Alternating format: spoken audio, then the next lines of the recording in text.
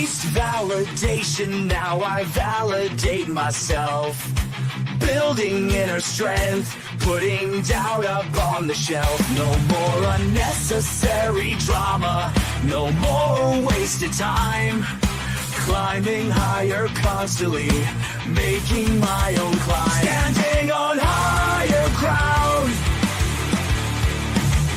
where excellence is found. My potential knows no bounds. Raising the bar, breaking ground. My network is my net worth. Choose your company wise. Surround yourself with eagles, not with sheep in disguise. Every interaction is a reflection of my brand. Quality over quantity, that's my personal command. Standing on higher ground, where excellence is found. My potential knows no bounds. Raising the bar, breaking ground. Whoa. I'm not just living, I'm manifesting my vision. Cutting through limitations with surgical precision. My expectations are my compass, my respect is my shield. To mediocrity and chaos, I will never yield.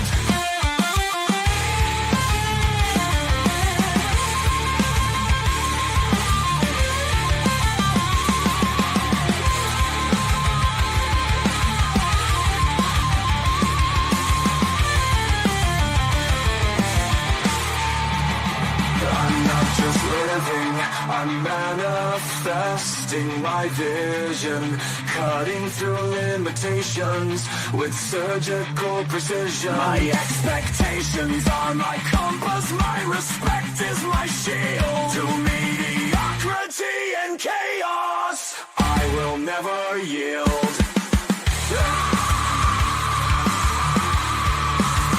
Standing on higher ground, where excellence is found. My potential knows no bounds. Raising the bar, breaking ground.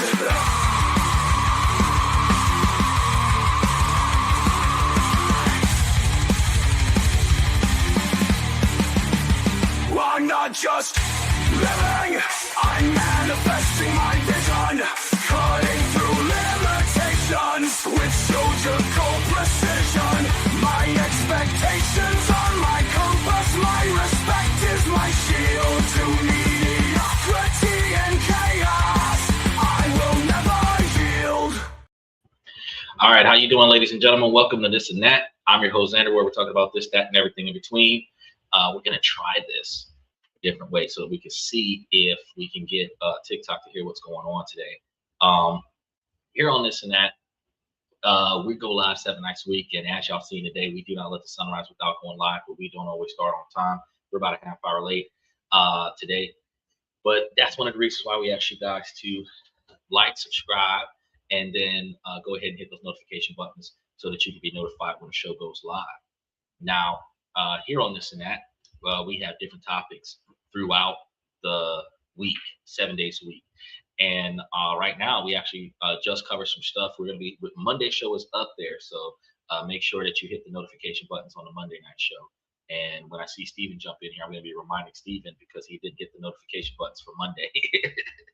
But Monday night show, we're going to be talking about some things that just happened because they actually started talking about the budget to continue paying TSF through the shutdown if an event that the government shutdown does occur again, because it kind of happens every year, twice a year, right? So they're proactive this year. We're going to be talking about that on Monday.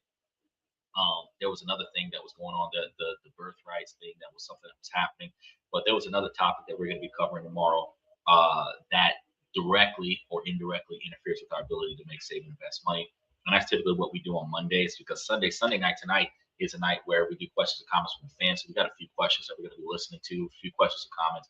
I'm going to be responding to some of those questions and comments. You guys can put your 2 cents in if you like to. Just keep it appropriate. As y'all seen yesterday, we were blocking a lot of people on TikTok yesterday with with the comments that they were doing. Trader says, what are the trends of 2026 besides everything costing an arm and a leg?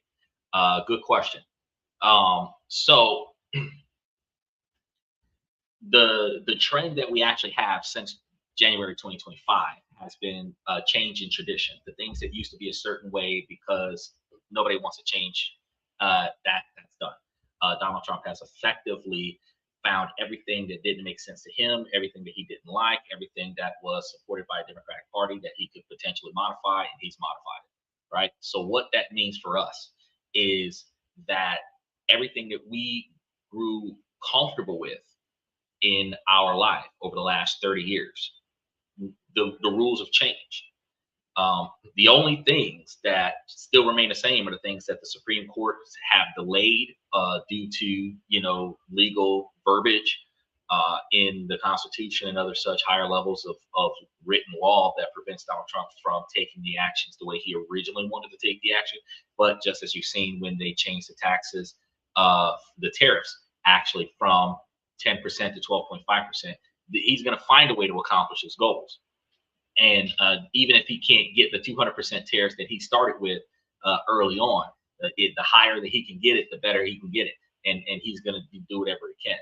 Now, what that means for us is that first thing you're going to see, the first trend you're going to see is things are going to become more favorable for the lower income families, the bottom 25%, only enough for them to have more money to spend, not to support their standard of living, because the economy is stimulated from the spenders, not from the savers. So all of the laws and rules and regulations that are created to not only preserve the wealth from the wealthy, but encourage the financially challenged to spend more money. That's basically how it's going to be. It's going to encourage the financially challenged to spend more money. Take, for example, the tax breaks. The tax breaks went from the poor and destitute all the way up to about $168,000 and was phasing out in a declining scale scenario where the tax breaks no longer favored. So multimillionaires did not benefit from the tax breaks, right? It was the lower middle class, perceivably the middle class, and then all the poor people benefited from the tax breaks. The tax breaks from the no tips on taxes and the no overtime stuff, that was for poor people. Now, it didn't benefit poor people by improving their standard of living. It benefited poor people by giving them more money to spend. It was designed to benefit the wealthy because more poor people spend on the commodities that wealthy people sell. That puts more money in the pockets of the wealthy. So instead of pissing off the economy and giving more tax breaks to the wealthy, they satisfied the economy by putting more money in their pockets for them to waste, since they're wasteful minded, which allows for them to go to a situation where the wealthy get the money and the poor people are proud of it, which is crazy. Hold on, let me see. We got a couple comments over here, and we're going to go through the appropriate ones, and then the inappropriate ones will be blocked without a response. So we have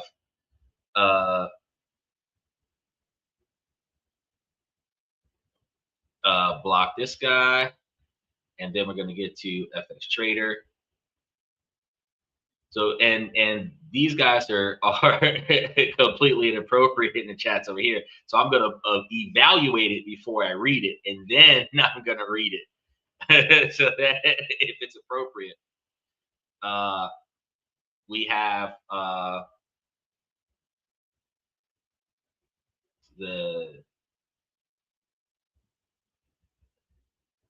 you got this one, get blocked. And see, on TikTok, you can block their comment and then remove them completely out of the channel so that they don't come back. And that's what we're going to be doing. So Remember, so if you guys got questions about what you guys got going on, we're going to be providing answers to some of that stuff when it's about you. Uh, Somebody says, Decision says that Randy's birthday is today. So happy birthday, Randy. Special shout out to Randy. Trader says, did the United States save the yen in order to prevent Japan dumping billions of U.S. Treasury on the open market? No. So that's a completely different, on a global scale. Um, the United States and every other country helps every other country's capital, because if one country's currency collapses, especially one of the major currencies, it actually throws the entire trade market into a tailspin, and it is not a favorable scenario. So the United States government would not just protect Japan's. And then you got to understand, Japan is not the only person that has treasury bonds for the United States. China has probably the most treasury bonds for the United States. And ultimately, it would be um, more to the magnitude that if there was a currency scenario happening in Japan, the Japan itself would be having a financial issue, not the yen, the yuan or the yen, the currency itself, because the currency is not exclusively in Japan. The currency is utilized in South Korea and other such places. So you have like the yuan in some areas, you have the yen in some areas, and they're interchangeable throughout Asia. So uh, in order for the yen to need saving, multiple countries would have to be suffering with the currency. So I would have to double check to even see if the yen was actually suffering at some point over the last month, because from what I've gathered, that currency has always been stable. I have never seen or heard the yen or the yuan not being stable. Uh, I've heard that the euro was unstable, but not the yen. And I think that one of the things we're going to be talking about on Monday that you mentioned, that brought a lot of attention to the reason why I'm covering one of the topics tomorrow. You had mentioned the um, real estate market having the lower interest rates, which was negatively impacting people refinancing things. And I think that that's not actually the case, because as I told you before, that uh, quarter 3 we had no quarter 4 of last year we had the tax cut, and then quarter 1 we didn't have a tax cut. Quarter 3 I didn't hear anything about a tax cut, and you mentioned that taxes got slashed recently, and now people are refinancing. Bro, they're not refinancing anything because the interest rates are lower. The interest rates are, or it was interest, not taxes. I've been saying taxes this whole time. Make sure that you guys like and subscribe. I've been saying uh, uh, taxes this whole time, but it's actually interest rates. But the truth of the matter is that it's more to the magnitude that interest rates got slashed in December, and interest rates were remaining the same in March. And in like July or August, we were supposed to be going over whether or not the interest rates got cut, and they didn't. And we're going to be talking about that tomorrow on Monday. So any refinancing that will be happening right now, you will be experiencing that 6 or 7% interest rate that you were experiencing before, because nothing has changed over the past 12 months. Well, not 12, over the past 9. Because even though interest rates did modify themselves, we are not seeing a decline. We did not see that decline down to 4 and 5%, and partially because of the volatility of conflicts of war, increase of tariffs. So even though the federal government maintains their 3.5% interest rate, which is where you see your treasury bonds and CD. Well, the treasury bond was at 4.1 last time I checked, but your CDs was at 3.3% last time I checked. Special shout out to OG Kicks. So we're going to be covering that stuff tomorrow. Now we have this gentleman here. This guy is getting boxed. And then, so, and I'm going through the comment section. So as y'all come through, we're going to be able to gather a little bit of information, and then we're going to go ahead and see what's going on. Now, let's see. FX Trader says, poor people are broke, so we need the wealthy to keep spending. Well, the reason why the wealthy are wealthy is because they spend responsibly. A wealthy individual would more to the magnitude, regardless of whether or not they inherit wealth. A wealthy individual would more to the magnitude only spend what they need on the things that they need and then invest what they believe is necessary to make more money for them. That's more to the magnitude of how wealthy people handle things. Poor people, on the other hand, spend every dollar that they get. If they get extra money, what poor people do is spend all of the extra money that they get. So at the end of the day, they end up staying poor. Poor people do not budget their money to save and invest to make money for them. They live off of using the principal to sustain their standard of living instead of doing what wealthy people do, which is live off of the interest and live off of the returns that they get off of their investments, where the principal is still working in the investment, but the interest paid back or the reimbursements paid back off of the investment actually keeps the lifestyle sustained. You see that in real estate where people will buy a house for like $20,000 to $40,000, put $50,000 of repair in there, and then turn back around and say, "Well, let me refinance this house for an extra 100 grand, where I get back all the money I put into the deal. Now I've got a property under my belt, put a tenant in there, have the tenant paying the rent. The rent is going to cover the mortgage. I don't have to pay for this property anymore. Let me take this money and go somewhere else and do this a second or third or fifth or 10th time."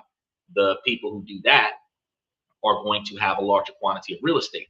What happens is that after a certain period of time, you can consolidate your loan and refinance yourself into a situation where the equity of all of your properties can be put together to be put towards a bigger investment opportunity, where a commercial complex could have enough tenants to pay not only the larger sum of loans off, but also provide you with a large enough paycheck on top of that to subsidize your standard of living. There are a lot of investment opportunities where you can put so much equity into the deal that when you borrow the equity out of the deal, you can pay yourself out of the loan and then use the loan to finish another deal. And then as the deal pays off the debt, you are part of the debt, but you got paid in the beginning instead of getting paid on the back end. And that's another thing that middle class and wealthy individuals do, as opposed to leaving their house to get paid by the hour for money so that they could take the money that they got to go and pay for the things that they want to do, right? So uh, wealthy people are not going to stimulate the economy the way poor people will stimulate the economy. Yes, poor people do, in fact, wealthy people do, in fact, stimulate the economy when they do spend money in certain ways, but they spend money in the ways that benefit them. They're going to buy things that they actually need, or the things that they can actually get a return on. So they'll buy a car as a tax deduction, or they'll buy an economy car that has the ability to get them where they want to go. The um, Poor people will buy a name brand car because it looks fancy and they believe that people will be envious of them driving the car. A wealthy person would probably buy a Nissan Versa before they buy a Bugatti, because they don't want people to know that they're wealthy, because they don't want people trying to rob them. They don't want people trying to beg for money from them. They want to be left alone with the wealth that they have already established. So wealthy people are not going to want to deliberately flash their wealth by buying expensive cars and expensive houses and expensive clothes. They might have expensive clothes, but their clothes are unbranded, meaning that you don't know who made the clothes. They know the tailor. You don't go to the store and go and buy an outfit as a millionaire from like Louis Vuitton or something like that has Louis Vuitton all over the place. They might have Louis Vuitton make them something and it be so discreet that you couldn't even tell that Louis Vuitton made it. But you went to Louis Vuitton's house and Louis Vuitton made it while y'all were at a dinner party or something like that. So like their clothes might have a story to tell, which is completely different than what we do when we try to go to the mall and buy name brand clothes that sometimes don't even fit, because we want to be seen in expensive costing stuff. So poor people stimulate the economy more than wealthy people, right? So that's going to be one of the things that you guys got to pay attention to. Now, Trader says, does the economy need the majority of people to keep spending instead of saving to keep the economy going? Actually, the economy can function if we were more fiscally responsible. But what causes the economy to suffer is that poor people run out of money to spend because poor people spend it too quickly. So, would it make more sense for poor people to invest in ways where poor people would have a larger quantity of money to spend so that poor people could spend more money? I think uh, on the upside of things, yeah, they probably would be able to stimulate the economy more if they budgeted their money more effectively and developed a larger quantity of money. Because you got to think about this. Um, if only 1% of the country is wealthy, right? And the other 99% is not. If if at least 50% of the rest of the country were to do the things that the 1% were doing and increase their wealth value, you would reduce your poverty line and increase your middle class, which would give you a larger quantity of people that would be upward of $160,000 a year worth of income. And the tax breaks that are given to the people that are below $160,000 a year income would be a smaller quantity of the population. Therefore, the rest of the country would be effectively paying for the country on an equal basis because nobody's covered under the tax breaks. The tax breaks for the poor are actually going to stimulate the economy for the poor so that the poor can have more money to spend because poor people spend more money.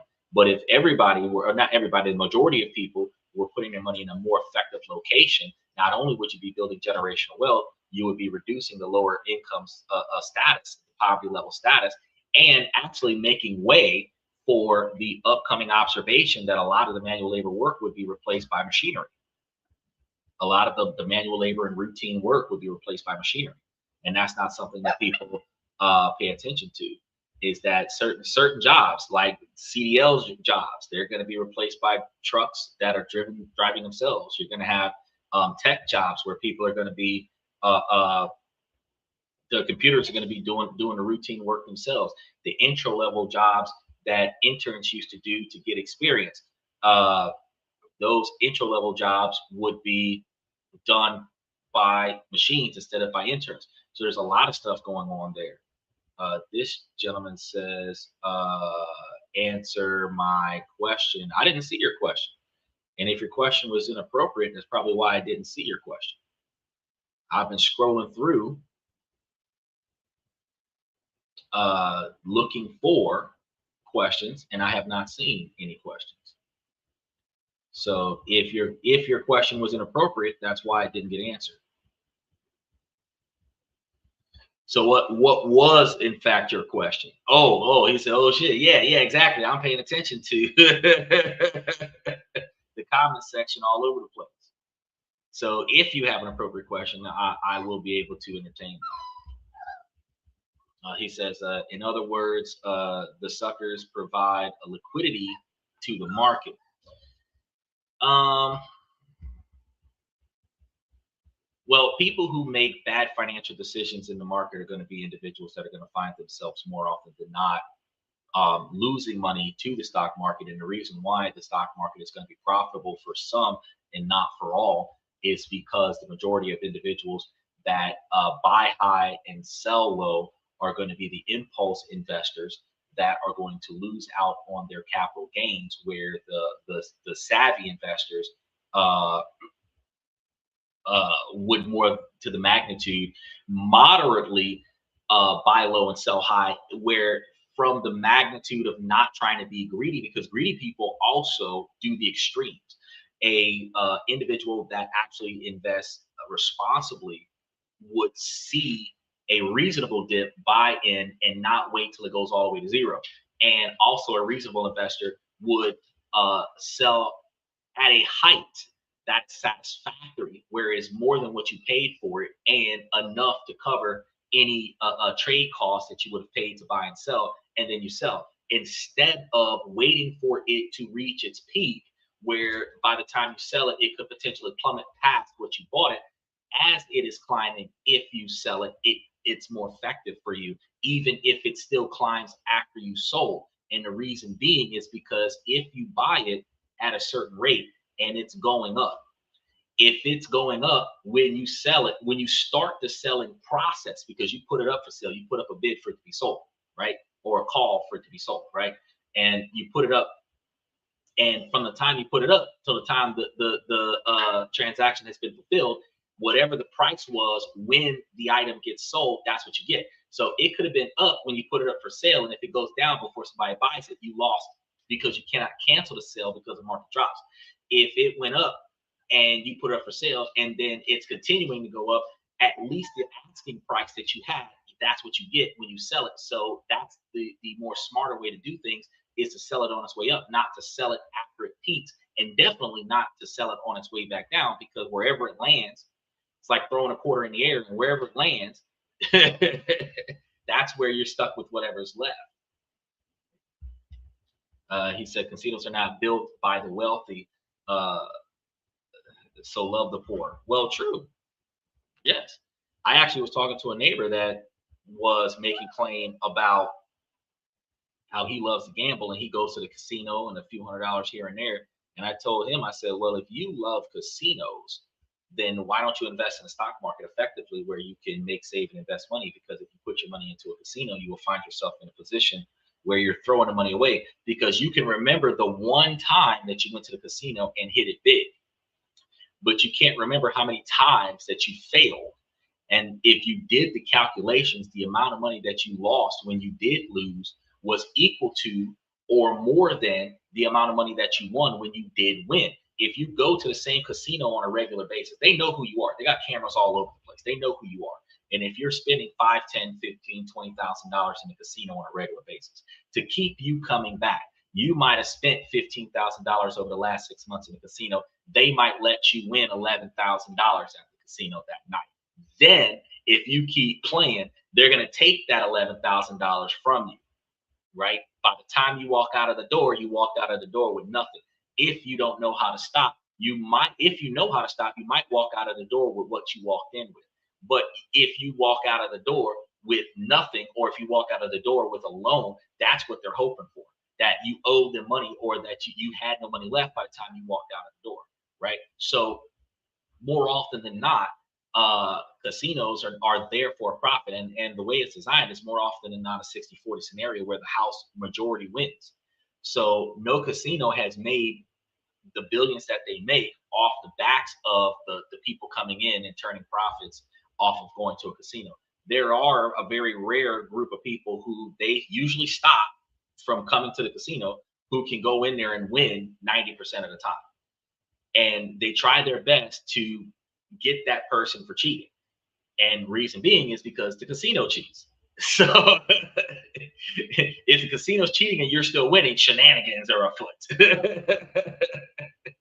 But if you were winning and it was sheer luck, when they change the way they do things, you're no longer lucky, right? So under those observations, you're paying into a system, and it would be less volatile for you to invest into a stock market that is paying you dividends than it would be for you to go to a casino or even play around with Bitcoin when you don't know what you're doing with Bitcoin.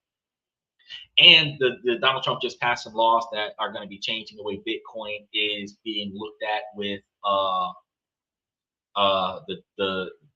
I don't know all the details because I didn't read everything about it, but I seen it yesterday when I was getting ready for tomorrow's show, and I have to do more research on it before I cover it. But there's some laws that are being changed as it relates to Bitcoin, which is going to interfere with investors, is going to interfere with the transaction itself, how to buy and sell, all of this other stuff. So with the new regulations that's going to happen, there's going to be a negative spin on Bitcoin as well. So I don't really know how that's going to level off, but I do know that it's going to change the way cryptocurrency is performed.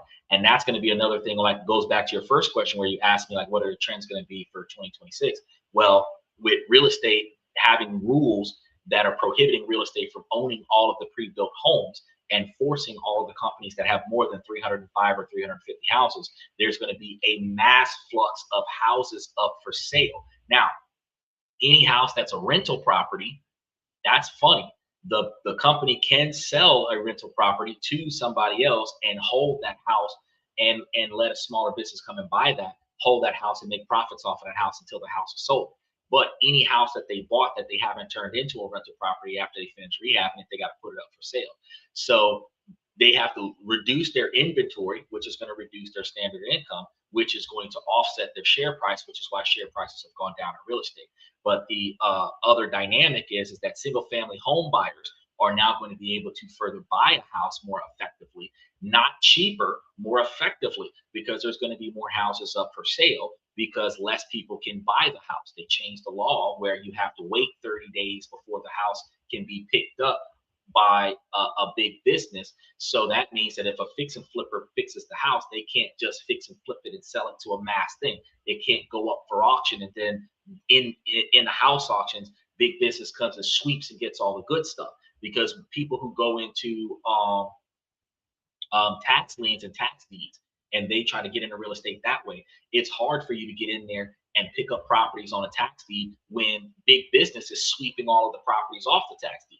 You might have $5,000 or $10,000. You might be able to get 1 or 2 properties, but they got 100 grand and they can get 1,000 properties. So the way the laws have been changed, big business can't swoop in there, come and get that, and that changes the way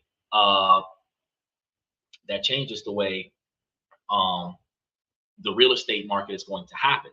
It's not going to stop the bubble from bursting. It's not going to create a bubble burst, but what it is going to do, it's going to have more single family homes available for families, and more apartment complexes are going to have to be either built from the ground up or bought up from big business side of things.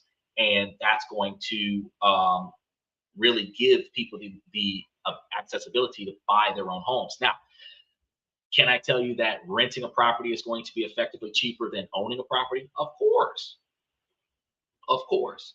The maintenance cost of the property, the insurance cost of the property, warranty costs on the property, all of that stuff is added to your monthly mortgage, which ultimately means that the base standard of responsibility, which is paying to stay, is cheaper to rent than it is to own. However, it is more effective for your stability to own than it is to rent. The reason being is because you're under contract for possession of premises of a rental property. And when the contract expires, you are likely to be removed from the property. The rental properties usually don't. They usually have you on a revolving lease where it automatically renews or switches to a month to month. When you switch to a month to month, you are at your most vulnerable with rental properties because a landlord only has to give you 30 days notice to vacate on a month to month. You have a 90-day notice on a termination of lease. So if you don't force the landlord to renew the lease, where they can raise the price every time the contract gets reevaluated, they can raise the price by $100 or $200. And if they raise the price, then you have to either pay the new price or they will terminate the old contract, which gives you 30 days to vacate again. So 2/3 of the time, you're only guaranteed this property for 12 months. After that, your residency is up for grabs, right? But if you own the property, as long as you're paying the mortgage on time, the property will be yours for 30 years. The property will be yours forever. Now, if you're not paying it on time, it's just as volatile as it is if you're renting. But the housing stability, the legacy, being able to pass your house off to your kids so your kids have stable housing, that's something that you get from the increased cost of owning a home that you don't get from renting a property. Because if the primary home renter passes away, the kids that are living in that property are not grandfathered into the lease. Actually, what happens is that the landlord may reassess the property, see who all is living there, and then charge rent per person instead of just letting everybody ride the wave. Now, true, they do more often than not go where the money is. So if they can work it out where they can make more money off of this unit, they're not really going to complain about the number of heads in the household. But you do have to recognize that your guaranteed stability is based off of the either desire or need that the property owner has for rent from this unit. If they don't need your money, they will put you out, even if you're willing to pay, right? So buying is the best thing for legacy stability, right? Renting is cheaper, but buying is the best thing for legacy stability, right? And once you own the house, once you get that far, if you don't ever remortgage the house again, your cost of living goes down. When you own your car, if you don't finance another car and only buy cars in cash when you have the money to buy cars in cash, then your cost of living goes down. And when your cost of living goes down, you find yourself capable of living on a 10 or 20,000, $30,000 a year standard of living, because the only thing left to pay would be car insurance, light bill, water bill, gas bill, and phone bill, cable bill. That's it. Because the mortgage is gone and the car notes are gone. You're usually paying $300 to $500 a month for the car insurance and $300 to $500 a month for the car note, which is upward of $600 to $1,000 a month. Just that. And then the property usually costs you anywhere between, depending on what state you're in, $1,500 a month to as high as like $3,000 a month, depending on the cost of the property, which means you're likely spending $3,000 to $4,000 a month on just the car note, insurance, and the mortgage or the rent. And if you take that out of your budget, your standard of living would be cheaper. You would be able to live a $24,000 a year lifestyle in another country and sustain a $24,000 a year lifestyle in America, because you don't own anything that requires money. Can you help me with my insurance? I am not an insurance agent. I recommend that you do research and go and find yourself an insurance agent that will aid you with getting yourself a cheaper insurance. However, if you are partnered with a credit union, some credit unions do have cheaper insurance rates than other non-credit union based areas, which is one of the reasons why I told you guys on a regular basis to have a bank account in all 50 states and also grab credit unions from all 50 states, so that you have multiple different financial institutions that you can do business with, whereby if one of those institutions are not in your favor, you have to close down an account. It is not that hard to redirect your capital to another bank because you already have multiple banks. Well, if you want to speak with that person, you're going to have to go and find that person, because that person's not here. There is the method is for you to get on your computer and do the research for yourself, and then you go and find it. That's how you do it. So I just gave you the method on air, is that you do the research and then you go and get everything set up, and then there isn't there isn't a secret way to go about getting yourself insurance, bro. You either contact your bank and let them know, hey, I want insurance through you. We're not your bank, your credit union. You let them know, hey, I want insurance through you, right? And they'll, oh, well, we have some partners that we have, and here's the partners. And then they'll give you a quote, and then you look at that quote, you look at the coverage, you either like it or you don't, right? You got some places that are legitimately offering closer to $100 a month or less for full coverage. You got, but that's going to be based off of the location that you're in, your driving record, your age, the make and model of your vehicle, the value of your vehicle. So there's a lot of variables in there, all the safety features on your vehicle. If you have any extra anti-theft stuff on it, there's so many variables in there. They're going to give you a price, and you're going to decide to accept that price or not. Now, one thing I can tell you is that certain things that you want to take a risk on, if you don't want certain coverages on there, like if you want to have just collision and not comprehensive, where if something happens to your vehicle outside of a crash, you're SOL, then in that situation, you might get cheaper premiums. But the fact is that if a tree falls on your car, your insurance won't cover it. If you hit a deer on a road, technically that's collision, but technically it's a non-car situation, so your insurance might not cover it. And if your car doesn't have value to you, you want to put less coverage on your own car because you don't want this car anyway.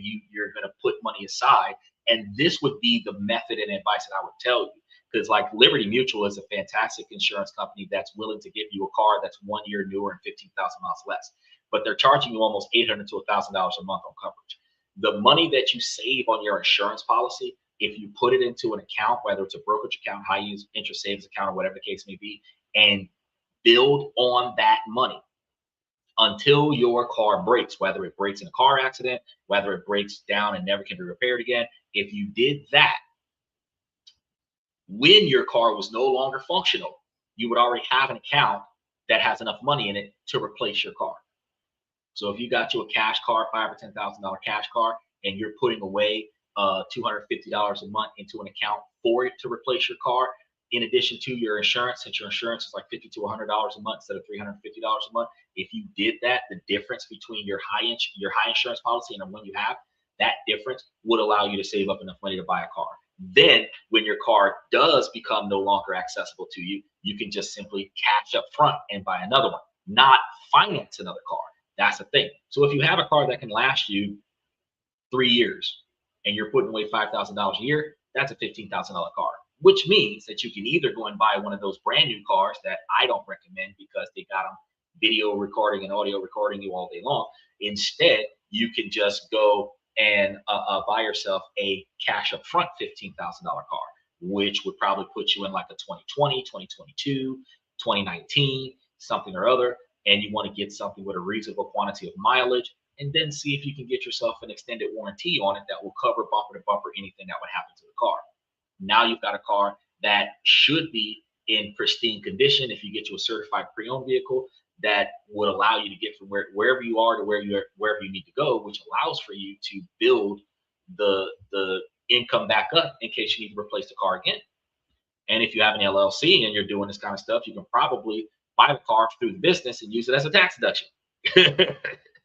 Now, FX Trader says the reason why I could not do what you taught years ago is the lack of discipline. I knew what to do, but could not execute it. The wealthy have an advantage because they observe their parents. Yes, you are correct. The reason why the majority of individuals that are middle-aged individuals right now, 30 to 50 and older, are individuals who are not as financially successful as they would prefer, is specifically because they have watched their parents spend money, watched the way their parents budget stuff, and they have replicated that. I'm going to use this example again, the prom guys, those individuals that came from, or not came from, those people that are in certain low-income environments that receive that large quantity of tax refund money from the change in the tax laws this year was like $5,000, $7,000, $10,000 proms where they were Bentleys and Rolls Royces and expensive prom dresses. And they went so far as some of these girls had custom-made dresses with $100 bills being stapled onto the clothes, right? All over the outfit. And the scenario that you have with that is the entire outfit is overpriced.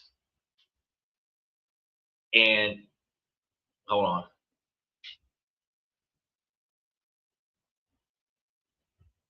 There we go.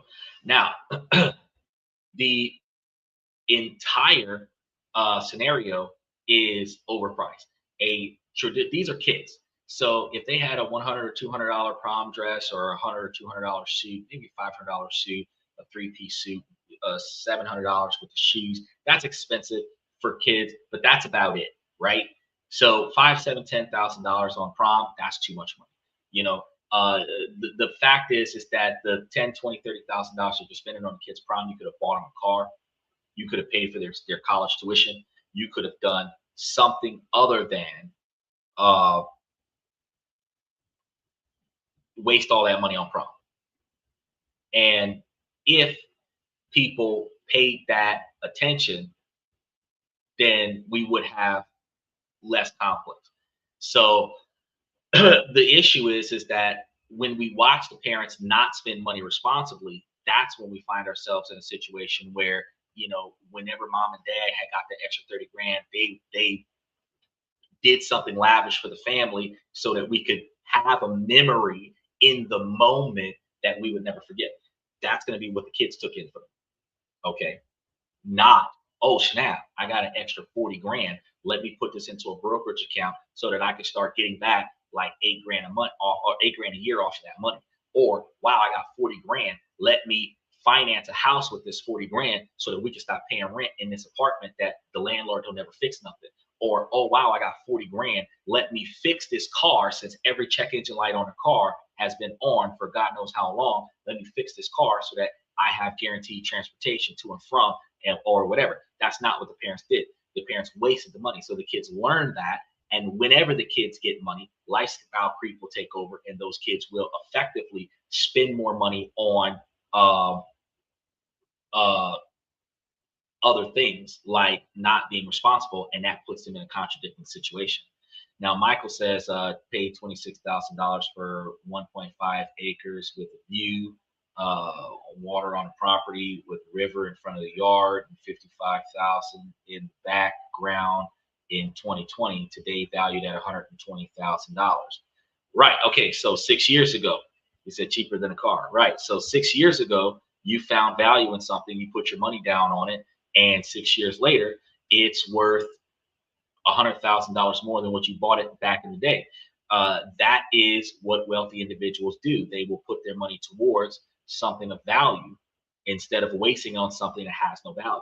So even if they would have took that 40 grand and they would have bought themselves 100 acres worth of property for 40 grand and then developed some of that property into rental properties, they would have had a hell of a lot more profits coming in for their family than what they would have wasting it on prom. So yes, a lot of people are going to learn when they come to this show that the information that we pass on from day to day actually helps you guys change your decision-making skills so that you're no longer making those inherited poor decisions that you would have gotten from friends and family members back in the day because they gave you bad advice. Trader says the reason why your property is more than double in value, Michael, is that the United States Treasury printed $3 trillion during COVID. No, that's not why. So the amount of money that the United States government prints does not correlate to the value of real estate.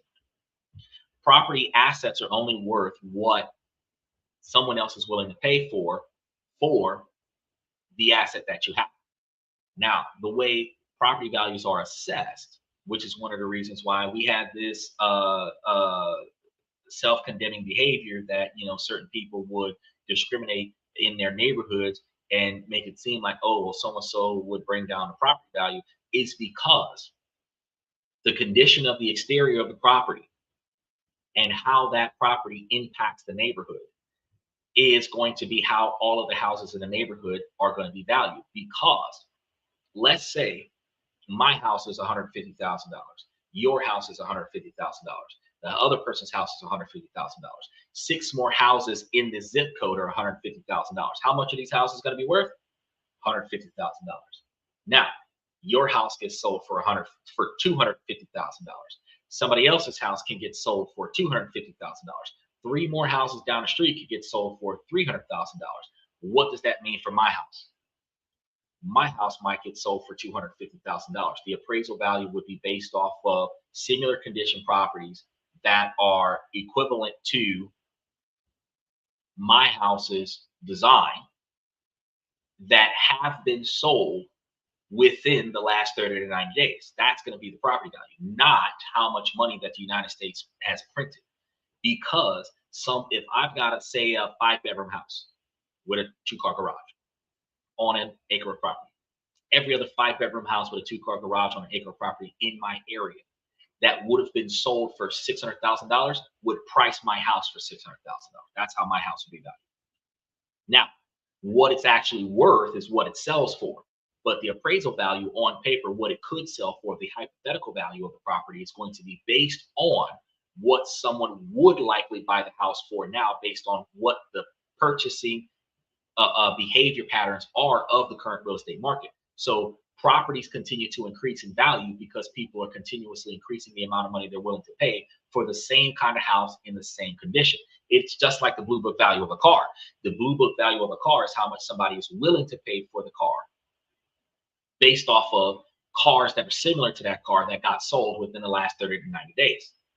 You have the low end price, the high end price, and then the mid-range average price is the most likely price that the car would be sold at. And that's going to be the same thing with real estate.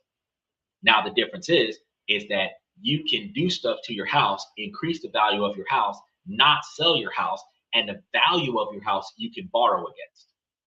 You can't really do that with a car. You can fix up your car, you can put it for sale, and if somebody buys your car, then you have a higher return on investment if you sell the car for more than what you paid for it.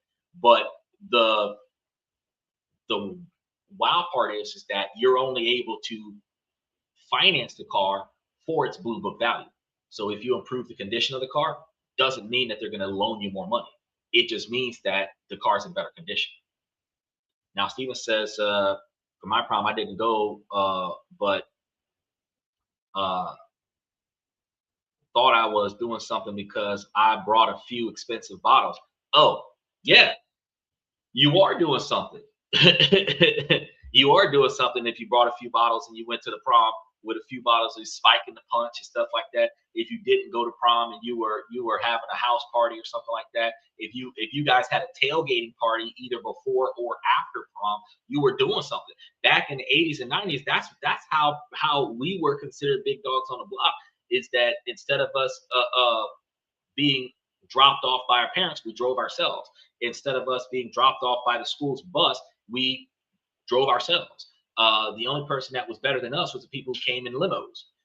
They have not had as many limos out there as they used to, but a few people come together and put some money together and rent this limo for a few hours, because prom was a few hours.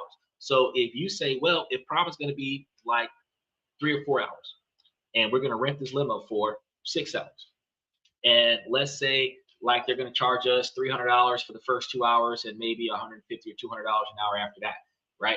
We're going to give them like $1,000.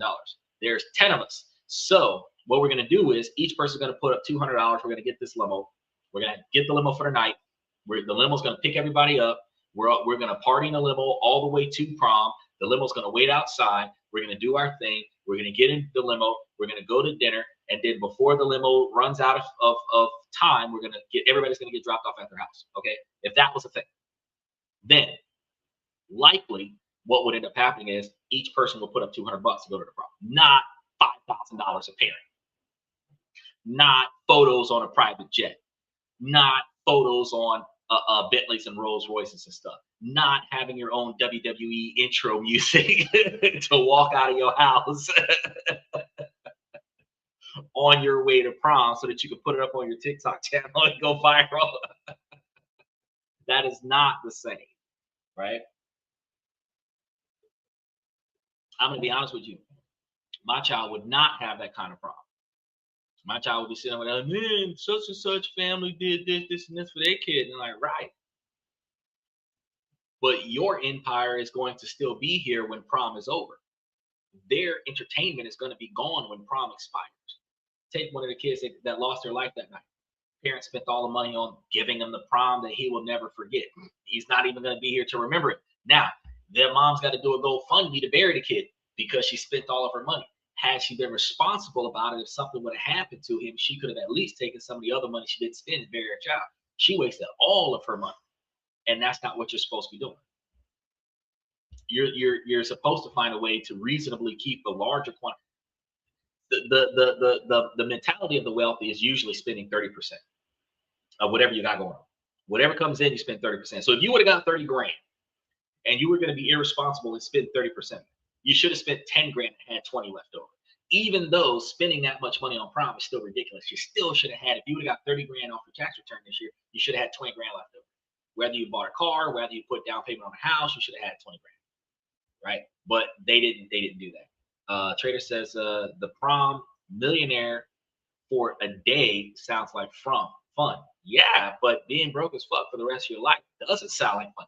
How would you feel at 36 years old if the highlight of your life was when you were 17, when your parents bought you all of that stuff for prom that one day, and you are now 36 years old, which is almost 9 years later, or no, 19 years later, still living paycheck to paycheck. Your wedding could not even cost as much as your prom, right? You are literally making the peak of that child's life their childhood. Do you understand how disappointing that child's life is going to be for the rest of their life. Your life is supposed to be an ongoing uphill climb. It is not supposed to be a downward spiral from 17, 18 years old. He says, rite of passage. Now, okay, so the rite of passage has been taken to a whole new scenario, guys. The rite of passage was supposed to be accomplishing a milestone in life, getting your first job, buying your first car, getting your first car, 2 different milestones, graduating from high school. Prom is not a milestone. Prom is not a rite of passage. Okay. Prom usually happens after homecoming, which is when the team comes home from the tour. It's not a rite of passage, right? Your graduation dinner, the rite of passage was the graduation ceremony, and the graduation dinner is the celebration after the rite of passage. Getting your driver's license could be a rite of passage for the first time in your life, where getting a car after that, where your parents give you your first car, that might be a milestone in your life, where you buy your first car, which would ultimately be your second car in your life. That might be the milestones in your life. But 30 grand for an activity that your children might forget due to present hardships, that's not a responsible thing to do. That is the worst thing to do, matter of fact.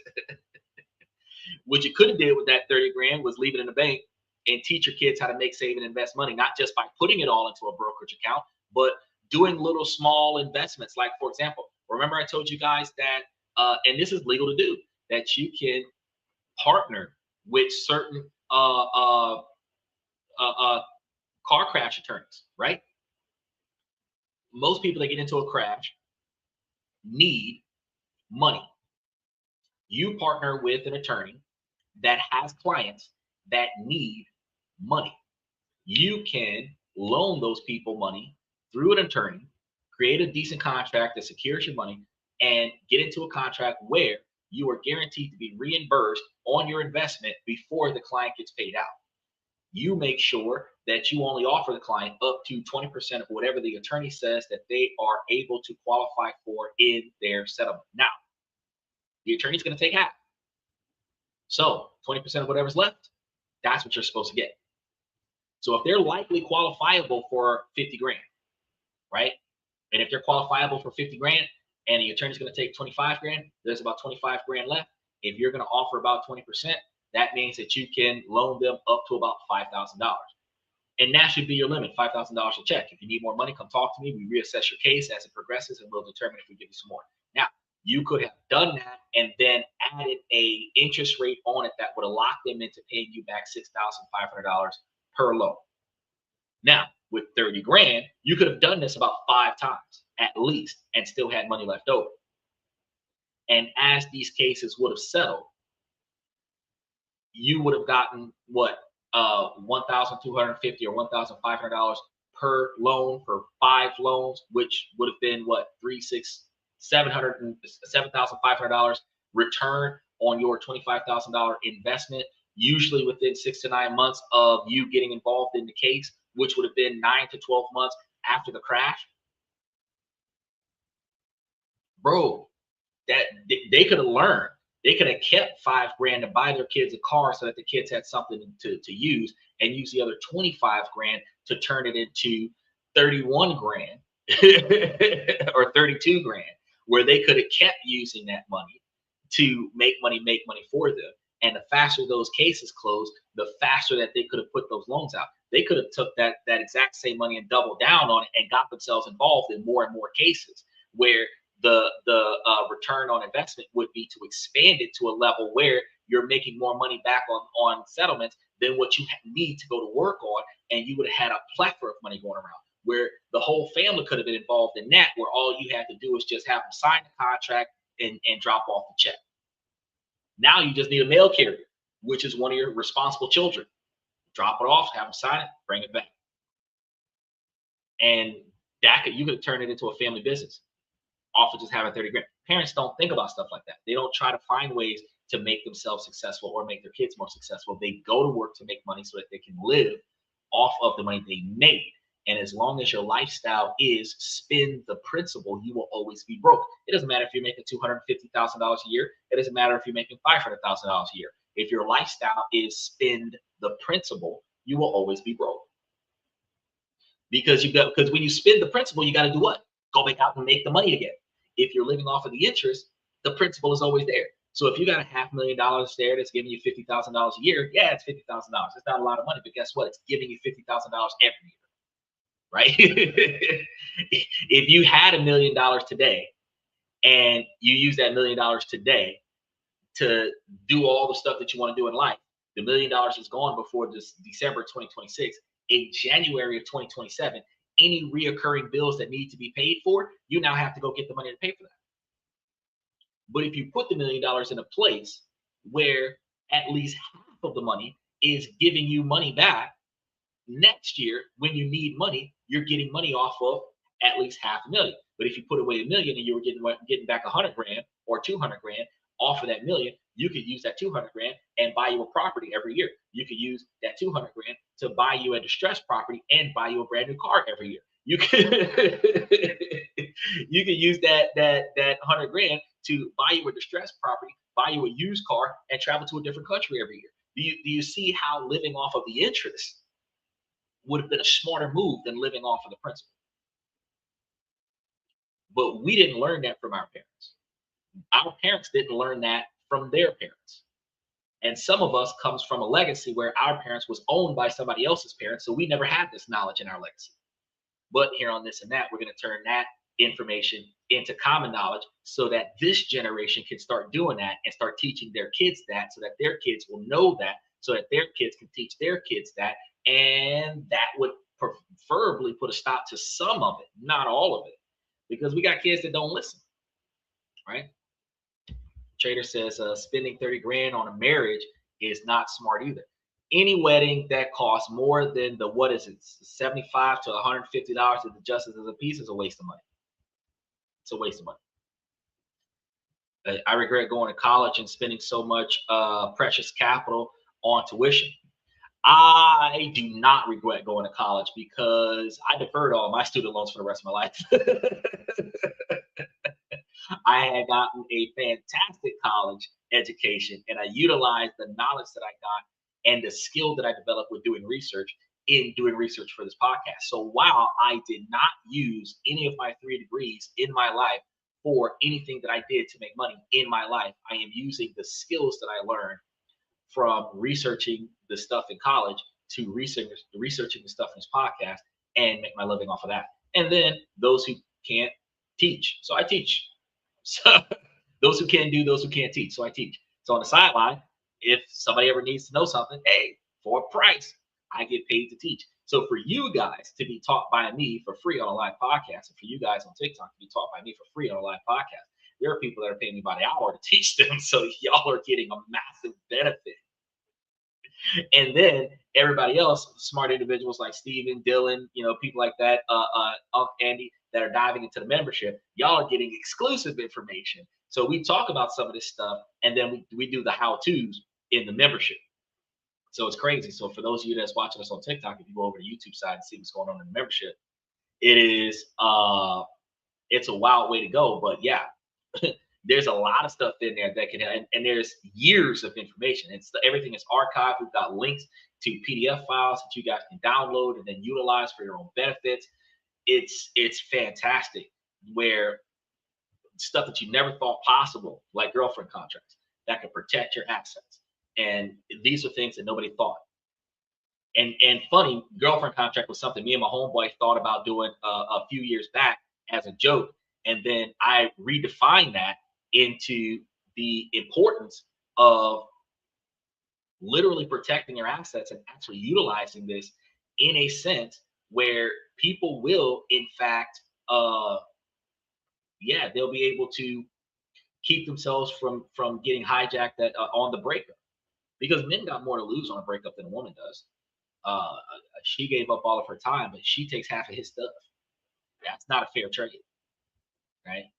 And with a lot more successful women out there, the girlfriend contract can easily be utilized as a boyfriend contract, and these women can protect their assets from the deadbeat guys that they like to date, because so many women like the bad guy, the irresponsible guy, the roller coaster ride relationship. So many women like that, and her estate is in jeopardy while she's living that lifestyle. So if she was to date the dude who's fresh out of jail, who doesn't got a job, and he's using her car, and if he give her some drug money for gas in her car, she needs to be able to say, hey, whatever you give me is for the usage of my vehicle, and you're only using my vehicle temporarily while we're in this relationship. Upon separation, your rights to my vehicle is withdrawn.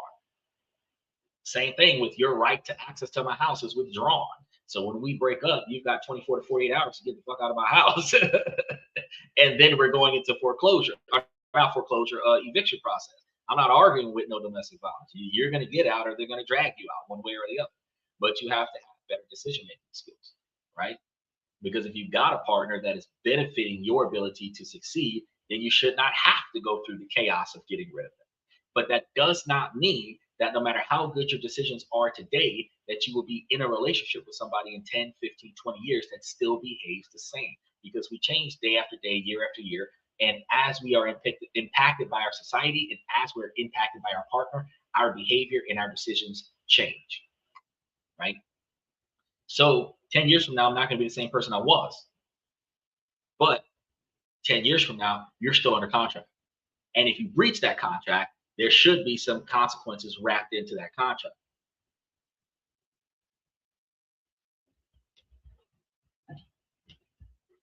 Trader says that would be good. Interview subject with women. Ask random women if they would sign. Well, you know what I love about this show? This show is a male-driven podcast from a male's perspective, specific for the most part, because I'm going to tell you like it is, and I'm coming from a place of uniformity, and I'm harsh and unforgiving about the way I say it, because if the shoe was on the other foot, women would be like, oh yeah, that's right, blah, blah, blah, blah, because if she was in a deprived state, and I said the person being deprived doesn't deserve to be deprived, that person in a deprived state deserves to get more for their effort, women would say yes, yes, yes, yes, yes, because she's the one benefiting from it. But when the man is the one being deprived, if I was to flip the script and say, okay, well, now if he's in a deprived state, and the woman is the reason why the man is in a deprived state, that the woman needs to do more for the man, all the women would say no.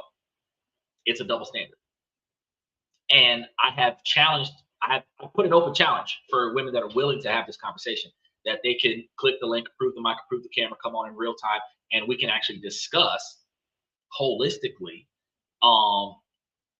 the differences when we are having those relationship conversations about the uniformity that does not exist in modern society. And when we do that,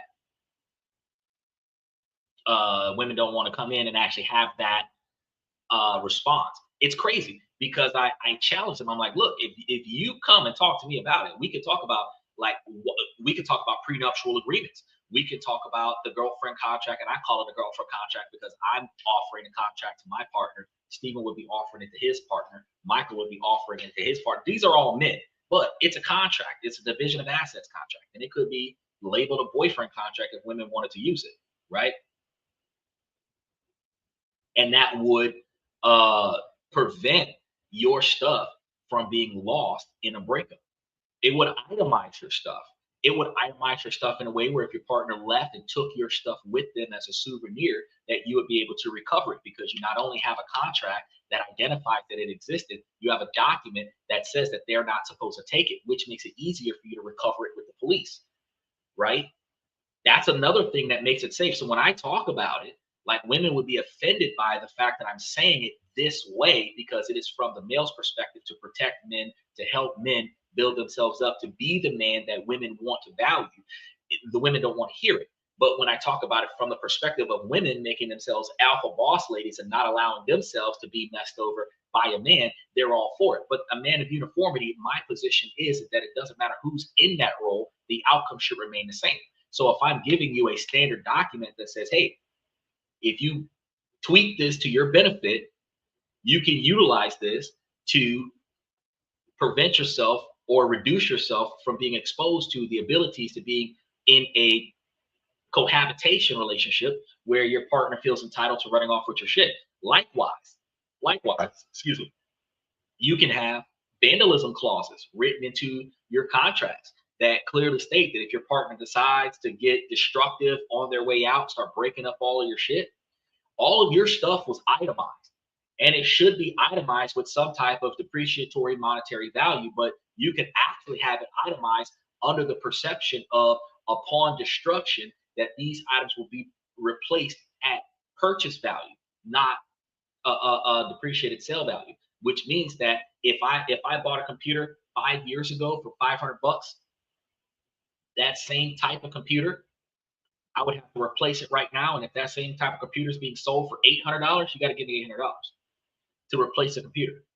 If they don't make my computer no more, and the next generation up is the only thing up for sale, you gotta have to get the next generation up. If I have a $1,500 cell phone, when I bought it, it was $1,500. It was a brand new whatever. At the end of the day, we would be in a situation where we would flip the script and say, okay, well, you busted up my $1,500 cell phone. When I bought it, it was $1,500. To buy the in the now cell phone, you might give me like either $1,500 or $1,900 or whatever the case may be to get whatever this generation cell phone is, right? And if you're putting it in there like that, they're not throwing stuff, they're not breaking things because they're going to end up being held liable for that. And yeah, some people say, oh well, if they're broke or if I'm broke, whatever, what are you going to do? Well, here's the thing: you have their information. Y'all were dating, so you've got their driver's license information, you got their vehicle's information if they have a vehicle. You can find them, you can bring them to either small claims or larger claims courts and have them in a civil court, get a judgment against them. You can put liens against all of their assets. Every time you can garnish their wages in some situations and get your money back the hard way. You can make their future miserable because they destroyed your stuff on the way out. Right. And that is something that I don't want to go down that path, but you got to recognize that you're safer if you got everything on paper. Like if your partner takes your car, you guys are dating, you give them the keys to the car, they take your car, it's domestic property. It is not considered a stolen car because they don't want to bring it back.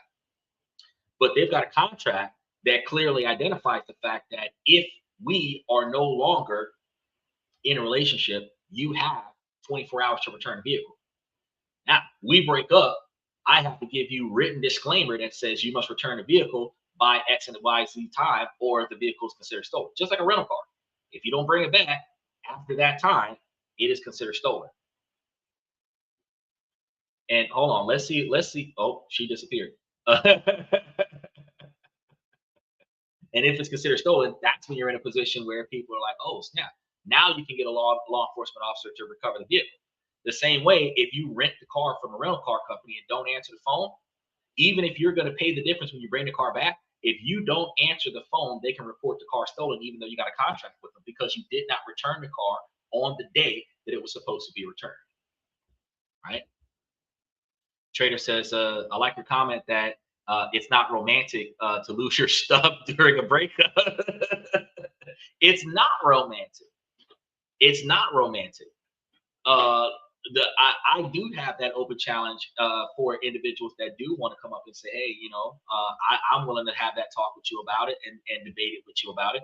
A lot of I'm shell shocked over here on TikTok right now because we got a lot of people that pop in that are not popping in for the subject matter. They're usually popping in because they are bored. They don't realize this is a live podcast. Feel free to comment. I will respond to your comments. And then responding to your comments, if I recognize that you're entwined into the discussion and you want onto the show, I'll bring you into the show. I see a Rowan requested to join. And Jaspy also requested to join. If you guys are interested in coming into the podcast, like talk to me real quick before I throw you in there, because just throwing people in, we're not just hanging out and doing like TikTok battles and stuff like that. We're actually integrating TikTok into a daily life podcast. So if you guys want to be involved in the conversation, let's do that. But yes, one of the reasons why I said that the contract is more effective for everyone, not just men, not just women. It is effective for everyone because ultimately you have to recognize that when you don't have nothing, you don't necessarily have to do much stuff. But when you have stuff, you own your own car, financing it, you own your own house, paying a mortgage on it, you find yourself in a position where you have to protect your stuff. If you have a savings account, you have to start putting checks and balances in place to keep your savings accounts from being taken in legal action. If you have a trust fund, you have to start putting checks and balances in place to prevent your trust from being tampered with. If you have a tuition that's put aside for you, you have to put checks and balances in place to prevent your tuition from being taken. If you are in a relationship with somebody who has the knowledge that you have bank accounts with money in them, it is possible for that person to take the money out of your account simply because y'all are in a relationship. Doesn't mean it's legal, doesn't mean it's right. They have the ability to go and get the money, whether they write a check using your checkbook and cash it at the store against their name. Well, because they can write a check and make it out to cash, and the establishment that cashes the check doesn't know that you didn't authorize that. They can take your debit card and start charging stuff to your debit card. They can take your debit card and start making withdrawals at ATM machines. They can do a lot of things because they have direct access to your wallet while you're asleep. They have direct access to whatever financial situations you got in your house. They know how you unlock your cell phone, so they have direct access to using you to unlock your phone, whether it's facial recognitions, bioprints, passwords, pattern swiping, whatever the case may be. You unlock your phone in front of your partner, and your partner knows how to access your phone.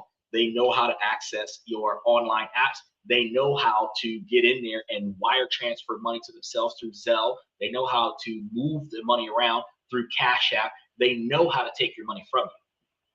So if you have it documented that X, Y, and Z money existed, and you have it documented that your partner does not have entitlement to that money, if in the event that the money is relocated because of that person, now you have legal documents that protects you in getting that money back, or holding them legally liable for the removal of that money, right?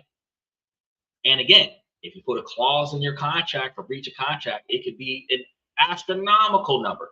It could be an outrageous number that they reasonably could not be able to pay back. But the fact is that if there's a breach of contract fee written into the contract and somebody agrees to that and they sign on that, then if they default and take what's not theirs and not return it without damaging it, if they utilize something that they weren't allowed to utilize, suing them specifically for breach of contract and getting compensated for the breach of contract fee. That is an easy thing to handle in a civil court. If the bulk of your assets is $25,000 and the replacement of those assets is $50,000, if breach of contract is $75,000, at the end of the day, if they take or destroy something on this document that was not then replaced or returned in mint condition, and breach of contract occurs, because this is a contract of division of assets. This isn't, whether or not she sleeps with you or not, or whether or not she cooks and cleans or not, or whether or not your husband will take a bullet for you or not. It is whether or not he or she is allowed to take my stuff after a certain time, whether or not he or she is allowed to live in my house after a certain time. You got certain people, like y'all remember Left Eye, who set that bathtub on fire, like burn the house down kind of thing.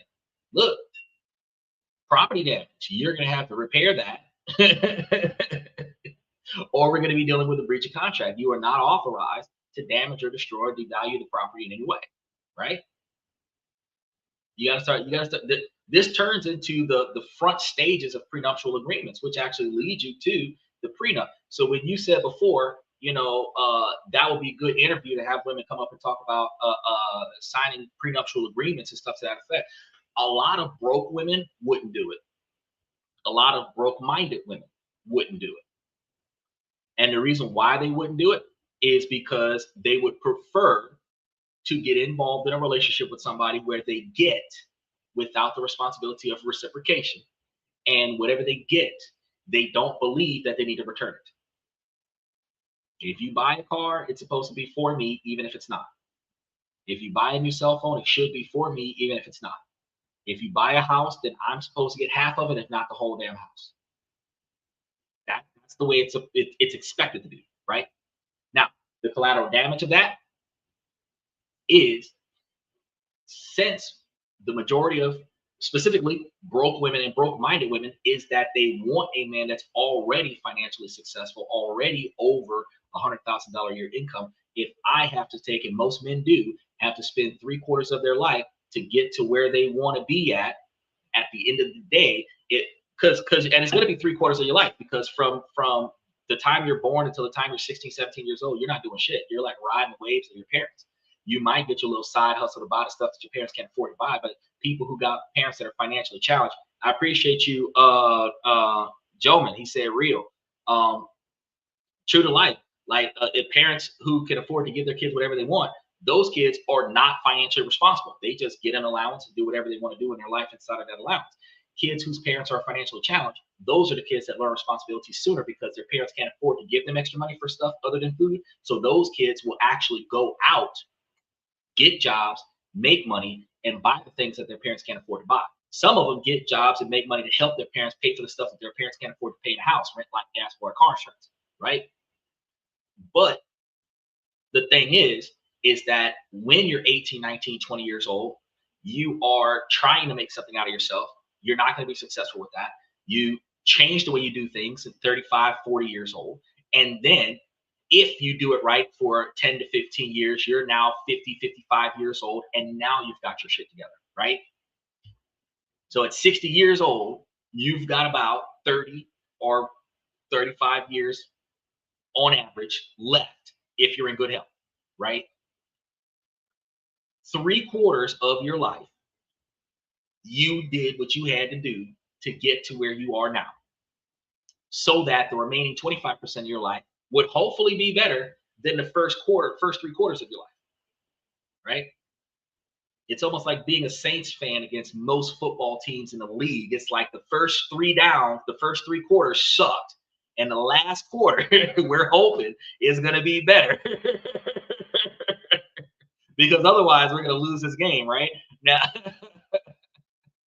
and the logic behind that is that now that you're at that point, 45, 50 years old, whatever, the woman that you meet now is going to accept you for who you have become. She hasn't been here your whole life. She didn't find you at 18 and make you the man you are today. She didn't find you at 25 and make you the man that you are today. She didn't invest 20 years of actual investment, not 20 years of time. She just showed up this year or last year when you finally met her expectations. Now she's willing to linger in your presence. But very few women actually build their men up financially, where she will invest in his business. She will market his platform. If he's working for somebody else, she will petition for his raises and promotions. If his job doesn't give any more raises and promotions, she'll find him a better job based on his skill set that will allow him to make more money for the skills that he do. The women aren't willing to do that. A lot of women feel like that is the man's responsibility to take care of himself, right? Now, I'm not going to knock them for that. But the fact is that all of the things that a woman would have done in the 40s, 50s, and 60s that would have made her husband better, which would mean that she would be entitled to his estate. That's the stuff that women don't do today. Therefore, the entitlement that women have towards a man's estate is specifically because I've been here. Well, who's ever gone to work at a McDonald's, rolled the clock all day long, and then told the boss I'm entitled to a bonus because I show up every day, right?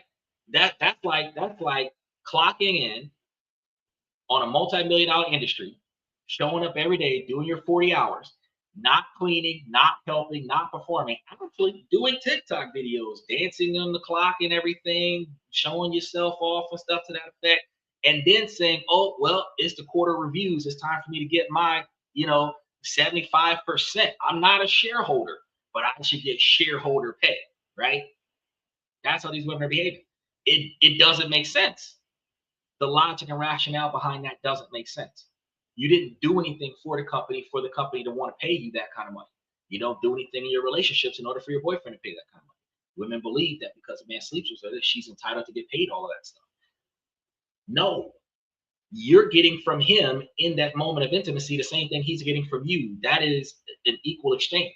Then your time is just as valuable as his time. That is an equal exchange, especially when you're talking about equality and egalitarianism. So it's taking a bunch of shortcuts, bro, because then they're saying that, okay, now it's no longer equal because her time and her body is more valuable than my time and my body, and I have to add money and resources on top of my time and my body. It doesn't work that way, right? It doesn't work that way. Equivalently, she is as valuable as I am physically, and she is as valuable as I am time-wise, which means that the effort that I'm putting into this to bring in the money should be reciprocated by the effort that she brings in to keep this shit afloat, right? That's how it's supposed to be. And when they start thinking that way, well, if we want a bigger house, we need to renovate the house that we're in, right? Market it, right? Sell it for a high price, turn over a profit, right? Potentially segue ourselves into a bridge loan so that we can buy a new house and move out, right? And then take the money and put it on a new house, get rid of that bridge loan, and if we have a difference left, put that under a mortgage, right? Now, back in the 40s, 50s, and 60s, before technology had the internet in 2009, the wife would have done that because the husband would have either been at work during business hours between like 8 in the morning and 5 in the afternoon, right? Or the man would have been sleeping because he would have been working overnight, graveyard shifts, 9 at night to 7 in the morning. He went to bed when he got home at 9:30 and he's sleeping. And while he sleep, the wife was taking care of stuff like that. Those were the things that made women valuable back in the day. That's why the old saying back in the day, behind every strong man was a strong woman, because when a man broke his back to get the money to bring it back to the house, the wife took that money and spent it responsibly to keep the family from falling apart. These days, that doesn't happen. These days, it is the man's responsibility to keep the family from falling apart. It's a man's responsibility to keep the relationship from falling apart. It's the man's responsibility to keep the finances from falling apart. The woman might go half on a rent. That's it. That's all she's willing to do. She might go half on rent. She might go half on dates and dinner, but that's not 50% of the entire engagement. That's not 50% of the entire interaction. That's less than 25% of the entire interaction. Because if you're only willing to pay half of the entertainment, you're only willing to pay half of the rent. But I have to keep us together. I have to keep the family together when the kids aren't doing well. I have to keep the in-laws in check, right? Right? That you're putting immense responsibility on one party. And it makes absolutely no sense. Which ultimately means that the estate you spent 3/4 of your life to build, if she's not satisfied with its progression while she's not putting in on its progression, she can leave, because since 1950, with the no-fault divorce, she can leave just because she's not satisfied. Not because he was abusive, not because he cheated on her, not because he abandoned marriage, because she's not satisfied. That is all she needs to do, is leave because she is not satisfied. And the laws are not divided by gender.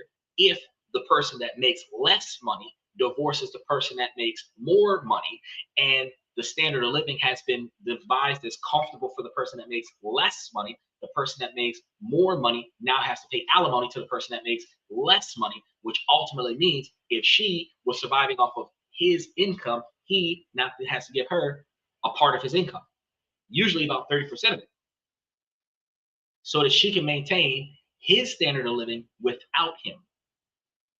Because his standard of living is not her standard of living. But since she got used to his standard of living, she now gets 30% of his income to sustain his standard of living without him. And that's why I'm like, nah, fuck that. We should have contracts that set it up that you don't get squat if you don't contribute to it, right? And with these women that are turning out to $200,000 a year women, they would agree. Yes, I would put myself under a contract on a heartbeat. And the women that have assets, $250,000 assets, oh yeah, they will prenup out the gate because with. Do you think Barbie didn't have a prenup with Ken? She had the yacht, she had the car, she had the summer home. She had like 5 jobs. Yeah, she had a prenup on Ken. Ken ain't had nothing but a surfboard and some shorts, right? That's all he had, right? And you know what's funny about that whole industry? That when we were kids, Barbie had everything, and Ken was just a dude that was living with her, right?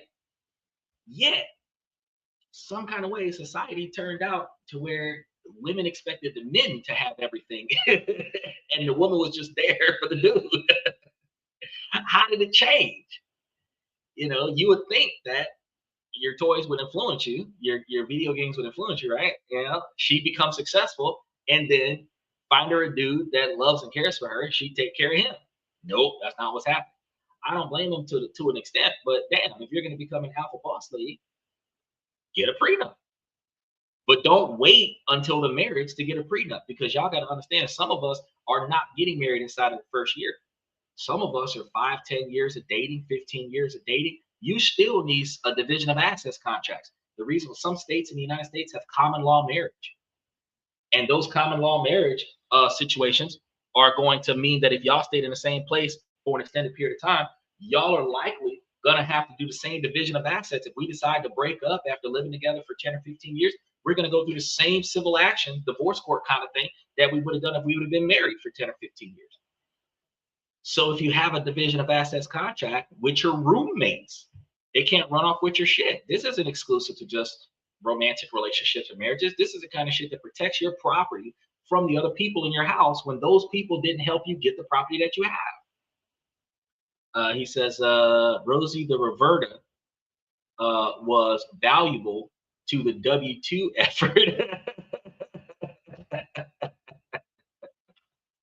I don't know about all that. He says she was Barbie girl on a Barbie world, and it was fantastic. Oh boy. Oh boy. Look, it's been one of them things where if we paid attention, we would want, because think about this. When we was kids and our mom gave us a bicycle, we went out with our friends. We had no problem with letting our homies ride our bike, right? When we were teenagers and we had to buy our own bike, especially when you was buying one of the mongooses or something like that back in the day when bicycles was supposed to be like $50 and we were spending $500 for a bicycle and we had to buy it with our own money. And our homeboys like, oh, let me try it. Nah, son, this one's special. You know what I mean? Nah, man, this ain't no ordinary bike. This a mongoose. You know what I mean? And it wasn't because we were materialistic. It was because if you break it, you can't afford to replace it. I can't afford to replace it. My mom and them didn't even want to buy it. I am not going to let you break my stuff. I'll give you a ride on it, but that makes me responsible for the bike. Will I let you take what I worked hard for? No. When we was kids, we were smart. Now that we're adults, some of y'all got friends. You'll give your homeboy your car, and they'll dip. You'll give your boyfriend, don't even know his last name. You know his nickname. He call him J-Rock on the block, right? And you'll hand him the keys of your car. You don't even know if they'll bring your car back. But if they do, they bring it back with no gas in it. Some of them don't even bring it back clean. And y'all just complain about it. Oh, you don't bring gas, you don't put gas in it, you don't clean my car. Fuck you mean?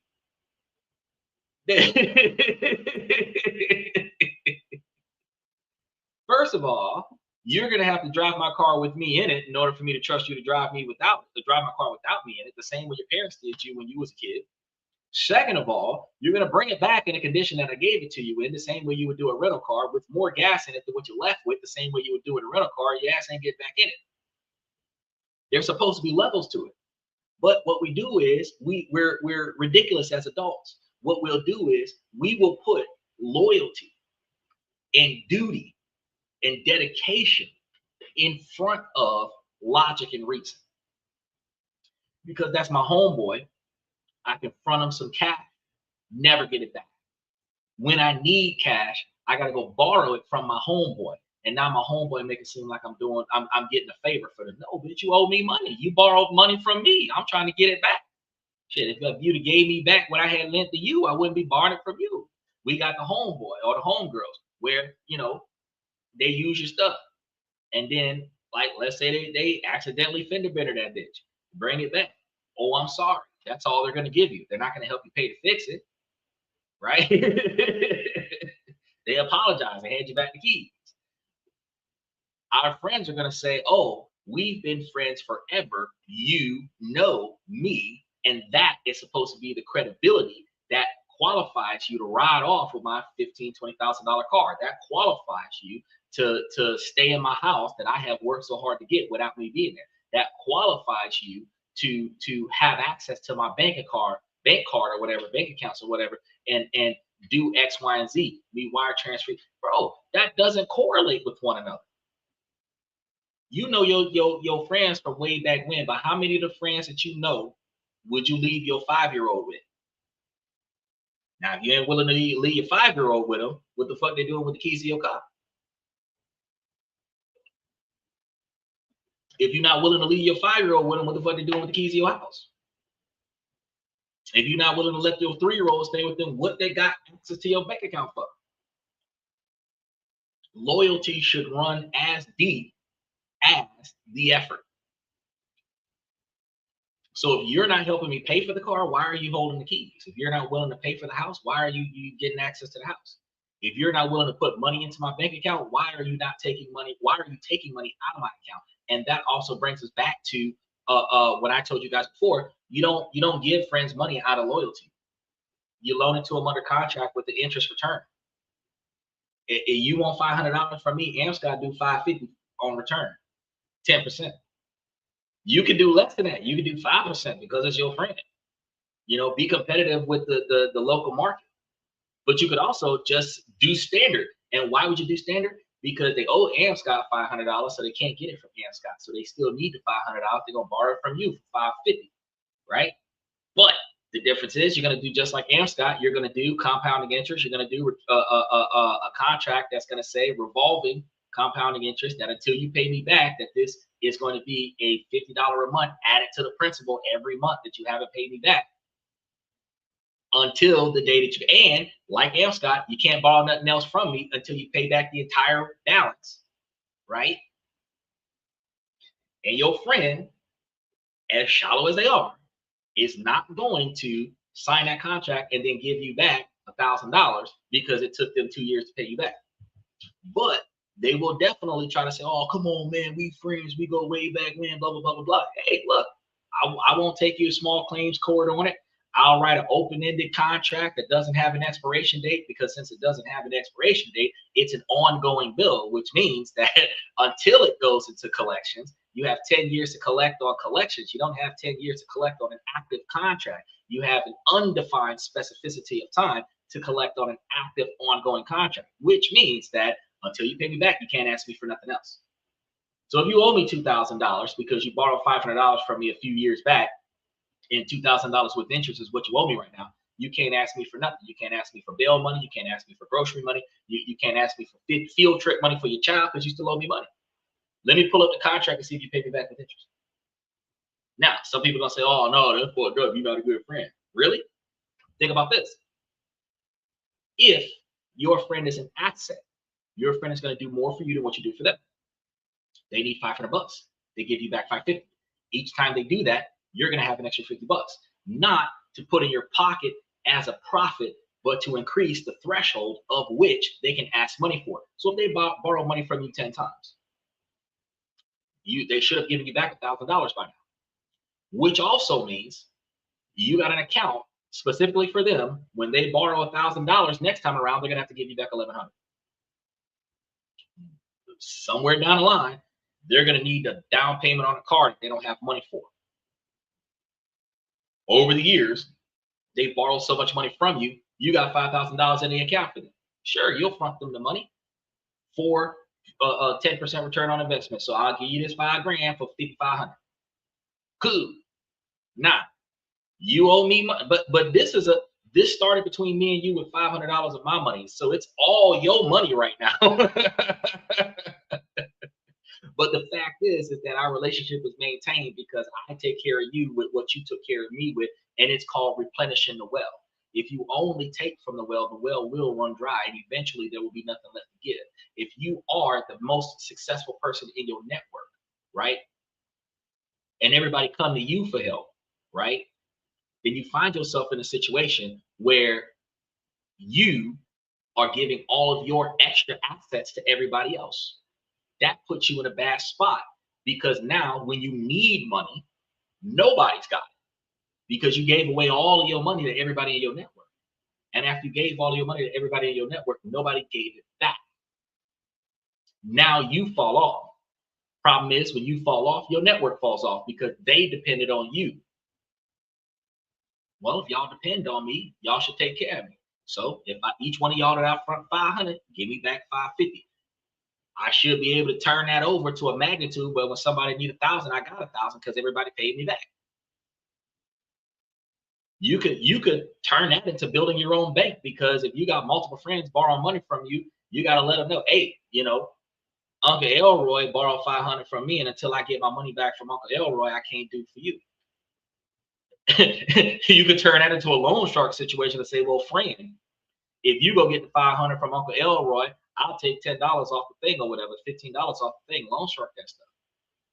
I'm still going to get mine some kind of way, my 500 coming back to me, but I'm not going to come back to the situation where I'm giving one friend 500, another friend 500, another friend 500.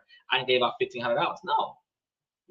A lot of us are so financially successful that we can loan our friends $2,000 and don't worry about it because we gave it to them and never looked back. But that $2,000 could have been towards your future. That could have been towards your vacation. That could have been towards your car repair. And that's one of the reasons why we stay stuck. We're not just broke because we were born into poverty. We're broke because we make bad financial decisions after we get money. We stay broke because we take our extra money and do loyalty for our friends. And then we stay broke because we don't expect our friends to reciprocate that loyalty. That's the reason why we stay broke. Because if you making $60,000 a year working at a fast food restaurant, living on a $45,000 a year lifestyle, you got $20-something thousand sitting there that you don't know what's happening, where your money is going. But think about it though. Think about it. If your lifestyle, you got like $1,500, $2,000 a month for your rent. Let's say your rent like $2,000, right? And that's expensive. But let's say like we're including like New York and California, whatever the case may be. Let's say like on average your rent's like $2,000, right? And hold on, she disappeared. So let's say your rent like $2,000, and if your rent was like $2,000, and your light bill like $250, and your water bill like $50, so that's $300, and your gas bill for those people who got gas might be another $50, so that's $350, and then your car insurance. Let's say you got a reasonable car insurance, it's $150, so that's $500. Then your phone bill is a flat rate $100, so that's $600, right? Then let's say you spend $400 on groceries, that's a total of $1,000. That's a $3,000 a month lifestyle, right? Let's go the extra mile and throw $250 down for some cable, $3,250, right? That's less than a $40,000 a year income. Now, wait, let's throw a little extra money down for gas, round it off to $4,000. That's a $48,000 a year income. Now, if again you're making $60,000 a year, where's the other $20,000 going? Where's the other $20,000 going? Smoking, drinking, clubbing, taking girls out on dates, spending money on family emergencies, spending money on friends emergencies, taking care of extra kids that you got, taking care of your partner's kids, because sometimes we get into relationships where your partner has kids and you take care of your partner's kids. That's where your little $20,000 a year is going. It ain't doing shit for you, but you realize that out of your $48,000 a year lifestyle, $60,000 a year income, you're still broke as fuck because the other $20,000 a year you're not spending on you.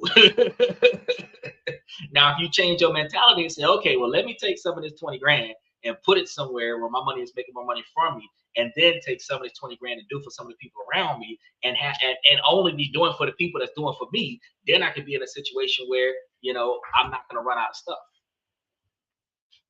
If we had that mentality, we would have more, right? And ultimately, we'd have more to give, wouldn't we?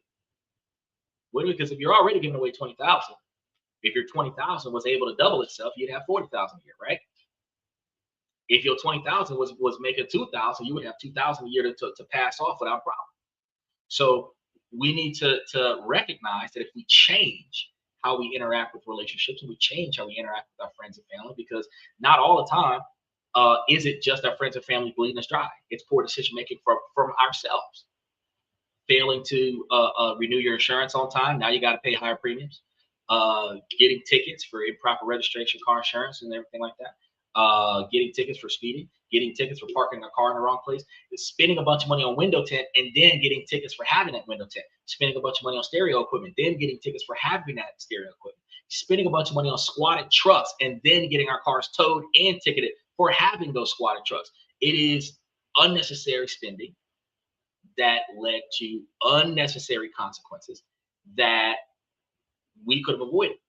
You got to ask yourself, is that beneficial to me financially? And if the answer to that question is no, don't do it. Now, we got a couple of these. I want to see if we can listen to these. I don't know if we can. We're going to try to figure this out. And we're going to cover these real quick. And then we're going to see how is he going to sit on his head like that, girl? Nala's a fool. She lucky she's small. Kane would have beat that butt. We got we got the we got the fluffy stuff over here that is forever interfering with the live podcast. They waiting on dinner time, but this one didn't know how to go sit down somewhere.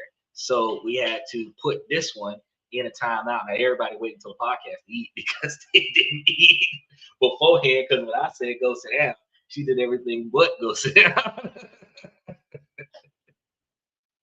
It's harder to train the females than it is to train the males, I'm telling you, but it's doable. It's doable. It's got to make sense. But let's go ahead and see what we got going on with this here comment. Hey, I'm 34 and dating. I am wondering if everyone felt it right away when you met the one, or if it took a while. Right, this way. Especially if you met in your 30s.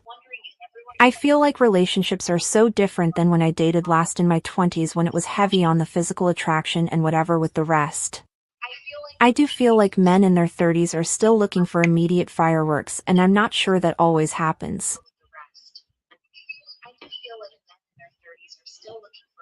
My husband had an emotional affair a little over a year ago, which ended up with some touching.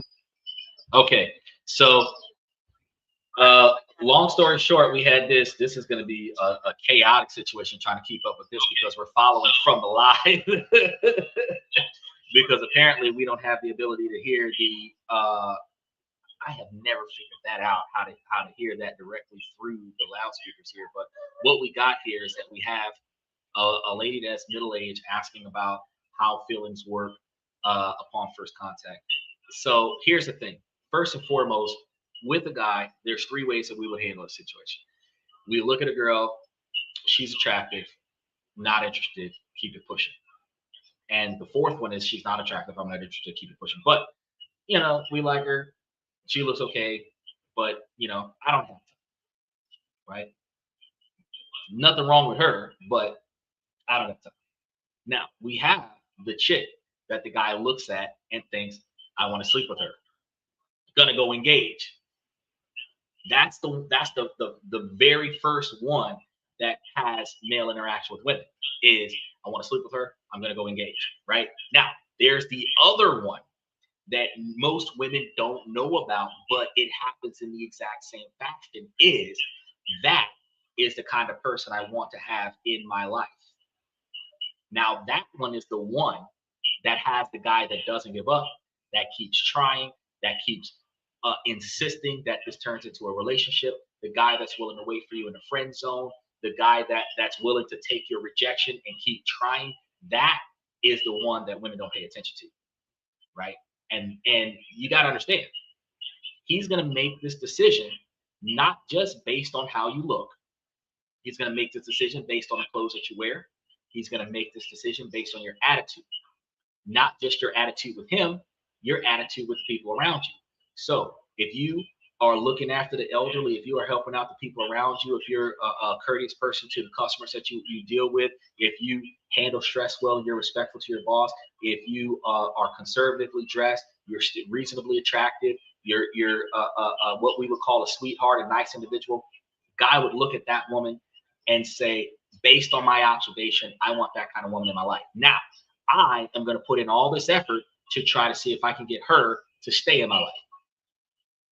At this point, men start making bad decisions because now we start putting up all of our resources, trying to invite her out on dates. And if we do get to go out on the date and she is exactly the way we thought she was, where she is that kind-hearted, gentle, sweethearted person that is not overbearing or whatever, now we've got this female on our plate that we want to keep.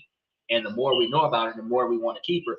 But by the time we got to the first date, the dude wanted this girl to stay. By the time we finish the first date, the dude knows that he wants the girl to stay.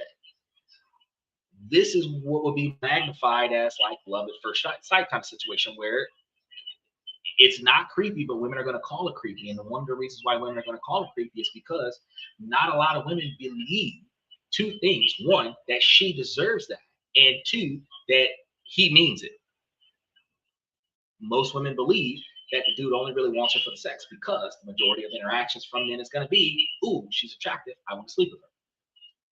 So since men have in the past put in substantial quantities of effort to sleep with a girl, the same quantities of effort that another man would put into marrying a girl, women will take every effort from a man as he's just trying to sleep with me. She's going to gaslight the man by saying that the man is gaslighting her because she doesn't believe that his efforts are genuine. After the women are ran through by half the society, then they want to start putting themselves on hold.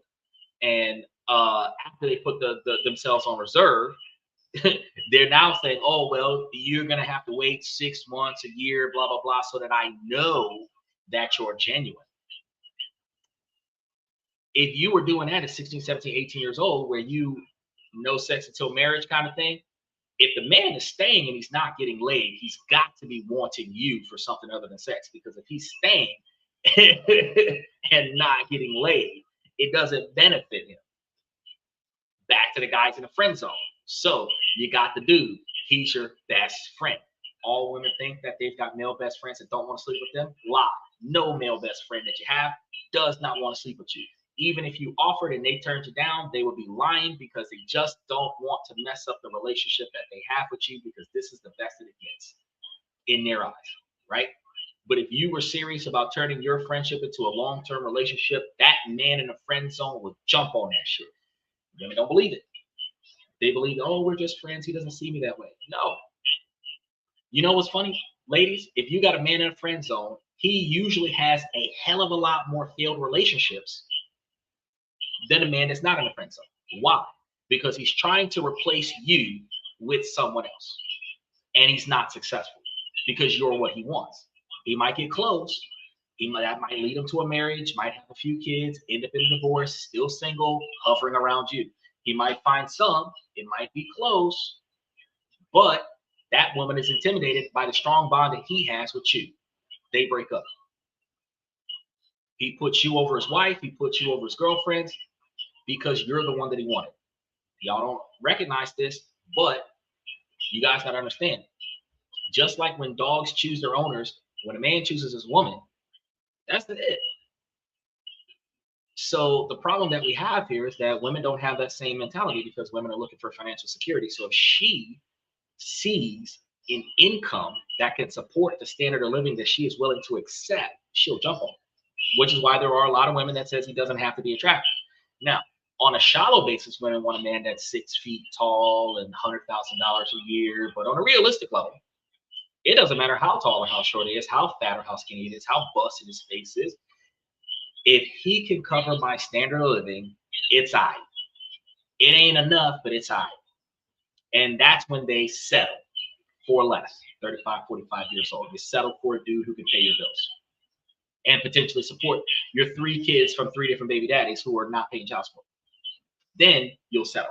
But the fact is, yes, from the beginning, you have to recognize from the beginning, yes, a man will, from on first sight, look at a woman and think, that is the one that I want.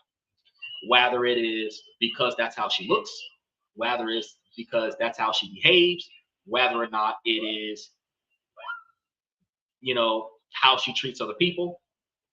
It's never going to be how much money she makes. It's never going to be how many degrees that she got. If she can articulate herself on a level that is equivalent to yours, you might think that she at least can have an intellectual conversation with you, and you might be attracted to that. But it's never going to be because she's a PhD student or anything like that. No man has ever said that a woman must have a college education or a high school education to date. No man has ever said that a woman has to have a executive position somewhere or anything to that effect. She has to be cooperative and helpful, right? Which is effort-based stuff that a high school dropout with no job can do. A lot of men that want children would expect a woman to be able to reproduce. So she has to have the physical capabilities. And so if she's too old for that, there's nothing she can do about that. But when she was young enough to do that, that was the expectation for societal men that are looking for build legacies. And if she knows that and she chooses not to do that, instead of putting eggs on the shelf, you find yourself in a position where you can't even surrogate the situation because you never preserved yours. It doesn't benefit you. But think about this, though. A man can go to Asia where the women are putting their eggs on a shelf at a younger age. A man can go to Asia, get a 33-year-old woman, get a 38-year-old woman, get a surrogate, still have the child and the older woman, and have everything that he's looking for. American women don't think about that. American women are not putting their eggs on a shelf at 18, 19, 20 years old and cannot afford to sustain that for 20 years. Because we lose jobs too much in America to the magnitude where they would either be sold off or destroyed because we couldn't afford to maintain the bill.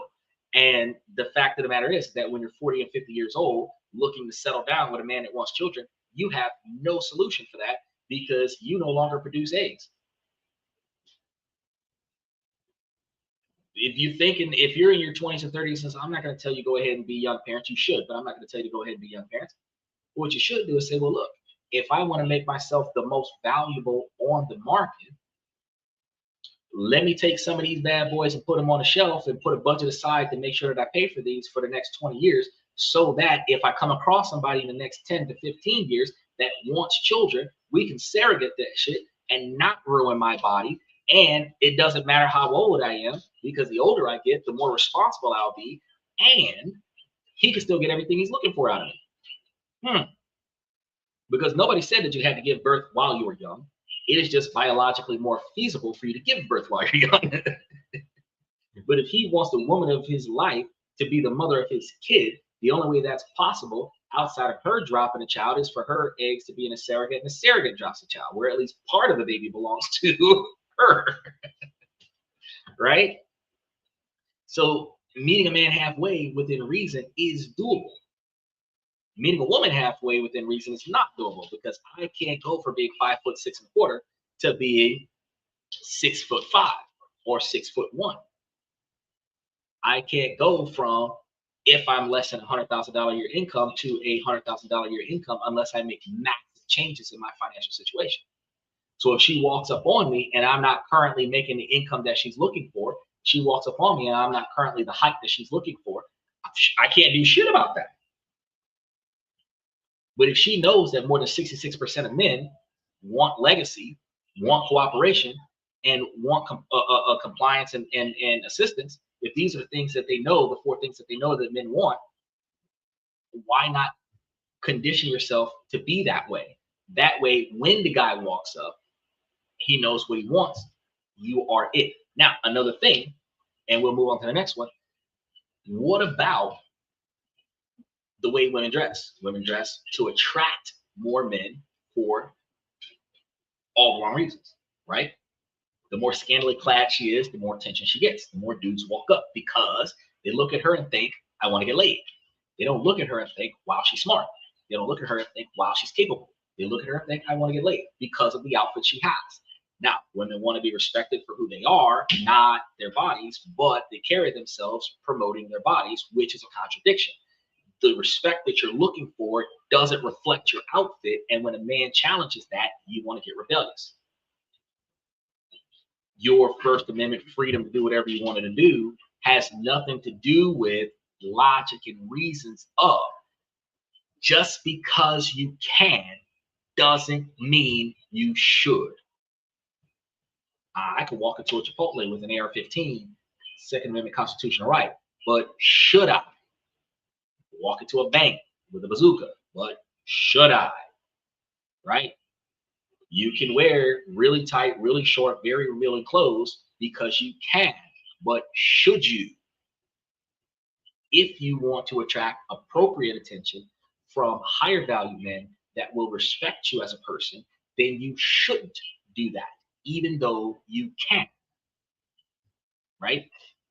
Now, when you get into a relationship, should you continue to dress in a relationship as you dress when you were single? No. Why? Because the objective of the outfit you were wearing when you were single was to get a man. Now that you fulfilled that objective, those clothes need to get buried deep in a closet or put in storage so that when you are single again, you can bring them back out of storage. Different season. While you're in a relationship, the I'm going to get a man outfit should never be worn. Not for ladies' night, not for just in case, not for special occasions, nothing like that. If you want to wear the outfits that your man was attracted to before y'all met, you wear it for him at the house with him. If he tells you, let's go outside with that outfit on, then you go outside. But when you leave the house without your man, and if you leave the house with your man without instruction from your man, you don't put on any outfit that would attract another man, where the intent when you bought that outfit was, I would look sexy with this. If you look at this outfit and it's like, oh man, that's gonna make me look like a soccer mom, put that outfit on. Oh man, it's gonna make me look like a clerk in a courthouse or something, put that outfit on. Right? Oh man, this is gonna make me look like the disciplinarian at high school or something. It made me look like my high school principal, so put that outfit on. Right? But ooh, this would make me look cute. This would make me look extra attractive. This will make me look sassy or curvy or whatever. Don't put that on. Don't put that on. Why? Because it will draw unnecessary attention to you that would not be satisfactory to your relationship.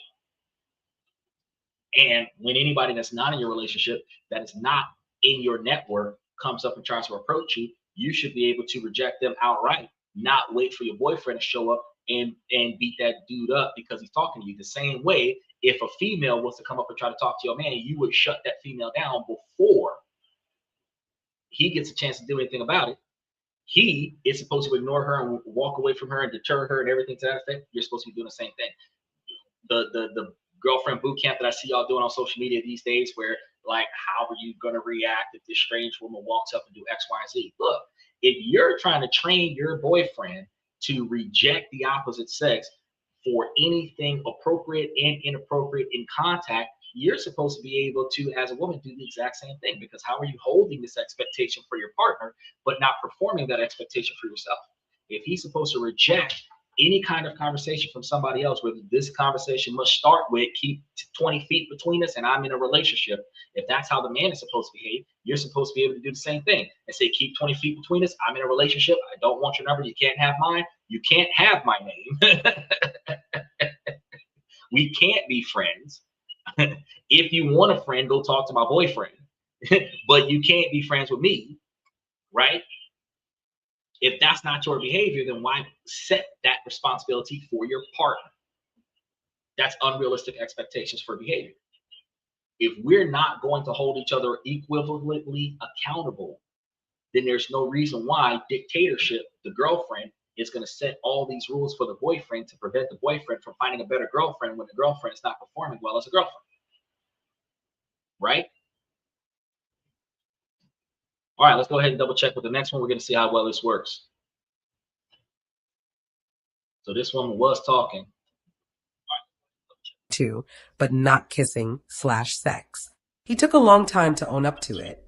Even though he cut off that woman and blocked her last summer/switch jobs, he denied many details that made that relationship an affair up until a few months ago.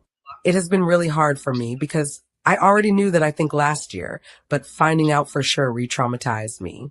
We've been together for over a decade. 3 kids in a house.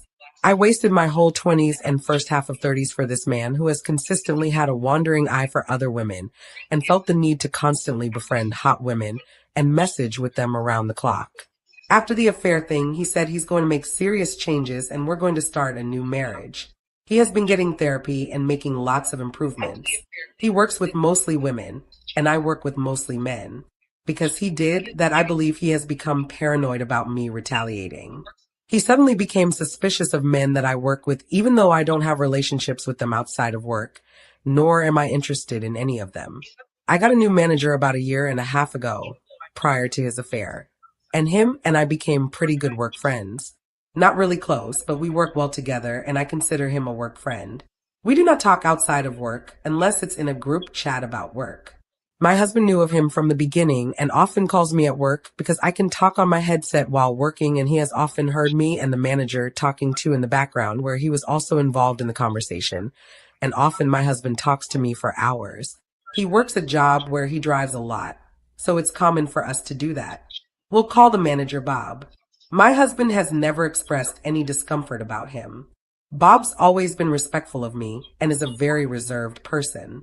Although I've talked to my manager at work pretty frequently, I never expressed the problems I was having in my marriage, nor disclosed the affair to him. So from his perspective, I have a happy, normal marriage/life with kids and lots of animals. I have lots of animals, including outdoor ones, so he knows we're big on that. I have only ever shared positive things about my life and husband with Bob. A few weeks ago, I decided I wanted to relocate to a new location at work. This was the first time Bob called me outside of work. He had just had a meeting about it with our boss and my new upcoming manager, and he called me to tell me how the meeting went and details about the next morning for me. He let me know that if I don't like the new job, I'm welcome to come back under his wing. He then said he also had a personal favor to ask. He told me he's going on a training business trip that was put on him by our boss the following week, and he needs someone to watch his dog. He said since our family has animals and kids and a friendly dog, he was asking if we would be willing to watch his dog at our home. It threw me off at first because I thought he must not have many people in his life if he's asking us. He said he didn't have any family and not much friends he trusts with his dog.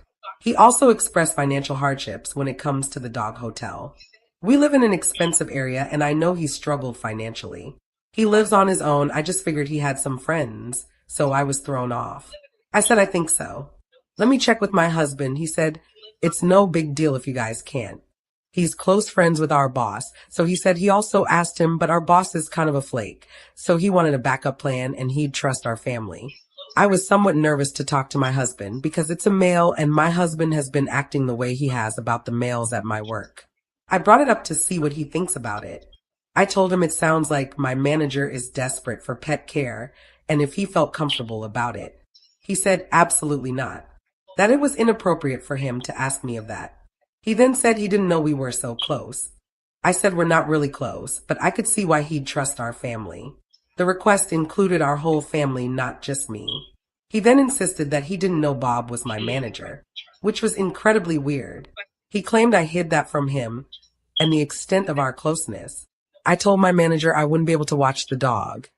And he said that was okay, our boss will have to do that since he's requiring the training of him. It has been 2 weeks, and my husband still insists that our relationship must be inappropriate since dogs are really important to people. While sitting on the couch one day, I had my hand on my husband's chest. I asked my husband if he might be projecting, given his past job and affair. Did they hire some new women? He said yes, they had, but he didn't even know their names. His heart began beating incredibly fast. I don't He think then so. said, I'm not interested in any of them. And his heart began beating incredibly loud. It was very noticeable sudden change. I said, what's with your heart? We got into an argument. He then had a personal ride a long day with one of those women this past week, Oh, where yeah. he spends a few days alone with her training her. Panic I attack. told him that was triggering for me, but I'm doing my best to deal with it. He told me that wraps up the training with her. Then I found out that he actually has that for 2 days again next week. I asked how long did you knew, and he said since earlier this week. I said, why didn't you tell me that? And he said, because it never came up. This is odd, as almost every day we discussed how triggering that was for me, so Jeez. he's clearly lying. It's not the ride along that concerned me, but the lying. Seeing that he already had the affair before, freaked out so much about the dog. And Oh, now still lying, I'm realizing I completely don't trust him at all. Is this a reason to get divorced? I think I already knew the answer. I just can't imagine spending another decade with a liar and a cheater. I recently split up with my long-term girlfriend. We were okay, let me see what's going on here. So that was a long story that she put out there. But here's the thing.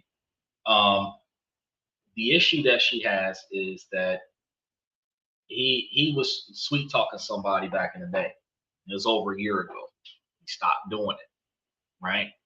Now, he recognizes that what he was doing was wrong. He starts trying to work on his marriage. But the problem that he has now is that his wife is always going to fly off the handle if she thinks that he's having too much of a too friendly conversation with somebody in the present. Problem with that is going to be whenever his wife asks him about other women, he knows that that is a grenade that he does not want to stand on. So he's going to have a panic attack on it because it will lead into chaos, right? That's what she's referring to with this. Now, as it pertains to his attitude, you can only trust your partner to do what they have already done and what you are willing to do in the exact same situation. Those are the two, that's the fullest extent of human trust. What I have seen you do and what I am willing to do in that exact same situation. If I am willing to cheat, I expect you to be willing to cheat. Doesn't mean you will. If I am willing to be loyal, I expect you to be loyal. Doesn't mean you will. If you have not cheated in scenarios where cheating could have occurred, I would trust you to not cheat in that exact same situation. If you have cheated in that scenario before, then I would expect you to cheat in that scenario again. So as it goes, first and foremost, men under stress, forget. We forget stuff. Now we're gonna go on with the she continues to call it an affair. She classifying it as an affair is done so to make people dislike the man's decision. Because ultimately the problem is she wanted to babysit the boss's dog. Her husband said no. Now she wants a divorce. That's it. That's the full story. She likes dogs. She's got a bunch of animals. Her boss has a dog. And for men, a dog is like his child. And he's asking this woman if she can keep his child with her, until he gets back. Now, that's a big red flag in a lot of different ways. One reason is if something happens to the dog, you're liable for it. The other issue is that I know that women aren't going to agree with this, but I'm going to tell you guys anyway. If you have a male friend of any kind, okay, and your male friend wants something from you and your family, he is supposed to ask the leader of the house for consent. Supposedly, your husband. All right. Now, this goes both ways, because if a woman, for any reason, dude got a female friend, wants something from you and your family, then she is supposed to ask the woman of the house, not the man. So if I know a woman that needs a place to crash, she's going through some stuff. If she doesn't ask my wife, she can't stay. I'm not going to ask my wife on her behalf. If I ask my wife anything, it would be if I can take some of the money and get a hotel to drop her off at so that she has a place to stay for tonight. And then if my wife decides save money on the hotel and let her come stay with us, that would be the fullest extent of my involvement. But to invite her to my house before discussing that with my wife, that's a no-go. Now, let's flip the script for the women. Making an executive decision for your relationship with a man that impacts your household is the wrong thing to do. I know women believe that they should have equal in charge, whatever, but let's be real, ladies. You pick that man to lead the house. Let him lead the house. If the dude wants to have your family sit the dog, talk to my husband. That's exactly what you should say. Talk to my husband. I can't answer that question. Talk to my husband. It's his house. It's his money that's going to be paying for the dog. Talk to my husband. It could be y'all's house because you pay the rent too, but your defense of your relationship is, it is my husband's say. Okay, and whatever he says goes. So you go talk to him. I'm not gonna ask him shit. Right? That is, in fact, inappropriate. And y'all do have an extensively deep relationship with one another beyond what you would physically realize, because you are willing to accept this and then promote it to your partner. Now, I know there's complications here. Well, how does the boss get to talk to the husband? Well, first and foremost, your partner should have the contacts of your immediate employers. Why? If you're not coming to work because you're sick, your partner should be calling the boss and saying, hey, you know, my husband or my wife, they got this cold, blah, blah, blah. I can vouch for them. They're not able to come to work today. You know, if I need to bring them to the doctor and get them a doctor's note and have them bring that to work for you, then we can get that done. But as it stands right now, my partner's staying home right now.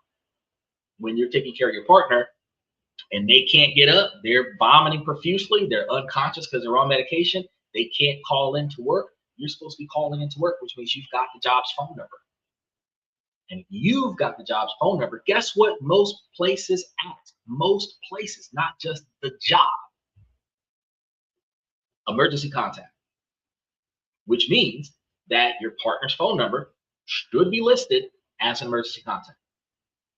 As a result, your partner should know your job has your phone number, or your job has your partner's phone number. Which means if your boss is asking you for a personal request, you have told your boss to talk to your partner about this. Even if you re-give your boss the phone number, or your boss to dial the number and call your partner and say, hey, you know, can y'all watch my dog for me while I take this trip? I know it's a personal request. It's outside of the scope of employment. I'm asking you guys to do me a favor. I'll even pay you. The men can discuss it. And if your husband already had your boss's phone number for the last 6 months to a year, when that number was dialed, and it's probably going to be listed as Bob, wife's job. Yes, sir. What can I do for you? Well, you want me to sit your dog? For how much? Direct man-to-man conversation, it would have likely turned into a yes for a price. I understand that women feel like they should be in control of these things, but mutual respect in a relationship is that you do not overstep and speak for the whole family unless you have had the opportunity to discuss with the family what is about to go down.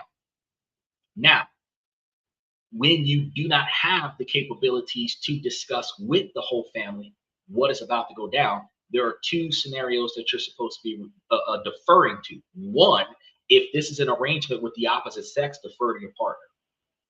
It doesn't matter if you agree with it or not. Defer to your partner. That prevents you and your partner from having conflict. Two, if it's a situation between you and same sex, you pause the negotiation where you negotiate it to the best levels possible for your family, and then take that recommendation and leave it with, I'm going to go talk to my husband and verify it before we have an agreement. Then you go talk to your partner about it. So, hey, husband, you know, one of my homegirls had pitched this deal about us doing something with Starbucks, whatever the case may be. What do you think about it? This is the dynamics of it before taking action, right? But you decide that I make no deals with men without my man being involved in a deal, and I finalize no deals with women without talking to my husband about the final project before it happens. Now, flip the script. Men are going to be the same way. It would make a lot more sense to do it the exact same way. What would happen is that men would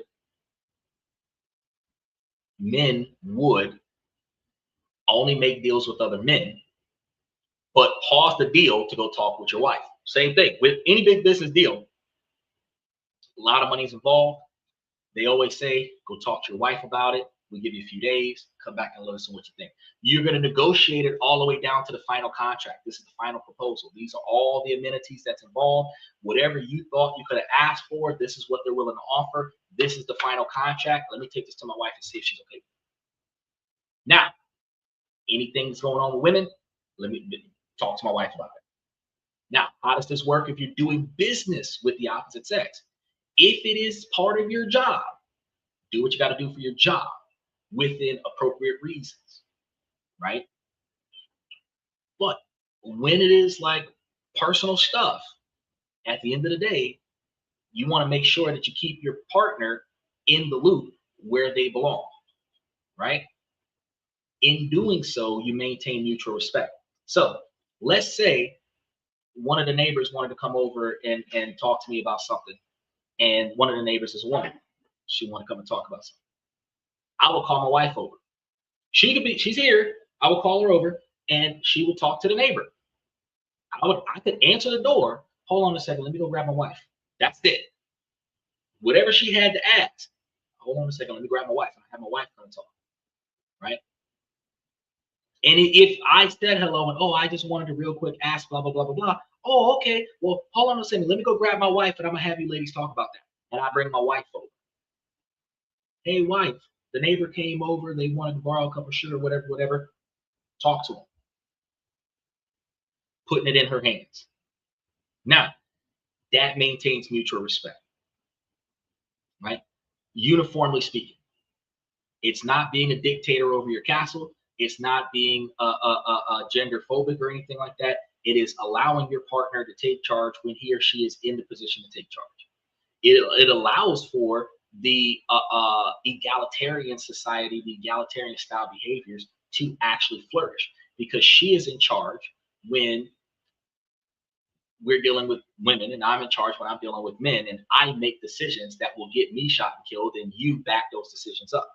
And you defer anything complicated to me because I'm going to be the one that's going to fight about it, right? And then things that we might need to decide on that I don't need to deal with it because it's not that serious, I can defer that to you so that I can deal with the stuff that's tough. And that's how we defer responsibilities. Not because you're not as strong, but because why would you catch a bullet for me when you're supposed to be the one that's supposed to procure my legacy, right? So at the end of the day, if we have appropriate divisions, where if it's not that serious, my wife got it. If it's that serious, my husband's got it. Now, we can flip the scripts and we can say, well, you know, she wants to leave the house and he's going to back her up. It could be exactly that, the exact same way. Big decisions, you got to go talk to my wife about it. Small decisions, I can handle it. It could be that exact same thing, but you're still dividing up the responsibilities to a magnitude where you are recognizing that under certain circumstances, my partner is going to be involved in the discussion, not me. And under other circumstances, I'm going to be involved in the conversation, not my partner. And that allows for both of you guys to be involved in making sure that your family is being treated the way it's supposed to be treated by society. It keeps the us against the world behavior. It allows for us to discuss things after the fact. It allows for us to plan for things after the fact. Like, I have a standing rule in my house: no solicitors. I don't have to put a sign up. If somebody knocks on a door without an appointment, you take their number and I'll call them back later whenever I feel like. But don't let them in. Don't listen to the pitch. You answer the door. Who are you? Do you have an appointment? Oh, well, no. Well, let me get your number and we'll give you a call. Ends the conversation. I look at the number. I don't see relevance in it. Numbers in the trash. They never get called back. I look at the number. I see relevance in it. I'll give you a call back. If you have an appointment, that person should be able to say, yes, I spoke with whoever. They told me to be here at specific time, and I just got here early. Well, give me just a moment. Let me go get them. They'll come and talk to you. By doing that, everybody knows how to function. I specifically say, I don't care if they got an appointment or not. If they came with a badge, they can't come in without a warrant. They're going to have to stay outside the door. They're going to talk through the glass. Right? So that's a standing scenario. So 2-3 of them standing on a porch, they say, oh, well, can we come in? No, you don't have a warrant. You can't come in. I don't care if it's a casual talk or not. If you don't have a warrant, you can't come in. Let me go get the other person in the house, because you need to talk to somebody else who's got more control over the situation than I do. Right? And that's how you maintain mutual respect with one another. Right? But for the sake of, she wants to know, the lady wants to know, what should she do about this type of relationship? Well, she lost respect for her husband years ago. And ultimately, the problem that she has is she doesn't want to recognize is that her lack of involvement in her relationship with her man led to her man finding somebody outside of the relationship that gave him what he wasn't getting in the relationship. And this happens on both sides of the fence, because when men stop providing the emotional validation that a woman needs, a woman will find that validation outside of the relationship too. So if he was emotionally cheating, I'm not saying that is right, but he found fulfillment that wasn't in his marriage. Now that he recognized that that was a problem, he rectified it before it led to something else. She needs to recognize, as the wife, that what he found outside of his marriage needs to exist in his marriage so that it doesn't happen again. He recognizes his vulnerability, but he also recognizes hers. He's concerned that she might do the same thing that he did, either out of retaliation or accidentally. Either way it goes, they both need to have some couples therapy outside of his individual therapy, but she needs to get past her resentment towards what he has already done. And until she does, the relationship cannot recover. And that's going to be another issue that she has to fix herself. So regardless of what he did a year or two ago, they've been together for 10, 11 years, 15 years, right? And they got kids together and everything. At this point, it's not a forgive and forget. It's forgive and let it go situation. Because if it only happened the one time, whether it was for a year or for a few months, if it only happened the one time with the one individual, it's not having a repeat. If it was repeated behavior, then you need to start thinking about something else. But if it was a one-time scenario, then fix the problem. 20, 30, 40-year relationship, a 20, 30, 40-year relationship is going to have at least one, if not more, series of infidelity, whether it's emotional cheating, physical cheating, something to that effect. Something's going to happen in a relationship.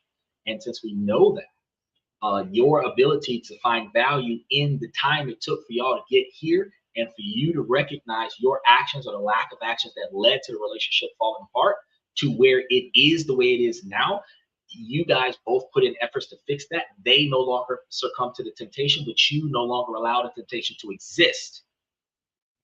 Because imagine if you got dogs, you don't feed them enough, they're hungry, you make yourself a plate of food, you leave that food on the table, you walk out of the room, the dog eats your food, you're mad at the dog for eating your food, but you didn't feed him enough. Flip the script. You've got dogs, they're hungry, you don't feed them enough, the neighbor passes by, the neighbor's got food, your dog leaves the house and goes get the food from the neighbors. You're mad at the dog for getting the food. You're mad at the neighbor for feeding the dog, but you don't feed the dog. Your relationship is going to be the same way. If your partner doesn't get what he or she needs out of the relationship, somebody's going to provide it to them outside of the relationship. You're going to be mad at your partner because they're finding fulfillment outside of the relationship, but it is partly your fault. Cheating affairs are a two-party involvement, if not three or more, because the two people in the relationship allow the relationship to fail enough for somebody to start looking for fulfillment outside of the relationship instead of bailing out of the relationship. So what do you do to fix that? Well, first person accountability. You have to recognize what your partner didn't have in a relationship. Start trying to provide that. Work on a relationship, work on the trust, work on your ability to not have to stalk your partner by going through all their social media handles and checking all their Google search history, and build trust, because trust is not built through stalking and monitoring. Trust is built on faith. That's what trust is built on, faith. Okay? And I know a lot of people say trust is earned. No, it's not. Trust is not earned. There is no level of trust in your life that anybody can identify in the comment section that was earned trust. The standard level of trust is given. Trust is maintained. Okay? And when trust is maintained, I trust you not to crash my car. Every time you bring my car back not crash, you reinforce that trust. I trust you to bring my car back with gas in it. Every time you bring my car back with gas in it, you reinforce that trust. I trust you to watch my kids. The first time somebody watches your kids, you trust that person the first time. They've never done it before. You trust them to do it. And every time your kids aren't dead when you come back, you believe that they can handle your kids. It is a reinforcement of behavior.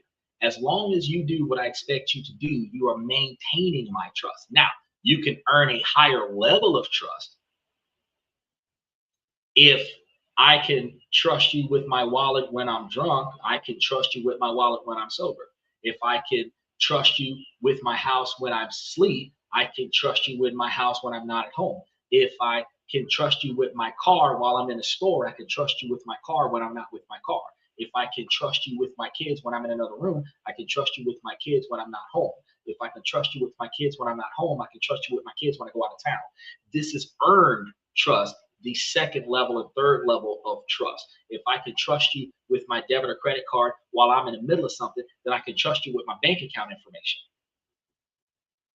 Earned levels of trust. You did not do me dirty when you had the opportunity to do me dirty. So now I can trust you with a lot more stuff.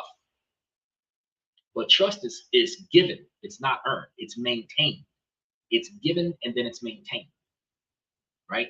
So recognizing that he acknowledged the errors of his ways, he started proactively making changes without having to go through a divorce process.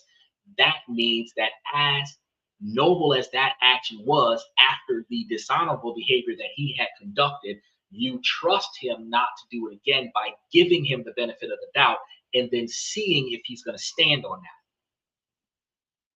Plain and simple. Now, if he agrees to quarterly evaluations, where you go through his phone, making sure that nothing was ever deleted, you go through his history, make sure that there was nothing negative in the history, any contacts and communication with people that he's not supposed to talk to doesn't happen anymore. If he agrees to that, if he sets that as a term to prove his loyalty to you, then quarterly, y'all sit there together, you go through all of the information. He cannot have a deleted message. It doesn't matter if it's spam or anything. He cannot have a deleted message. All the junk mail needs to be there, right? Everything needs to be there. You look through it, nothing's wrong, good. You have to have an agreement with your partner that after a certain number of times, if you're going to do a quarterly assessment for the first year, come year 2, 18 months in, where he has not failed you for the last year and a half, you trust that he's going to maintain this position and you back off. The same way with a probation officer, that's going to have you do the mandatory drug test, and then it's going to turn into a random, then it's going to turn to an eventually, and then they just stop paying attention to you, right? It went from them checking in every week to them calling you up to see if you're good. And as long as you answer the phone, they just not going to worry about it, right? They back off, right? If you got history behind this relationship, stand on that history, right? That's one of the things that you got to pay attention to, right? And you're not doing this for the sake of the kids. Fuck the kids. Because if you really wanted to, if you really want to have your kids in a happy and healthy scenario, if the two of y'all aren't getting along in the house, y'all separate. Y'all ain't got to get a divorce. Y'all can just separate and live in separate houses and make sure that your kids are properly respected and properly appreciated and everything to that effect. That's what you do. Because it's better for the kids to see mom and dad respecting each other from separate houses than it is for the kids to see mom and dad fighting in the same household, right? So if you're trying to build a positive environment for your children, you want to build the type of environment for your children that allows your children to know what love and respect looks like, so that the kids can look for that love and respect in their relationships. Because if all they see is chaos in their household, what do you think the kids are going to look for? Chaotic relationships, toxic relationships, because they're familiar with them. So you're not doing it for the sake of the kids, right? You're doing it to procure your marriage, because part of the for better or for worse part, this is part of the for worse part. No marriage vow says unless you cheat. It is for better or for worse, in sickness and in health, till death do us part. And the for worse part includes bankruptcies, affairs, children outside of the marriage from both sides. That's the for worse part. You're supposed to stay married after that and work that shit out. So if you got 3 kids outside of the marriage that are 2, 3, and 4, but you've been married for 15 years, look, that's the for worse part. Now, women ain't gonna agree to that unless she's the one dropping all them children, but you've got to understand, that's the for worse part. Some marriages can't bounce back off of the for worse part.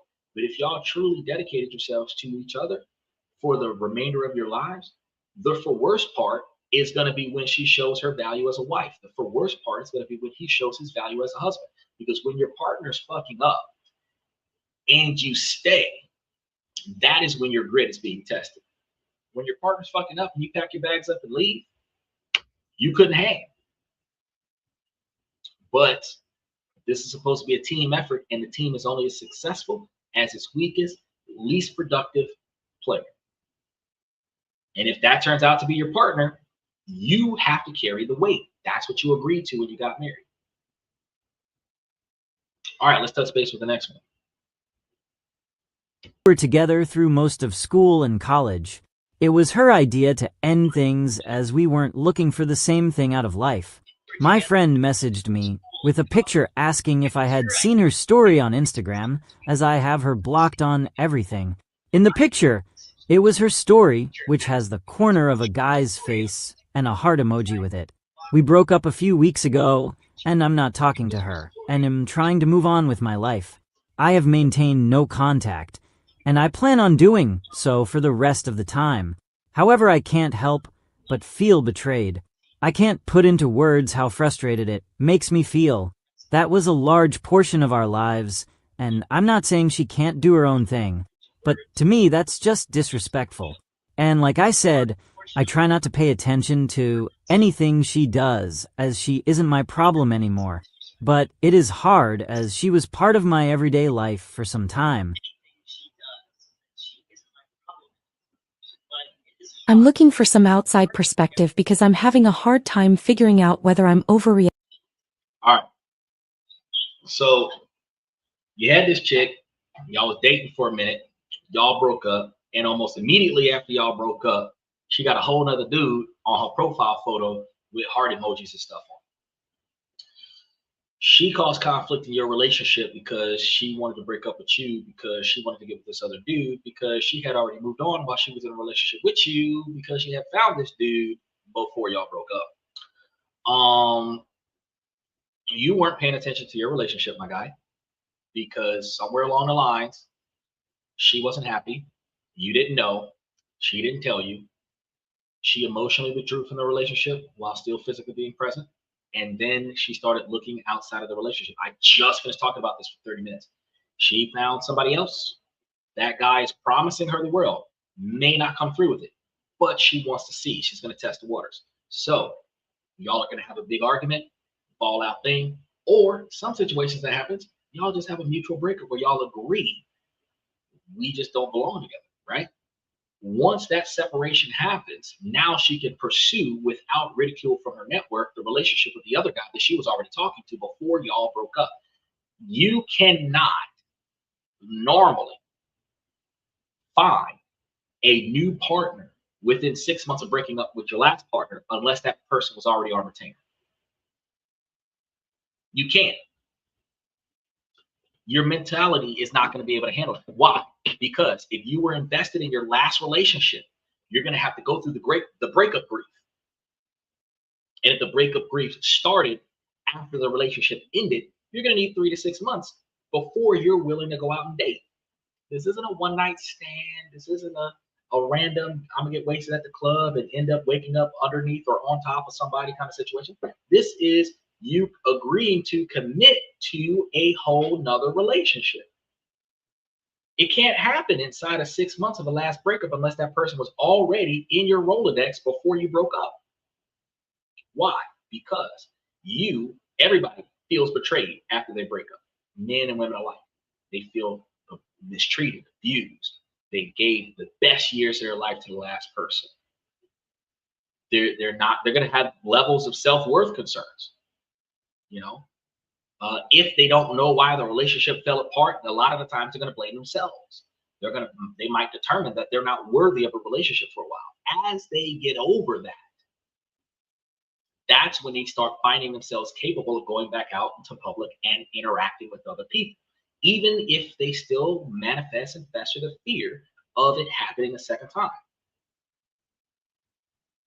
Not even a woman, no matter how attractive she is, can find herself immediately in a relationship from the first night at the bar. If you can even get on a bar tab the first night at the bar, you're lucky.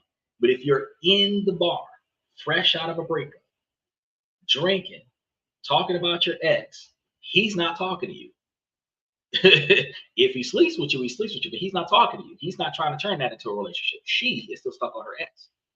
When you can sit outside in a public place and hang out with other people and not talk about your ex, now you are a potential suitor for somebody else, which means 3 to 6 months from now, when your ex is no longer relevant to you, now you can sit, talk about the present, my career, my education, if I have kids, my family, my free time, my hobbies. I'm starting to show stability right now, right?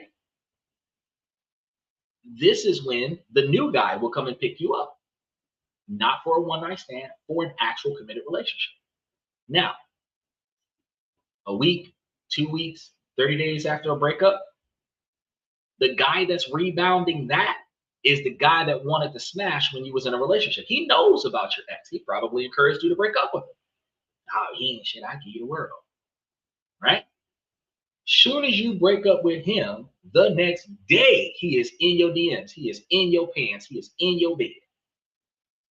And from that day forward, you may linger around the new guy. So the shorter time frame from the breakup to the new relationship is the stronger the bond between you and the next guy that existed before the breakup, that you were talking to somebody on social media, you were talking to somebody on some deletable app, you were talking to somebody on some kind of online profile somewhere, you were talking to them in person, at your job, at a Starbucks, at Books A Million, wherever the fuck you were, manifesting and nurturing that relationship for the last 2, 3, 5 months, 6 months, a year, however long. And when your relationship finally ended, you told the other guy who was on the back burner, the rebound guy, I'm finally free. Let's see what it's gonna do. It's easy to maintain multiple relationships. It's not easy to maintain 2 jobs. You got to show up for both jobs.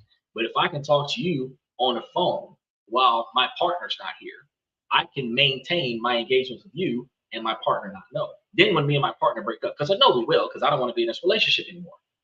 So I know we're going to break up because I'm not going to put any more effort into this relationship. I'm just going to linger and see how long it lasts before he decides to give up, right? Once he gives up, I'm free.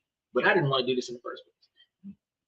That's how that short notice relationship happens instantaneously, because there was already somebody there.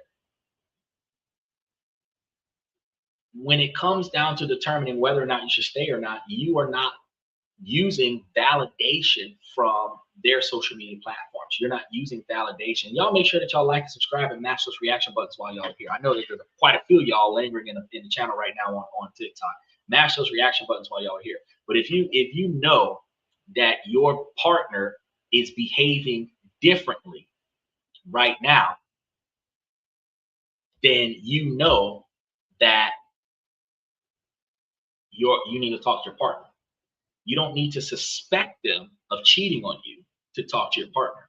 You need to recognize that the way we used to behave with one another is no longer happening, and I want to know why. What about our relationship are you no longer satisfied with, that you are no longer behaving the way you used to behave when we were both happy with each other's presence? That's what you're focused on. When you yourself have lost value in a relationship, you can blame it on the lack of trust. You can blame it on the lack of loyalty. You can blame it on a lack of time and availability. You can blame it on finances, whatever. When you no longer have value in a relationship, that relationship is dead. Because even though societally it has been the man's responsibility to nurture the relationship, it is actually both sides' responsibility to nurture the relationship. You are supposed to do for me to make sure that I'm happy in a relationship, and I am supposed to do for you to make sure that you're happy in a relationship. But we in Western culture have this fundamental principle of happy wife, happy life. So all men, or the majority of them at least, that are trying to make the relationship work, put in so much effort to make the girl satisfied, and the girl sleeps with the guy. That's it. The guy doesn't have to be happy. He just has to get sex and gets food, and that's it. And the problem with that is that if he is not happy, but he's content with no chaos, and he has a companion, then he can stay unhappy in a long-term relationship. If she is not happy, it doesn't matter what he does. She is gone. And that's why 70 to 90% of women leave relationships. So where men don't leave, men try to fix it, right? But men usually try to fix it after they realize it's broken. But men are inconsiderate and women are selfish. So it takes a while before a man realizes that he hasn't been paying attention to the stuff that he's supposed to be paying attention to. And sometimes it's too late. Sometimes it's not. It becomes too late when she's no longer willing to fix it. But it is still fixable once he recognizes that change is needed and she's still willing to put in effort to change it. But if only one side is willing to fix the problem, it's never going to get fixed. The person who's trying is going to build resentment to match the resentment of the person who gave up. And then they're going to break up. That's what's going to happen. Milo says, hi. Hello, Milo. All right, let's listen to the next one. We got another one coming up. Oh, let me grab this. We're going to do this right here. We're going to go ahead and get you some sound up going on right here. And we're going to see what Acting or whether my concerns are justified. Last Christmas, my husband and I were at a party with a group of his friends, both men and women. At one point, a woman in the group asked a question that only my husband knew the answer to, a question about name of a school and what specialization. And she started laughing and gave him the middle finger in a joking way, as if she couldn't believe he was the only one to figure it out. I remember being surprised by how comfortable she seemed being that vulgar/familiar with my husband, although nothing else happened that night that I saw. About 6 months later, I discovered that while my husband was taking a short-term course in the same uni as her, he had met her there more than once, including having coffee and lunch with her. He never mentioned these meetings to me. Today I looked at his phone and noticed that their chat history was completely deleted. I asked him why it was empty. Initially, he said he had deleted chats with several people and that he doesn't remember anything they wrote. What he doesn't know is that months ago I saw some texts and hence I knew they talked before and the chat couldn't be empty. After I kept asking/insisting for hours, he told me that he had apparently had an issue with her at some point where he was mean to her, during a meetup with other friends, then apologized. He said he was embarrassed about what happened and that's why he deleted the conversation. Eventually, he also admitted that he had met her for coffee and lunch at university but hadn't told me because he knew it would upset me. I don't know what to make of all of this. I understand that having coffee or lunch with a female friend isn't automatically inappropriate, and I'm not saying that having a friendship with a woman is wrong, although I did make it clear that I don't like this particular friendship after what I saw in the Christmas part. What bothers me is that I didn't know about these meetings, the messages were deleted, and I only got the full story after repeatedly asking questions. It makes me wonder whether I'm being given the complete truth or whether there are still things I don't know. I hate that he didn't tell me he met her more than once. I hate that he didn't tell me when he upset her and called to apologize. I hate that he deleted the chat and now I could never know the truth. We're in a holiday that has just started. I booked a ticket to go back after tomorrow, earliest I could find. I intend to stay in our place until I find a new place of my own. Our house now is his own property. I don't know if I'm venting or seeking advice. I'm just super hurt and don't look at him the same way. I hate that I am already a jealous person and this is just making it worse. Did I compromise in my relationship? My husband 36 and I 32. Okay, you just sold yourself out. Well, not sold yourself out, but you admitted to yourself what's going on. So here's the thing: you're a jealous person. He knows this. So being a jealous person, and jealousy is going to come from a level of insecurity. It's not, oh, I'm protecting my relationship. No, you know that you ain't shit, and you get into relationships with people and sabotage your relationships, self-sabotaging them, and then as a result, you find yourself in a position where they leave you for somebody else, and that's where jealousy comes from. It's the fear that your partner will find better than you. And that's where jealousy comes from. You believe that as you are now, the person you're talking to will walk away from you as soon as they find somebody better. And the moment that you find somebody that is perceivably better than you, that perceivably has a stronger bond than you with your partner, that gets along better with your partner, that is the target of your jealousy, because that is effectively your replacement. That's where jealousy comes from. Men have it too. If you're dating a girl that wants a muscular man, you're not muscular. She wants a tall man, you're not tall. She might like a guy with a certain income that you don't have, but she's with you.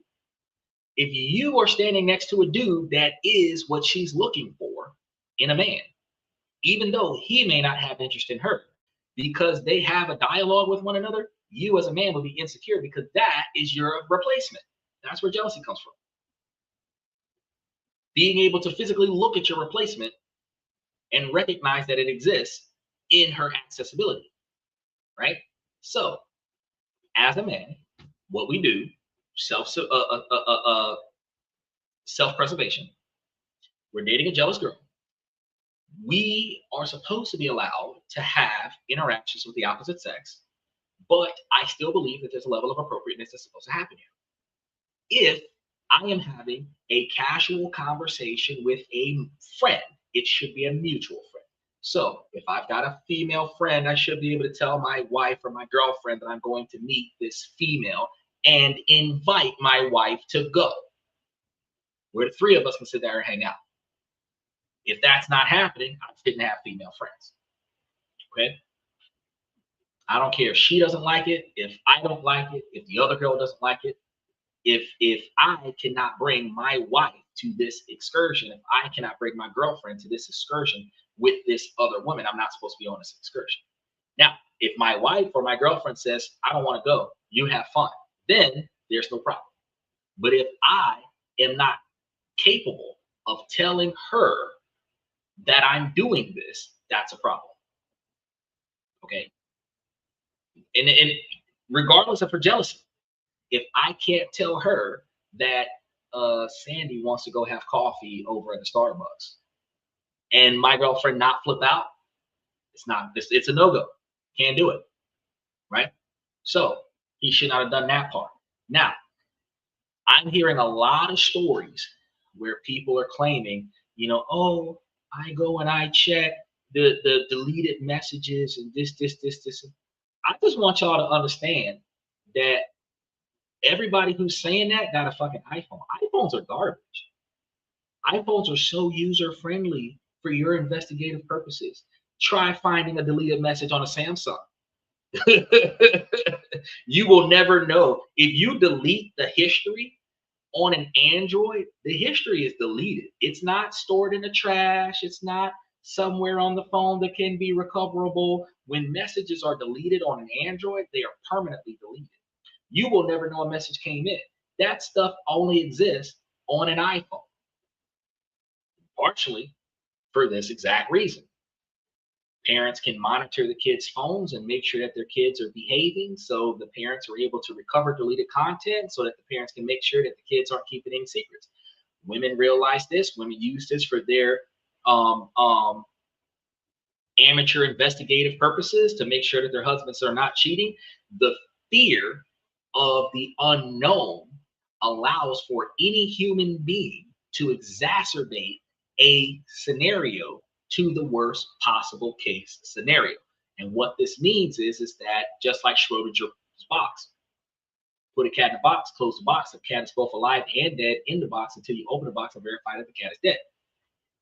In a relationship with a deleted message, it could have been a positive message with nothing to worry about, or it could have been infidelity. You will assume infidelity until you recover the message and prove that it's not infidelity. Therefore, every deleted conversation is a moment that he could have been cheating on me with somebody else. And because it's attached to a woman, that means that he must have something to hide. It's not something to hide. I just don't want to fight with you. That's that's it. I had nothing in this conversation 2 or 3 times having coffee in a public place with a person that I have little to no interest in. At the same time, I don't want to fight with you. So I deleted the messages. But so many people swear up and down that iPhone is the best thing since sliced bread, when it's not. Macintosh computers might be very good because very few people can afford those, but iPhone is a terrible phone to have, specifically for this reason. Specifically for this reason. It is not customizable. It's exactly the same as every other one on the market. There's nothing unique about it at all. And just as quickly as you could have got into it, somebody else could get into it too, which is why they're hacked more often than any other phone, which means that all your personal information is accessible just as easily to somebody else to get it as it was to you, because guess what? They know how to open your iPhone the way they opened their iPhone when they couldn't get their password out of their cell phone. So they do the same thing to your cell phone to get your password out of your cell phone, which means your phone is not secure. Your phone is the most vulnerable part of your body. We don't have little black books and diaries and stuff like that back in the day. All of our personal information is in our cell phones. And we have iPhones these days that is like everybody having the same car that comes with the same universal key fob, where anybody with that key fob can get in this car and ride off with it. That's how y'all are operating iPhones. And then y'all swear to God that iPhones are better than Androids. I don't understand. It's not. Because what I can do with my Android that you probably can't do with your iPhone is I can take certain stuff and put it into a folder with a lock on it, where even if you get my password, until you get the password to that vault, you can't get that information. Now, all my partner knows is that there are files on this phone that I can't access. That's it. That's all she knows. She can make a big deal about it. We can break up over it, but there are files on this phone that I can't access. Not deleted messages, not a deleted history on the email, locked content. You don't see that on Android. I mean, on an iPhone. You don't see that on an iPhone. On iPhone, you see the fact that she can go into your history on your phone and see the stuff that you removed off of your phone. That's a violation of privacy for your phone. Not the person, the phone. The phone being able to snitch on you and say, hey, he deleted stuff. I don't want that phone. Because what if I was in a situation where I was deleting content before a search and seizure warrant? I don't want them to know that I deleted stuff off of my phone. It needs to disappear and not be recoverable. You understand? But this woman, she's leaving until she can find another place. She's going to go somewhere else. Then when she comes back, she's going to find her own place and live by herself. Because he had 3 conversations with a female, not an affair, a conversation. And it all went downhill when the Christmas party last year, the girl gave him the middle finger during a conversation. That wasn't it. You know what it was? It was the fact that this woman knew more about her from her husband or her boyfriend than what she knew about the other woman. That's what the problem was. And I love the fact that she didn't pay attention to that. And the reason why I love the fact that she didn't pay attention to that, how much was your husband talking about you to the fact that another woman knows your entire life? This man was singing your praises to other women so that other women already know how important you are to him, and you felt threatened by that because you don't know nothing about her, because she don't mean shit to him. You don't know nothing about her. She knows everything about you because you are the most important thing in his life. The same way, think about this, ladies. Think about this. Think about this. If a man is dating a woman that he could care two shits about, he can't tell you what she wears, he can't tell you too much about her hairstyle, couldn't probably tell you what color eye she is. Ask him about his favorite car. He can give you the specs, size, wheel balance, tire pressure, service history. You understand what I'm telling you? Details. And if he talks about this car all the time, guess what? Anybody who's talked to him about that car should be able to tell you everything about that car, because he talked about it so much that you are forced to remember it. Now, ask that same guy about his girl. I didn't even know he had a girlfriend, but I know that he had this powdered blue Hellcat from like 2019 with the Scat Pack and all this other. See what I'm saying? Because of what? He talks about what he values the most. This lady, jealous of being replaced, did not pay attention to. They knew more about her than she knew about him, because he talks about her more often than he talks about them, not because he was keeping them a secret from her, but because she was more valuable to him than they were valuable to him. And that's why he didn't talk to her about them the way he was talking to them about her. And that is what women don't pay attention to. A lot of women fish for compliments. Oh, does this outfit make my butt look big? Do I look fat? Am I ugly? Blah, blah, blah. He's going to say what he needs to say to make you stop bitching.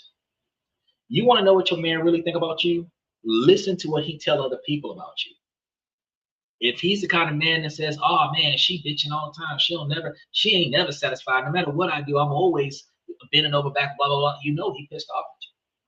But if women come out of nowhere, moms, aunties, female friends, co-workers, oh my God, you're the wife. Oh my God, you're the one that's making his food and fixing his outfits. You're the one that's maintaining his cars and taking care of his affairs. You're the reason why he has so much peace. You're the reason why he's got the smile on his face all the time. You're the reason why he's been putting on weight. You're the reason why he looks healthier. His skin complexion shows up more often now than anything before. He used to be so pale and look like he was dead. Now he's got so much life in him right now. You're the reason why his life looks so good. You're going to be jealous because, shit, how does these people know about me? Because he's talking about you. You want to know what your man really think about you? You don't need to hear it from him. You need to hear it from the people he's talking about you with. That's what you need to hear about. That's where you get the compliment. So instead of going through his DMs, instead of going through his Google history, go talk to some of his homies. Hey, what does he think about me? No, fuck that. What do you think about me? Because I'm gonna tell you something. His friends will tell you what he thinks about you by what they think about you. Because if they don't have direct contact with you, if they think you ain't shit, it's because he said you ain't shit. But if they think that you are the best thing for him, that's because they have learned through him that you are the best thing for him. And y'all got to understand, y'all find yourselves not paying attention to other cultures that support this. Eastern side of the world, there are so many people. Y'all make sure y'all like and subscribe while y'all watching this. But Eastern side of the world, they're family oriented. And it's not just family oriented like the bloodline, like the whole neighborhood knows what's going on, right? So y'all two are too friendly with one another. Everybody gonna assume that if you're not dating, you should be. So somebody in the neighborhood should be able to say, oh man, he used to not be this good. Like, for example, you get a dude that doesn't express his feelings a lot, right? But when something happened to you, this man stopped what he's doing and go on a manhunt, coming to get you, coming to save you, coming to fix your problem. You might feel like, oh, he don't really like me, but he's always there when I need something. Then you go find out from his auntie or his cousin or somebody down the street, the market lady or something like that, like, shit, he don't ever apply himself to nothing. But when your ass show up, this man dropped everything for you. Now, that shit sound romantic, but that's from the outside looking in, like, this dude drops everything for you. You would have never known that because all you know is that he showed up. You don't know what he stopped doing to show up. All you see is that he's here. You don't understand what he abandoned to be here. All you know is that he's giving you his attention.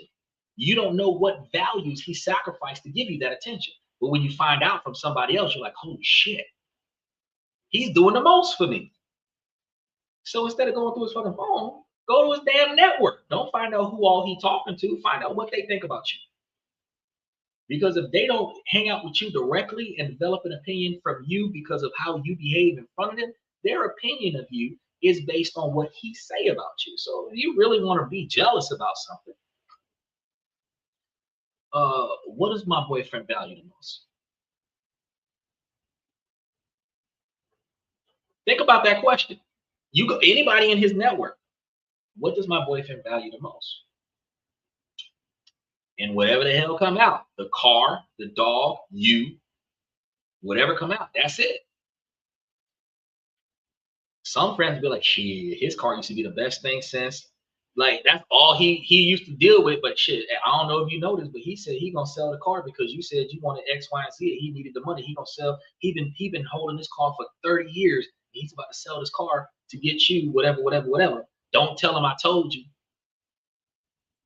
That's the moment when you think about your man in a different light.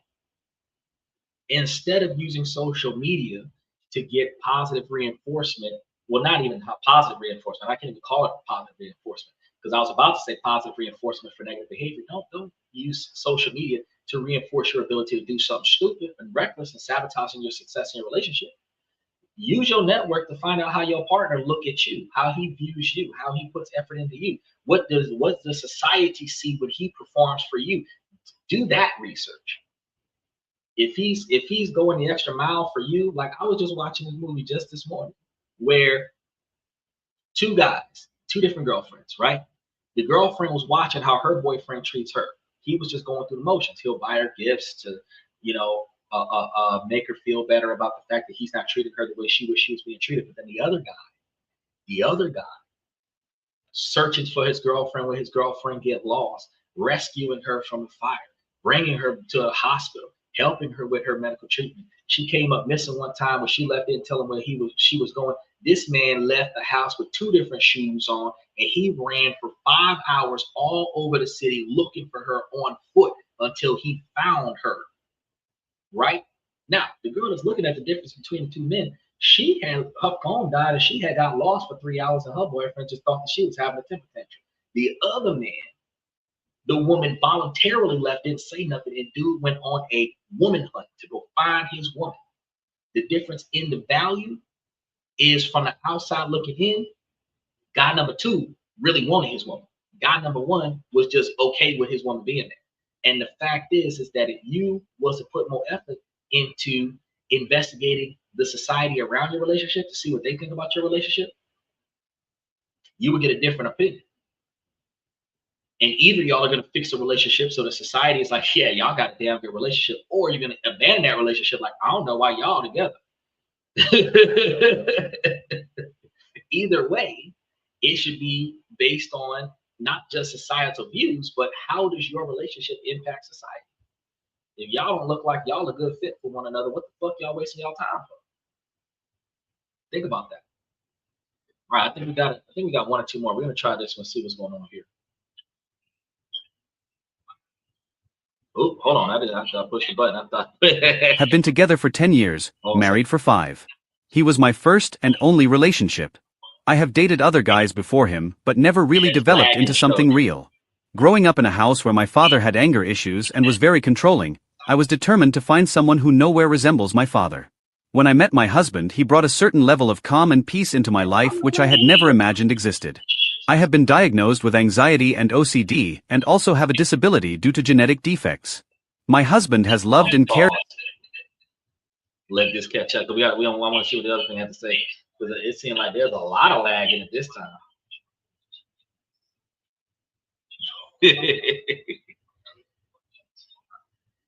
So, and this is one of the reasons why we was going to get the stream key. That way you guys will be embedded into the show so that y'all can hear what everybody else is hearing on Twitch and YouTube and Twitter. That way we would all be in the conversation together. I've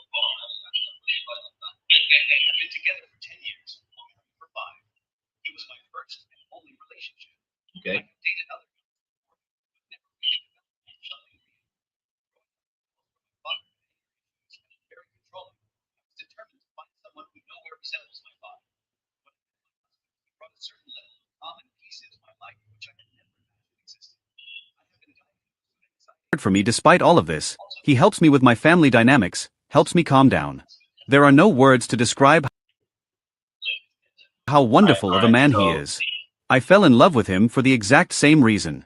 However, we have always struggled with emotional connection. I am a highly sensitive and emotional person, and since the beginning of our relationships, I never felt my emotional needs were met. My husband struggles with expressing his emotions. He has gotten better over the years, but it's still not great. He is also not a big gesture guy. Our personalities are completely opposite, and we do.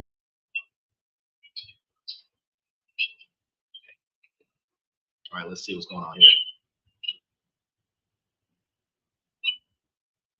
Oh Lord, now it's gonna have the pause lag because I had to pause for YouTube so that TikTok can catch up. So she's got this guy. She's claiming that she thinks that he's different from her father. Oh, hold on. He helps me with my family dynamics, helps me calm down. Look. I fell in love with him for the exact same reason. We have always struggled with emotional connection. Okay. I'm a highly sensitive and emotional person, and since the beginning of our relationships, I never felt my emotional Balance we each other, but I still feel something was missing. Something was always missing, but I ignored it. I knew he loved me, he just expressed it in not the ways I would want. As a child, to cope with my extreme anxiety, I used to build these fantasy worlds in my head. It was an escape. I had perfected that world of how I wanted it. It continued into my adult life. I have the same characters as my real life, but just different versions of them. One of them is my husband. The guy in my fantasy feels like my husband, but he has additional characteristics like being more passionate and sensitive or more expressive. Because I have been coping using this fantasy world for so long, I have been doing it also for my marriage.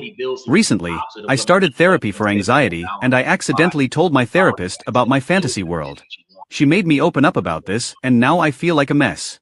I love my husband, and I know whom I married. It is not realistic to expect everything from one person, so I thought in real life my husband gives me so much more. I cannot ask even more things, so I would fulfill it through my fantasy. But now due to therapy, it hit me like, did I compromise? And this thought is so hard to shake. I have been spiraling. My therapist asked me if all my desires have been fulfilled in my relationship, and I couldn't answer it. When I asked my husband the same question, he says I am everything or even more than he asked for. I don't know what to do. I don't want anyone else than my husband, but I also feel like someone has exposed this secret of mine which I have been taking care for years. My secret of my fantasy world, the way I cope. I don't know what I should do next. I spoke with my husband and he says, he can work on it, but work on what? He cannot change his personality. That's unfair to him. Please help me understand this situation.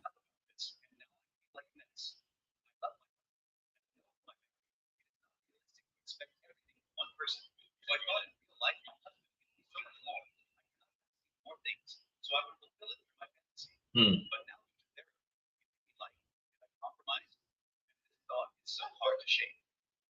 It's spiraling. My therapist asked me if all my desires have been fulfilled in my relationship,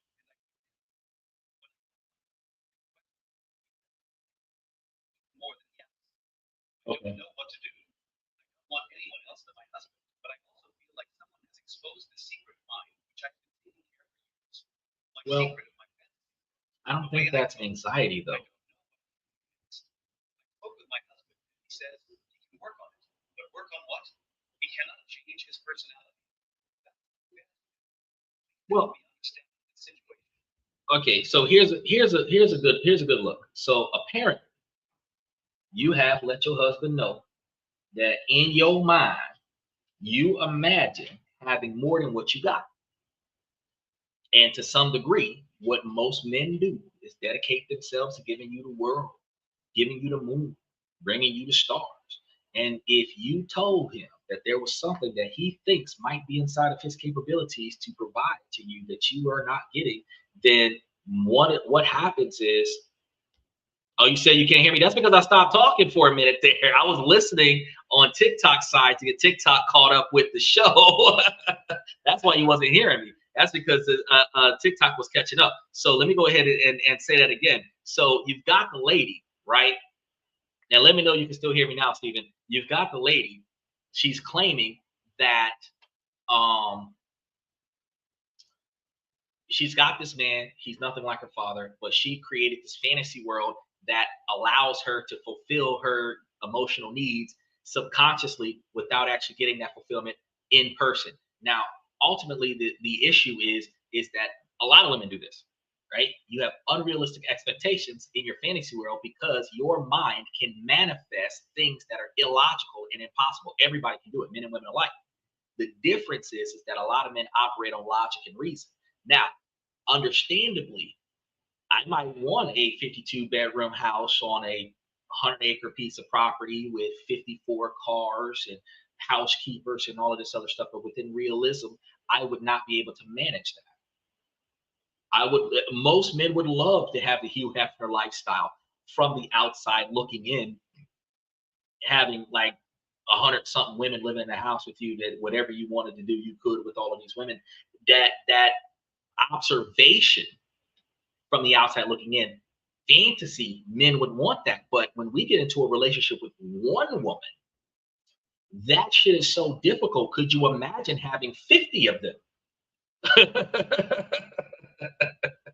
to try to manage? It doesn't make, it's not realistic. So this lady is creating her fantasy relationship in her brain. Now, in reality, trying to accomplish that without telling your partner what expectations he's supposed to meet. Yes, he makes her happy, but she's not fulfilled because he doesn't know where the goalpost is. All he knows is that he's on the field playing the game. She's proud of him. She's applauding. The coach is saying, good job, but you haven't made the touchdown yet. As a result, it requires the partner that is not satisfied to tell the partner that needs to perform where satisfaction lies. Then the negotiations begin. What am I capable of versus what you're expecting? I can only do so much, even if I believe that I can do more than what I've been doing. I can only do so much. And the more I try to do, the less often I'm going to be able to sustain certain things depending on our lifestyle. And your ability to be flexible to what I'm not capable of doing and what I'm not capable of sustaining consistently allows for me to make you as happy as I can. And you accept the rest of it as he did the best he could, which was more than what I originally expected from you.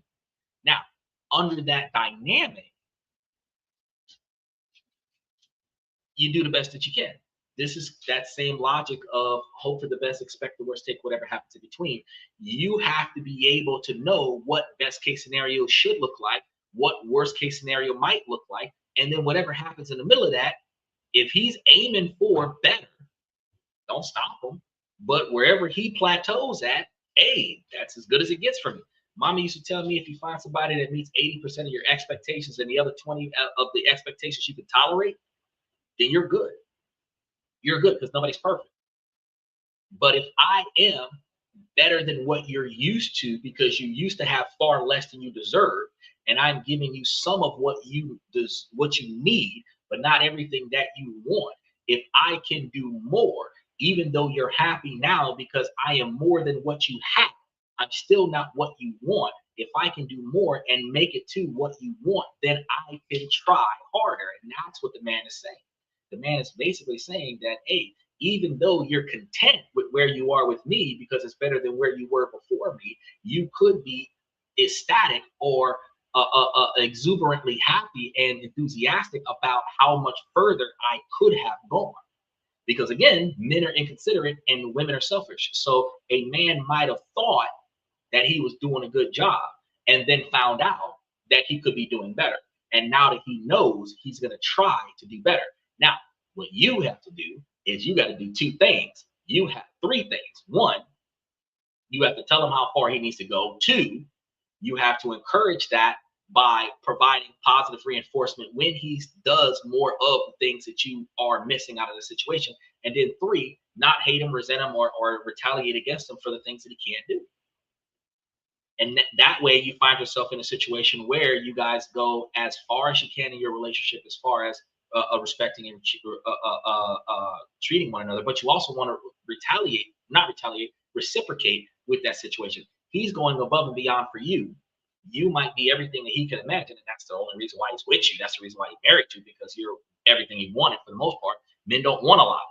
We probably could count on 10 fingers the stuff that we want, but we would need a dictionary to all the things women want. So you got to understand that it doesn't take much to meet all the man's expectations. But if you can do more, since he's doing more for you, you do more for him, and y'all's relationship would be just that much better, because you are trying in a relationship more than what you needed to, because you are going above and beyond expectations, and he is trying more than what he needed to, because he now realizes that there are higher expectations that he didn't know that he needed to meet. Steven says, if a woman is on a fantasy land, that living in reality is the only solution in my mind. Well, no, not really, Steven, because think about this. If your reality sucks, and in order for you not to have a mental breakdown, you have to fantasize having a better lifestyle. Then you get with a person and you start comparing your lifestyle to your fantasy. Satisfaction comes from how close your relationship gets to your personal preferences, your expectations of success. When we're kids and we go to college, we have this fantasy of what our future is supposed to look like. You're going to college to start up a business and get into a career that you have a fantasy of what post-college life would look like. After you get out of college, you're going to compare what your life looks like to what you thought it was going to be like. That's comparing fantasy to reality.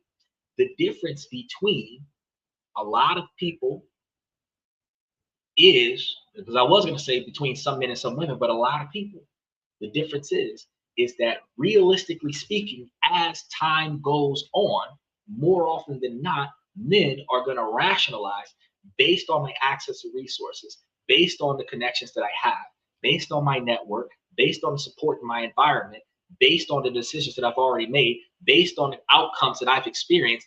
I am going to or not going to succeed in certain ways, and comparing that to what I was hoping for, I cannot expect more than whatever the baseline is. Now, as I start getting less to the baseline, that's when I start re-evaluating my situation, and probability of the lack of success being higher, I would start evaluating the expectation that I'm not going to succeed as much. Now, each time I succeed, my bar goes a little bit higher. Each time I don't succeed, my bar goes a little bit lower. Women are not like that. And the reason for that is going to be because as children, boys are forced to succeed.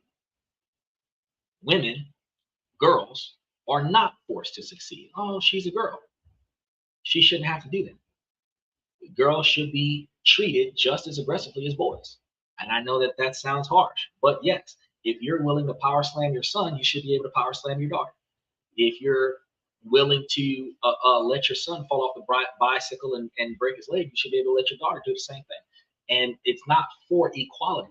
It is for the skill set, an equal accessibility to a skill set. To protect the girls from too much stuff, parents do more for the girls than what they do for the boys, which leaves the girls with less of a skill set to rationalize failure. There's more of a safety net under daughters than what they are under sons. And that deprives those daughters of the skill set to rationalize realistically how bad can this get. Now, the issue that we're going to have is that reality versus fantasy is that as we get older, guys are going to have more skill sets for improvising than girls because guys were not given any favoritism. As girls get older, the more attractive they become, the more favor they get from society, the less they have to try.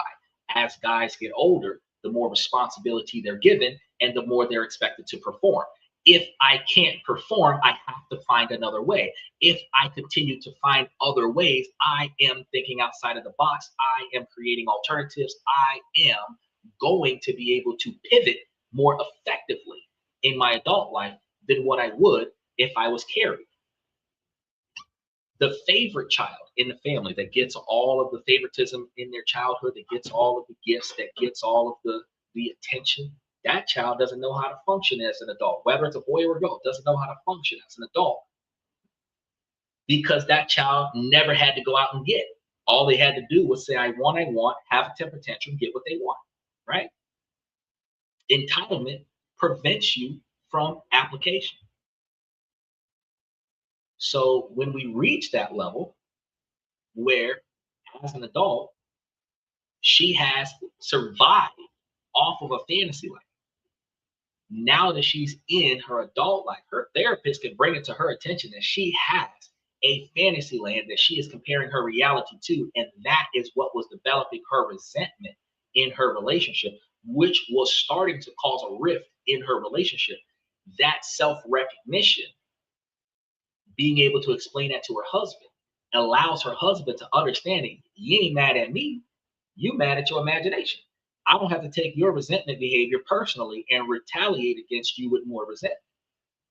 I can understand that you thought this was going to be something that it's not, and you haven't recognized that it's not going to be that way. And that's on you because it ain't because I'm not performing. It's because you set the bar too damn high. I'm going to keep doing me. And as long as you're going to stay, you're going to stay. Now, under that circumstance, the husband now knows it's not because I'm fucking up. It's just because you're not being rational. I can keep performing. We can stay married. We can work this out.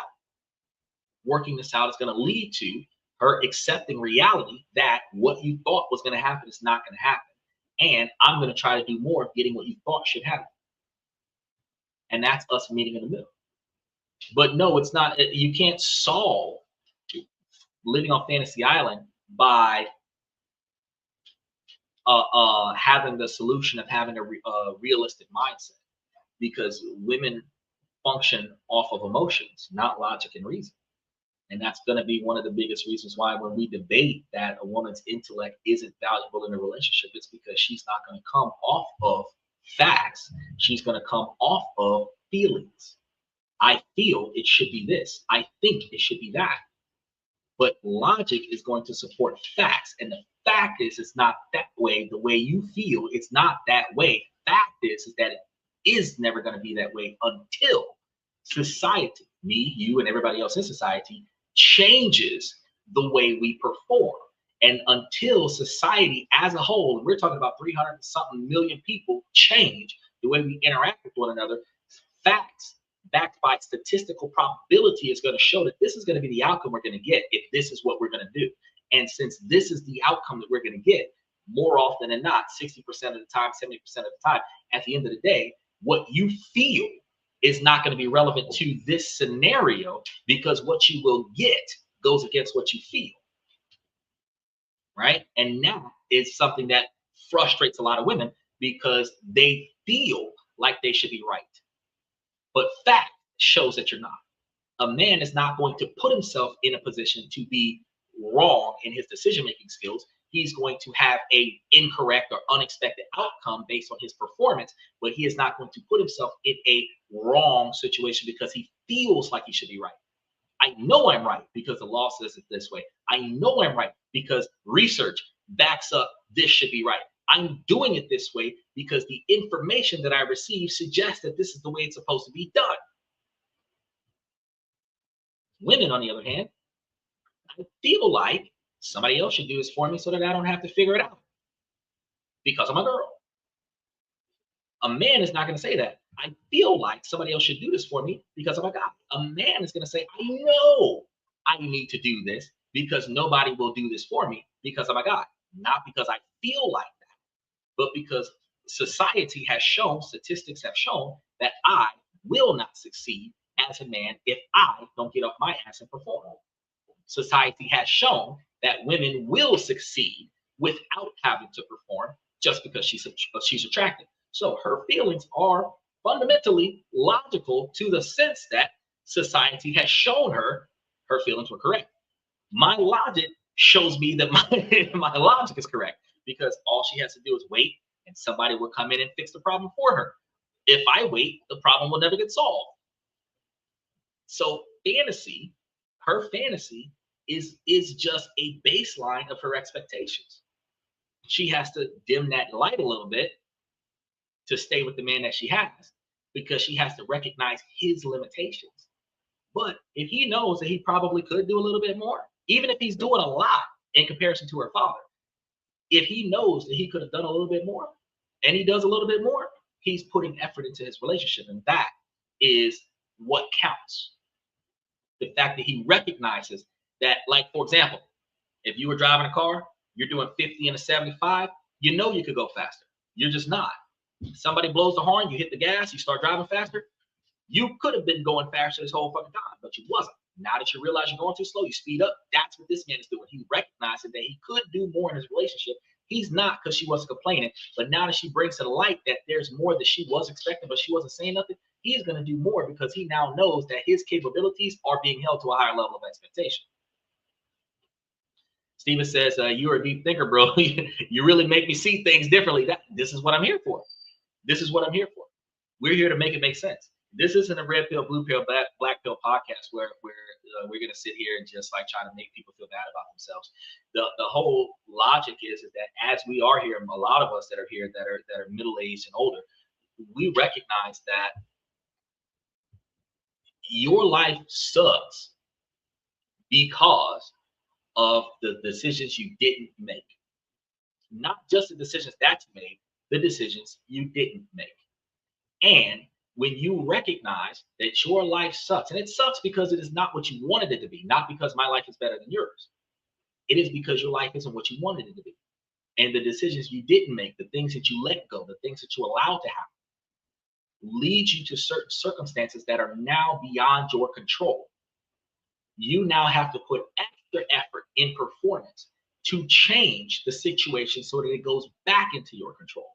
And as you change, that's your transition phase, you move yourself into a more self-satisfying lifestyle, right? This podcast has been designed to show people that there's another way. This podcast is designed to show people that there is improvement that can be done, and it is from first-person accountability and responsibility. This isn't going to be a situation where I'm going to blame somebody else for my failure. I'm not going to blame the government. I'm not going to blame women. I'm not going to blame men. I'm going to recognize that in the situation that we are in, the first person responsible for the shit that we're going through is the person in the situation. We're not blaming the other people. Because think about this. If I go with my homeboys who are kleptomaniacs to a store and my friends rob the store, well, I know they're thieves. If I go with them and they rob the store and we all go to jail, I chose to go with them. So you're not going to say, well, it wasn't my fault I got arrested. Yes, it was your fault you got arrested. You rode in a car with a bunch of thieves. You know, think about this. You know, my homeboy, he used to drive Uber and pick up dancers, exotic dancers. If he picks up one of those exotic dancers from a hotel room, she could say, I just need a ride to work. She actually could have just finished working. You pick her up and drop her off somewhere. You could get picked up with her under a prostitution charge, and you were just her ride.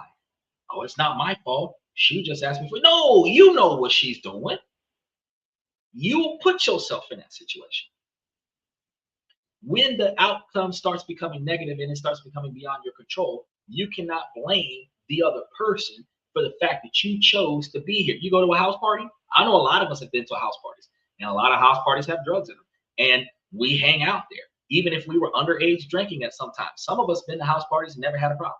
Some of us been to house parties where people had to get rushed to the hospital. Some of us have been to house parties where the house party stopped because somebody either got hurt or something got broken that wasn't supposed to break. But some of us have been to house parties where people have gone to jail. And if you went to jail too, you went to jail because you were there. You chose to be there. You didn't have to cause the problem. You were not able to prevent the problem because the problem was beyond your control, but you were there when the problem occurred. You had the choice to leave before the problem occurred. You had the choice to not go before the problem began. And at the end of the day, you are now experiencing the consequences of the lack of action, which is still a first-person accountability situation. So on this show, we don't talk a lot about how, oh, it's my fault. Well, it's not my fault. It's always my fault. It is my fault that I am with somebody that is underproductive.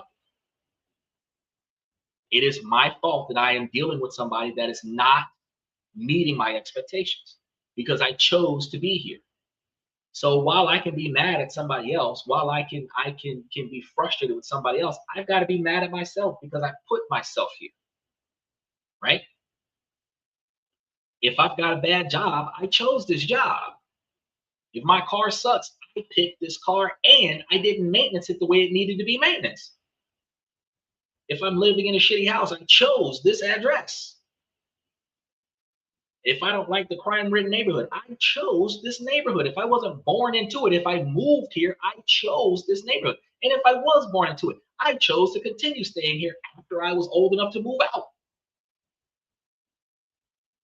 So we can't just blame society and other people and everything to that effect. We have to take first-person accountability as to why things don't go the way we want it to go. FX Trader says women discover around 40 years old that the train has left the station.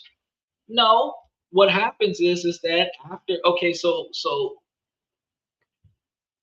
women develop faster than men mentally because women are given the responsibility of caregivers at young ages, 13, 14, 15 years old. Women are babysitters. They watch the kids.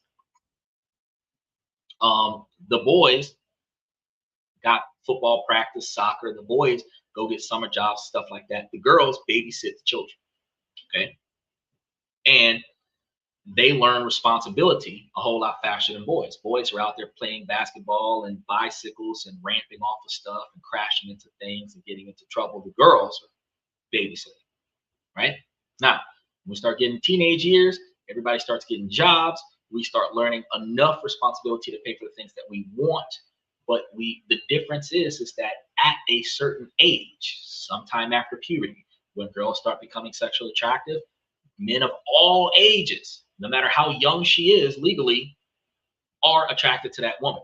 Society will start funneling resources to her because she's attractive. The moment she starts receiving without the requirement for effort, she stops developing. We talked about this before. What we didn't talk about is that well runs dry. The older she gets, the less attractive she is. The worse her attitude gets, the less attractive she is. The more children she has, the less attractive she is.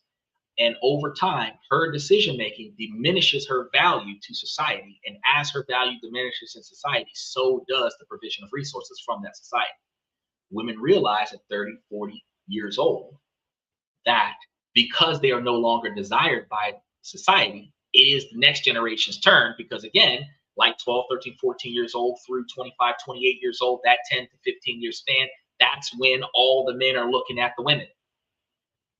I don't care what the law says. That's when they're looking at them, right? That's when they're willing to, don't worry, I'll pay for it behavior. That's that don't worry, I got it behavior. It starts 15, 16, 17, 18 years old, 19, 20, 25 years old, right? That's not being a creep. That's natural instinct. Once a woman reaches a reproductive age, she becomes available to reproduction.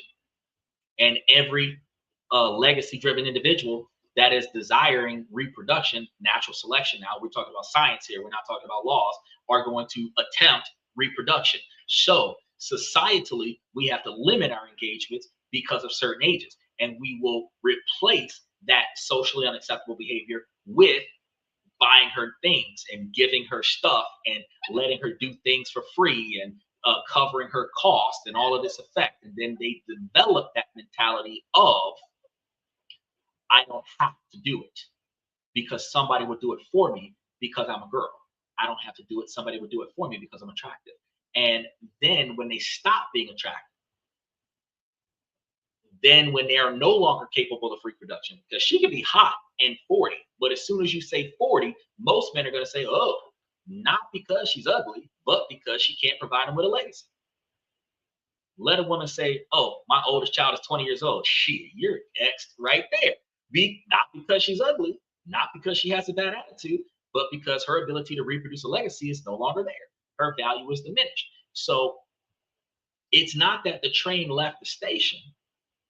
They realized that their ability to receive resources from society has either diminished or completely stopped, and their requirement for self-preservation for society has become a huge priority. So now, while they're still looking for a suitor with a good credit score and good fundamental payment skill in order to cover their standard of living, they're ultimately in a position where I must do for myself because nobody's going to do it for me. Now, when a 40-year-old and 50-year-old woman goes into the dating pool, she's going to get treated like a man.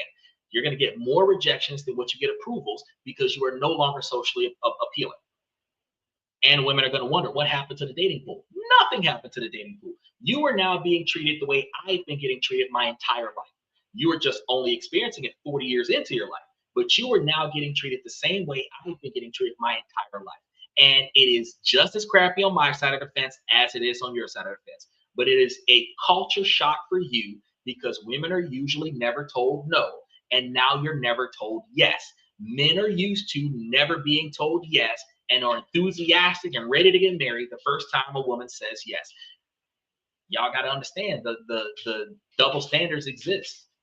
They do exist for a reason, but we do have to learn how to change things. Steven says an Uber driver should not be held for that. Just giving rides is different. No. Okay, so Steven, I said my homeboy was an Uber driver. I didn't say that they had bought an Uber. I said he was giving rides. Okay, so it was two different things. He was an Uber driver, and that's how he met these people. But he was giving rides to people off the clock. So he was accompanying these people from point A to point B, and because he wasn't getting paid from a third-party app to justify the fact that he was doing this for work. At the end of the day, this is just like if your home girl called you and asked you to drop her off at a hotel. She's just a friend. She could be a classmate of yours, and she asked you to drop her off at a hotel, and you drop her off at the hotel. She's just a friend. She could call you later and ask you to pick her up and bring her somewhere else, and you pick her up and bring her somewhere else. If you got pulled over and she got arrested for what she did in that hotel, you had no knowledge of what's going on with that hotel. You would get arrested right along with her because you aided her in the ability to perform that. Now, whether or not they convict you of it and whether or not they drop the charges after they find out that you were only the ride and you had no knowledge of what she was doing in the room doesn't change the fact that you would initially gotten in trouble because you were involved in the interaction. So when I was giving those examples, I wasn't like, oh yeah, you can go straight to prison because you had no knowledge of your friend's negative behavior. No, you could get caught up in the initial stages of getting in trouble because you were accompanying them. Because your friends could be kleptomaniacs. Y'all can go to the grocery store, you can buy something, but all of y'all get picked up by security and brought to the office and have to talk to the police about the fact that your friend stole stuff.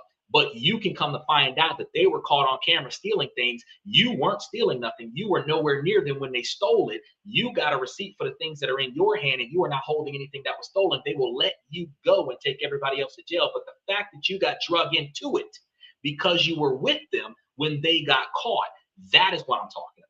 Like if you were standing on a block and somebody had a warrant and the police come up and point guns at everybody, you did nothing wrong, but the guy they came for did. And because you're standing next to him, you're being held at gunpoint. You ain't got to get taken to jail. It's the fact that you were there in a negative situation because the other person brought the negative situation to you. But you knew what kind of person you were dealing with because the person you're standing next to out on probation for what? So when the police come after him a second time, it's like, well, shit, you knew what was going on. You knew who you was rolling with. That's what I was talking about. 90% of the crimes that happen in our society, in Western culture, is between people who know one another. So when you are an accomplice, it's with somebody who has the behavior of performing that action. You got a friend that's got 3 DUIs. After the first DUI, why are you letting him drive to the club? You got a friend with a lot of speeding tickets. If you don't want to get into a car crash, why are you letting that person drive? If they crash, when they crash, you knew they had a bad driving record, which means that they would not be qualified to drive a public bus, which means they should not be driving you. You let them drive because that's your home. You chose to allow yourself to be in a situation that is no longer in your control, because whatever that vehicle does, you will be a victim of. That's what we were talking about. Trader says the parents have a duty to raise the kids properly, and if they don't, it is their fault as well. Yes, parents are going to blame society, but the problem is that parents don't raise children no more. In modern 2026 society, what happens is that the parents give birth to the kids. The parents teach the kids until they're about 6 or 7 years old. Then the parents put the kids into the school and leave the kids to the school system. There are some parents that will teach the kids along the way how to deal with the bully, how to deal with responsibility with getting your homework done, how to deal with talking to the teacher or talking to the principal. Situationally, as things happen, the parents might give the kids some advice on how to get through stuff. But for the most part, the kids got to figure it out on their own. And more often than not, very few kids have the relationship with their parents where they can tell their parents anything, including negative things that might compromise the child's future, because some parents, when they hear negative things, even if the child is trying to get help for that situation, the parent will discipline the child because the child is involved in something negative, which will prevent the child from telling the parent what's going on. You as a parent would have to, in order to get more information from your child, have to set a precedent of a non-judgmental, non-retaliatory, non-resentment scenario where in this moment, whatever you got to tell me, you need to tell me, and you will not be in trouble with me. I will help you through it if you tell me now. But if I find out later that you were involved in something that you should have told me now, in that moment, you will get extreme consequences from me with no remorse and no mercy, because I gave you the opportunity to have a guilt-free pass, a consequence-free pass, so that I can help you out of that situation. All parents need to have that scenario with their children so that their children can come and say, hey, mom and dad, can this be one of those situations that I talked to you about that I don't get my ass whooped for after I tell you? Well, what do you got to tell me, right? Because after the shit hits the fan, every parent says, oh, had you told me, I would have helped you. I didn't know that, because normally when you find out about stuff, you beat my ass. So I'm not going to let you find out about this. I'm going to try to fix this on my own. But if I was in a situation where I had crashed a car and I could call my parents and say, look, I just got into a car crash. Oh, let me go get my checkbook. Let's work this out together. Then in that situation, we call my parents. But if I know that if my parents find out about this, I'm gonna get my ass whooped, I'm not gonna call my parents. Now I'm gonna talk to my homeboy. My homeboy is gonna call this chop shop. This chop shop's gonna fix the car. Everything's supposed to be okay. Now I'll come to find out I'm affiliated with a chop shop, not a auto body and fender repair place, a chop shop. Now all of a sudden they're doing a raid on the chop shop.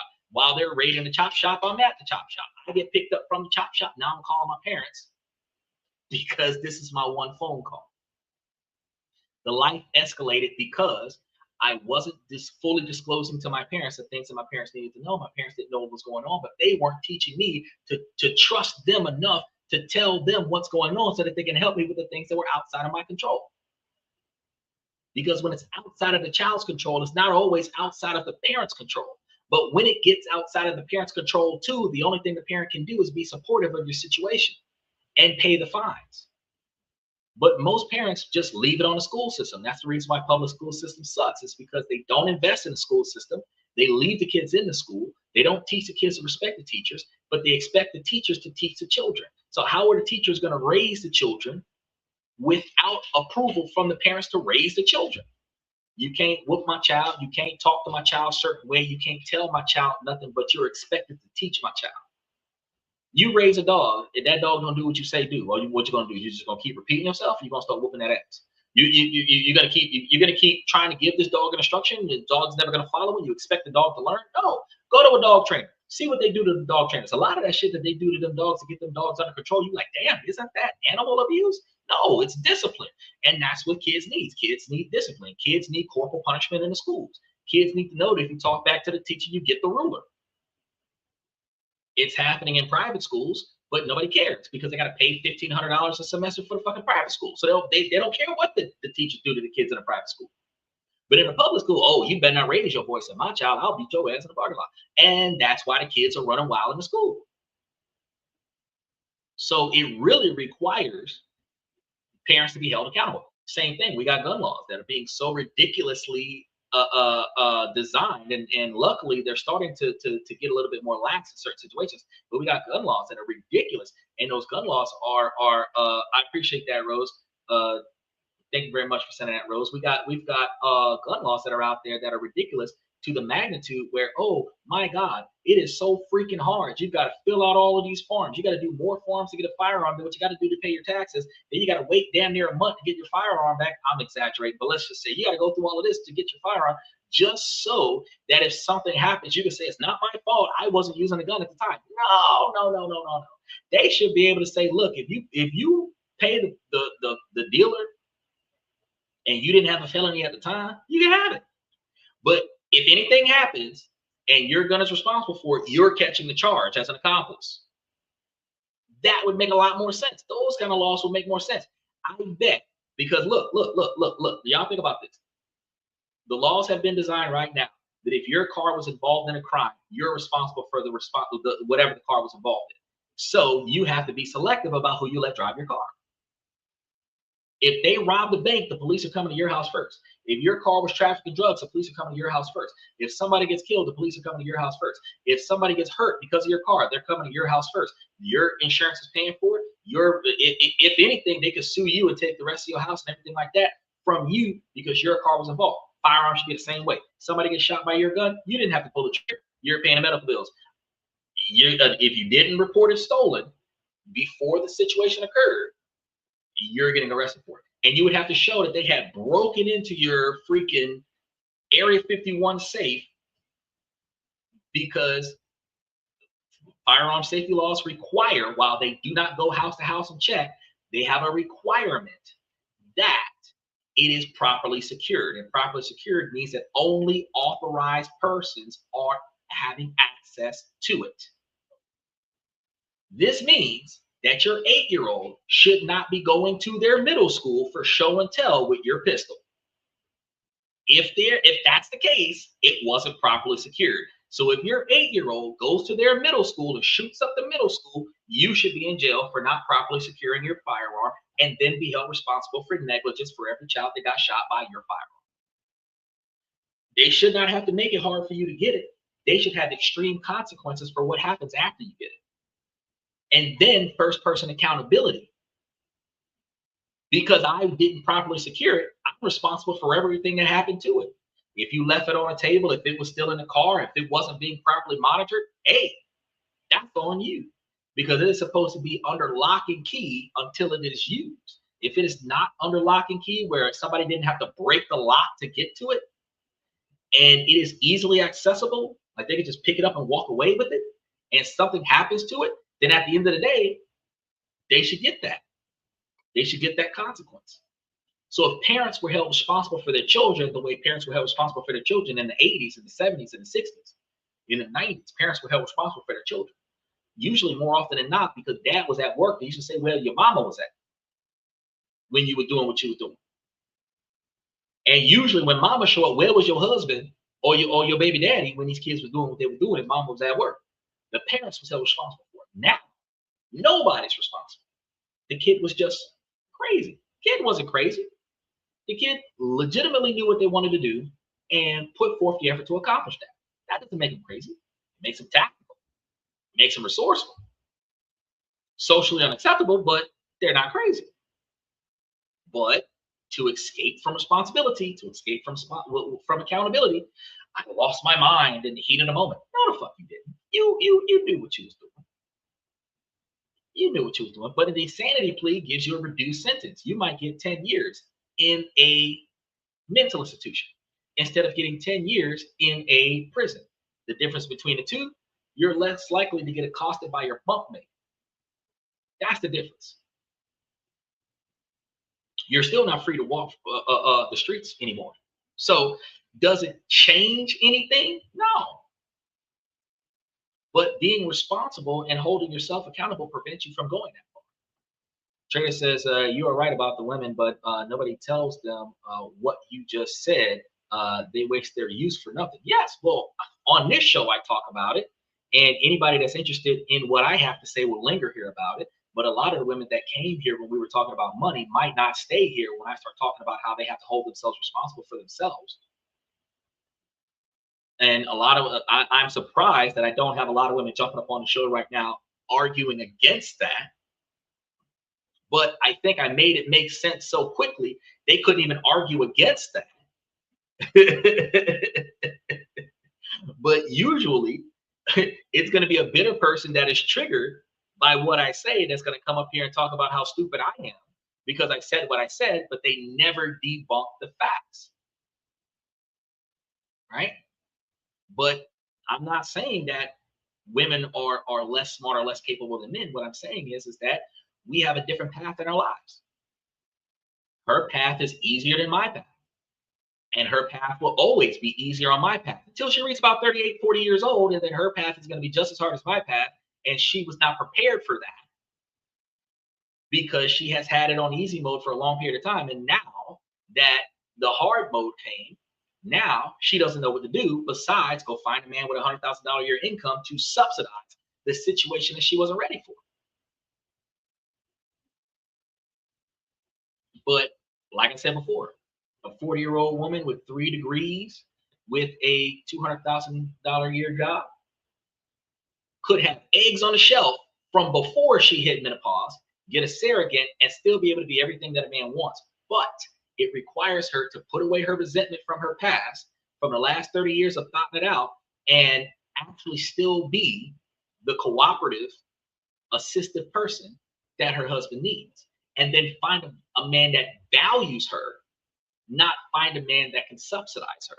And then, because she's a $200,000 a year woman, she's in the top 23 percentile of America, she would be able to find a man in the bottom 75 that could treat her the way she wants to be treated, even though he doesn't have the income, and they can combine their income and make themselves the kind of lifestyle that they can be successful with.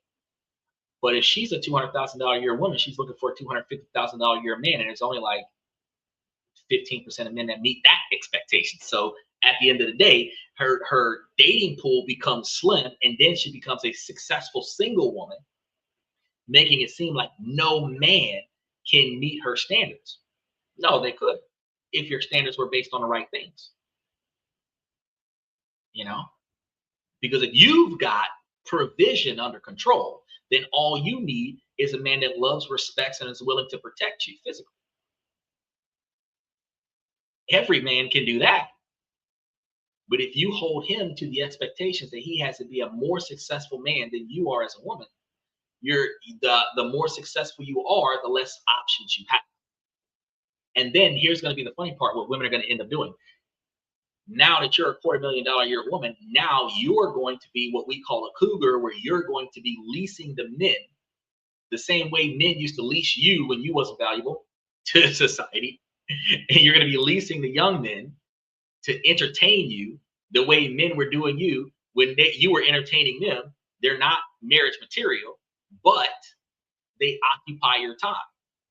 Wild, isn't it? The women will justify it when they're 40, 50 years old paying for the sugar babies. But when it's the other way around and the men are doing it, oh, he's a creep, he's grooming her, he's this, he's that. No. The younger generation, 20, 30, 20, 25, 15, 18, 17, whatever, they are more willing to cooperate. They haven't been destroyed by society. They're more willing to compromise. 30, 40, 50 years old, set in your ways, not willing to flex. There's no compromise. You take me as I am, flaws and all. but you must be exactly what I want. No exceptions. As a result, that dynamic, that I can be damaged, but you cannot be damaged, and that is my expectation. That is what makes it hard for women to find another man or a better man in their 30s, 40s, and 50s. That exact dynamic, because it's both sides of that expectation, is that she must be accepted with all of her flaws so that her past cannot be held against her. But he must be the perfect man. His past will be held against him by the exact same woman. That dynamic is the reason why she can't find a better man. And that's going to be also why the man will go and find a younger woman, because since she has no past, she has no standard that he has to overcome. He now just has to perform for her. So if I give you the life that you are looking for, you cooperate with me. That's going to be the difference. That's going to be the difference. Trader says corporal punishment for parents. If we had that, more people would be behaving. The mental institution is going to pay you, is going to put you on meds. That sounds worse. It is effectively worse, because when you go to a mental institution, you have no control. You effectively become a dependent of the state. And what will happen is that the state is not, you have no freedom. You can get put in timeout, holding cells. You can be, all your privileges are taken away from you. No TV time, no rec time. They're going to force you to take medication whether you want to or not. You're going to effectively, as an adult, be treated as a child instead of going to prison and having your physical person violated by somebody in the shower. But it's the consequences of your actions. Steven says cougars can leave me for a large order of chicken wings and a quarter tank of gas. But they would, though. Older women with a lot of money would have no problem with buying you chicken wings and filling your tank so that you can give them attention. They have no problem with that. When men do it, though, they're creeps. When women do it, though, they're not. I don't understand why there is so much misandry around where society just hates the existence of men while still requiring men to perform as men, and then expecting women to be valued under the same platform as a man when feminine roles are not the same as male roles. There's too many contradictions in that one sentence. It makes no sense, but that's what we have. And because that's what we have, men navigate it with self-preservation. I do what I can for who I can, under the guise or the expectation that I'm going to get what I need from this person. And then sometimes it's a falsehood, because I'm not going to get what I need from this person, because a lot of times all we're going to get from the other person is intimacy, physical intimacy. That's it. We don't actually have the true definition of a partner. Most of us don't even know what a partner looks like, because we use the term partner to identify significant other, meaning that this person is important to me. But the true definition of a partner is somebody that works with me, right?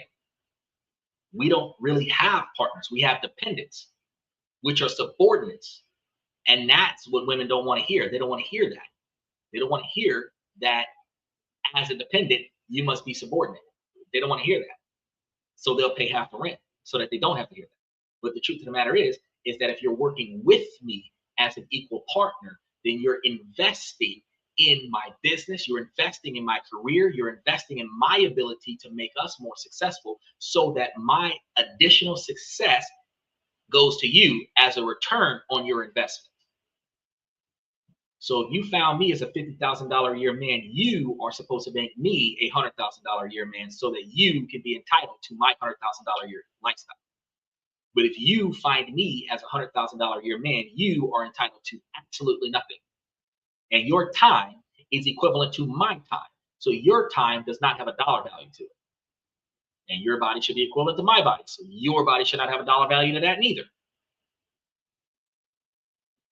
So if we take your body and your time off the table, what did you bring to this relationship to get from this relationship the standard of living that comes with this relationship?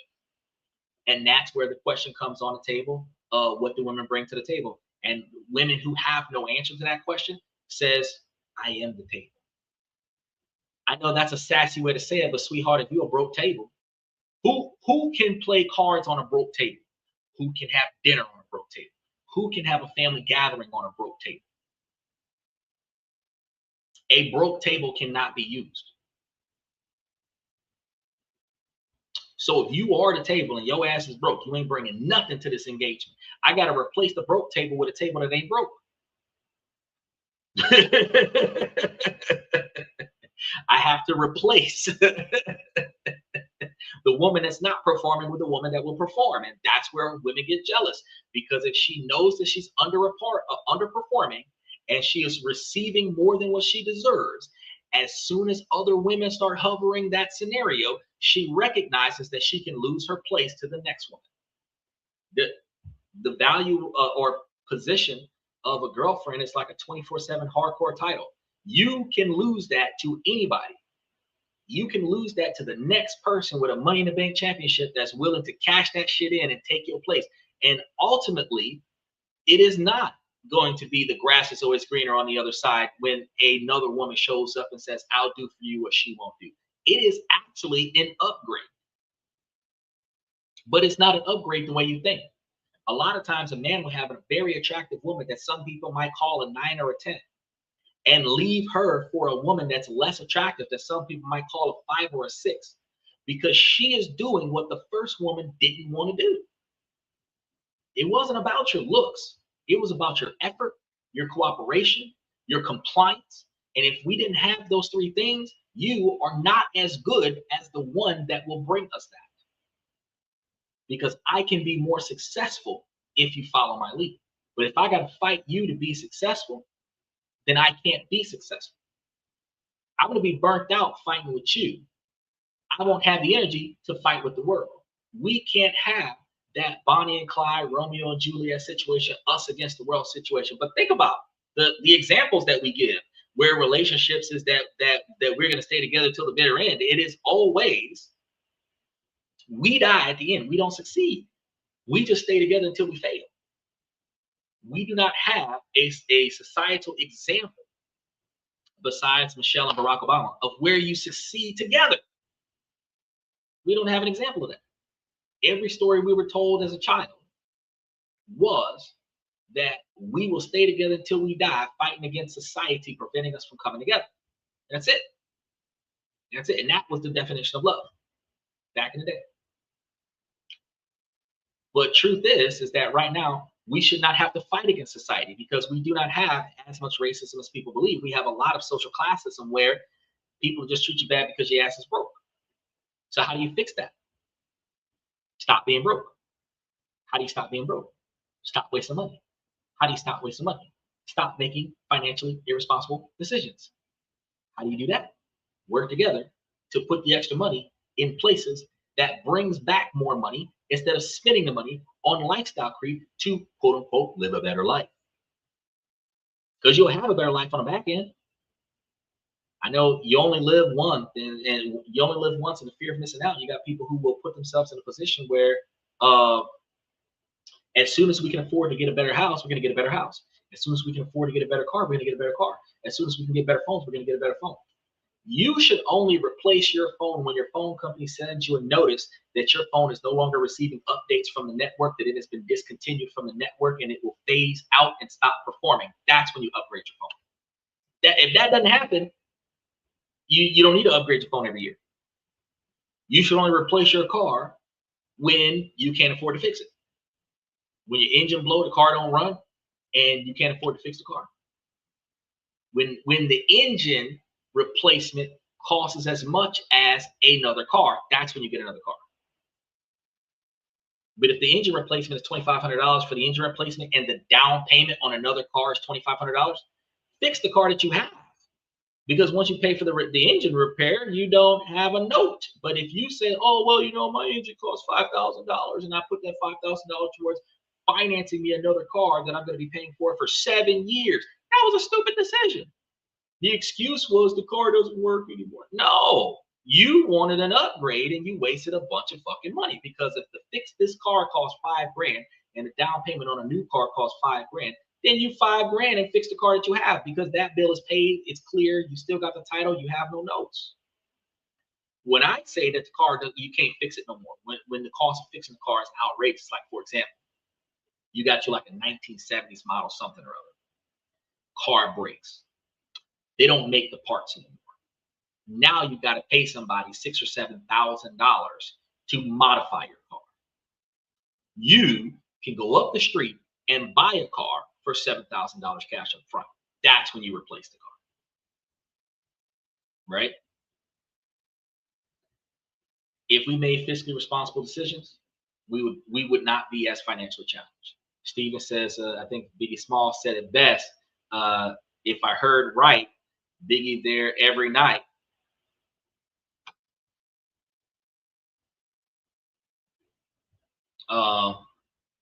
Okay, I think that if I heard the right, Biggie there every night.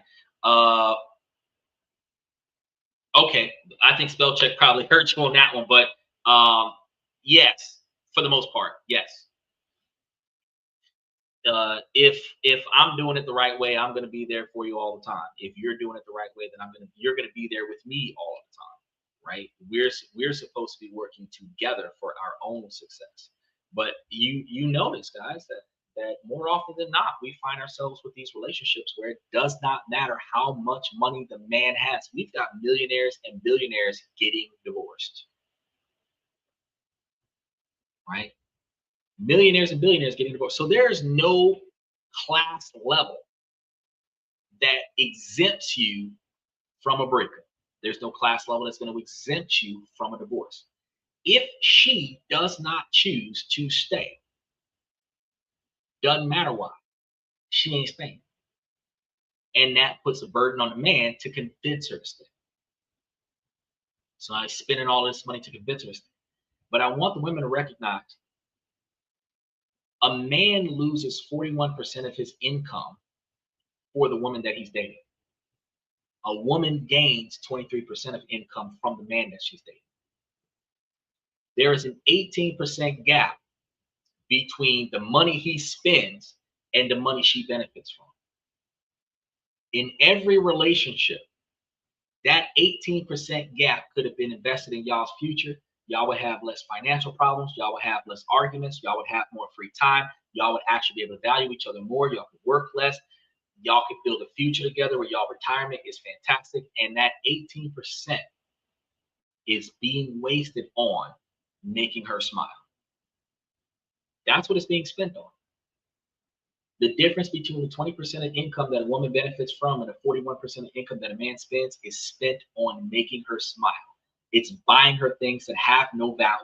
It is taking her places that y'all won't even remember when she's bitching at you about something she's not satisfied with. It is paying extra for something that she said she wanted so that you can get 25 or 30 seconds of seeing her teeth. That's it.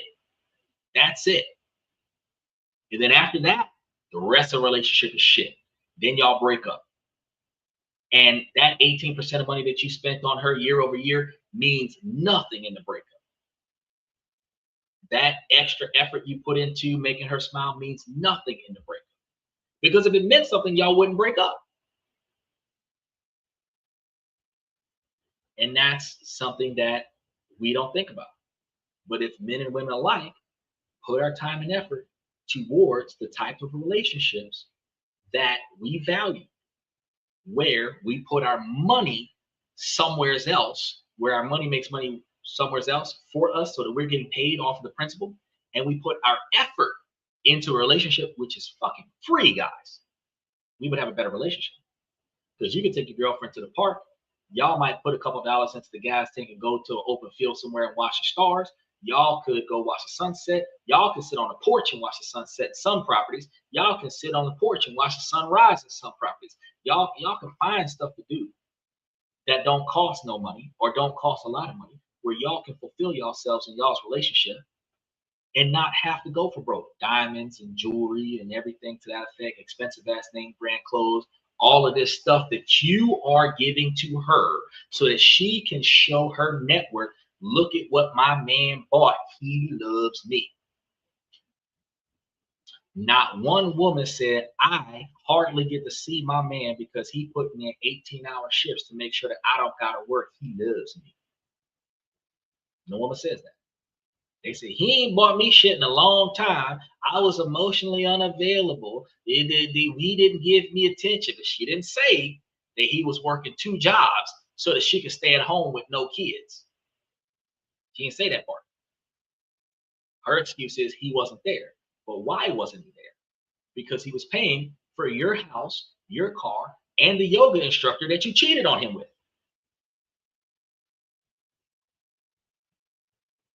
Let's think about this, y'all.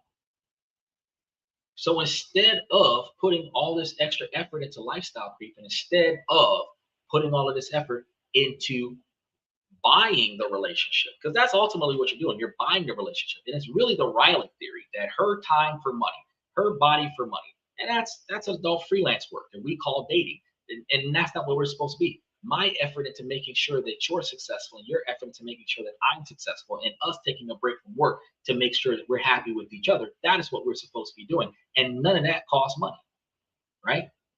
I might financially invest in your company to make you successful, and you financially invest in my company to make me successful, and we take a break and we spend time with one another to make sure that we're happy with each other's behavior patterns. But then you got a happy relationship. Because when a man is satisfied, he ain't looking nowhere else. Yeah, every man could say that they want 3, 5, 7 different girlfriends, but why do you think we want variety? Because 3 weeks out of the month, she ain't interested in fulfilling her roles. So if we find 4, 5 different women, and each woman is willing to give us 1 week of what we're looking for, now we finally have the fulfillment that we're looking for.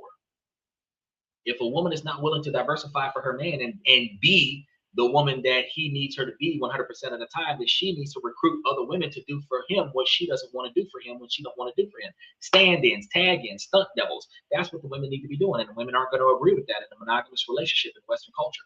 But ultimately, that's why the women in Dubai are so successful. Because she might be getting an allowance from this man and only having to deal with him 1/10 of the time because she's one of 10 wives. All of the man can only get so many, and he can only perform so many times. All 10 of y'all are not going to get it. No man has that kind of drive all the time. One of y'all might get it, and if you ain't feeling it, today ain't you. But if all of y'all benefit from his estate, that's what makes a difference. And the wild part about it is that women don't think about that. They want to keep the man to themselves so that they can keep the assets to themselves. But that means that you have to fulfill 100% of his needs and his desires in order for him to not be looking for those needs and desires to be met by somebody outside of a relationship. Siva says, I just want a taste of flavors that are flowing. Well, of course, every man has the desire to the observation of what if. So ultimately, if I'm with a girl that's attractive and I see another attractive girl, I might want to sample that, right? But again, my motivation to actually perform that effort into sampling that is going to come from the lack of being satisfied at my house. Because I mean, women can look at dudes on TV and everywhere and think, ooh, he's attractive, and have it in her mind that I could imagine myself sampling that. But women don't sleep with every man they meet. They selectively decide which ones that they meet, right? And the self-control to have the mental impulse to want to have physical interaction with this person versus actually having physical interaction with this person is going to be definitively decided upon whether or not you're getting that fulfillment in your life or not. If you're getting that fulfillment, you're less interested in it somewhere else. If you're not getting that fulfillment, you're more interested in it somewhere else. Single men are going to have that desire of wanting to sample every woman that they see that is attractive. But a man that's being fulfilled by his woman at the house is not going to have as much of a desire. It is what it is. Now, we went 4 hours into this show. We're normally like a 2 or 3 hour show, but we went 4 hours into it today. It was a very good talk today. I really appreciate you guys for being supportive. We're going to start by saying, ladies, as long as the situation doesn't make sense, I'm going to keep asking you ladies to make it make sense. So ladies, please make it make sense. Fellas, I give you this information to make you guys higher value men, not just by increasing your financial life, but also by improving your personal decision making. And ladies, while this is a male-driven podcast from a male's perspective on now TikTok as well as YouTube and Twitch, ladies, I tell you, y'all can make yourselves higher value individuals as well, but you have to find things that are inside of your control, inside of your life that you don't like, and proactively put forth the effort to change and improve that. Then you navigate around the things that are outside of your control. Now, you also can make yourselves higher value individuals by finding your 20 and 30-year goals, seeing where you want to be at in the next 5, 10, 15, 20 years, and reverse engineer what do you got to do today to get there. Because if you have a destination, not just a Miss America pageant answer like, oh, I want a happy future, I want a stress-free life, I want a financial freedom, I want to. If you want a house in the Philippines, you need a passport. If you want a marriage in Japan, you need to find somebody in Japan. You still need a passport. If you're coming back to America, you need to sustain your standard of living in America. So what you need to do is you need to find out what your ulterior motive is. If you want good health, what health coverage do you have? Did you build a health savings account? If you want to build a legacy in another country, what country are you going to and how much will it cost to get there? What standard of living you need to pay for out there? And will you be paying for standard of living over here? You need to decide all of that stuff and reverse engineer that to today of, well, if I'm going to travel within the next 10 years, I'm going to get the passport now. But if I'm not going to travel yet, I'm going to get the money up now in order to be able to afford to travel. Then the first thing I need is to set the budget that I'm going to take with me, then get the passport, then take all the shots and vaccinations and all this other stuff, then reallocate my funds because I got to make sure that my standard of living upon return is still compensated for. You've got to reverse engineer that to what you're going to do today to get to where you want to be at in the future. You can easily wrap your mind around that. When you're going to college, you want a degree. You have to see what the requirements are for the degree, and then you have to check the box on each one of the classes you took to get to the degree. You have a destination, and now you have a direction. Same thing with your GPS. You cannot get directions without knowing where you're trying to get to. And the turn-by-turn instructions that lead you to your destination is the same thing in life, where you figure out where you want to be at in your future, and you reverse engineer how you're going to get there. And there's going to be so many different things when you first start doing this. There's going to be so many different things that needs to be done at the same time. You prioritize them by first doing the easy things that cost no money. You can switch it over and start doing the easy things that do cost money, but it is more likely that you can do the free things first and then the costly things second. But if you're doing it by level of difficulty, you do the easy things that cost no money, easy things that do cost money, harder things that cost no money, harder things that cost money. The more money it costs, the later down the line that you get it done. The easier things that can be done first, that doesn't cost a lot of money, you can start checking stuff off on boxes. Things that have a time limit on it, like a 10-year passport. If you're setting a 15-year plan, you don't want to get the passport now. It's going to expire before you use it. If you've got a 15-year plan, you want to get the passport 7 years in. Everything else you can get now, right? But you got to figure that out.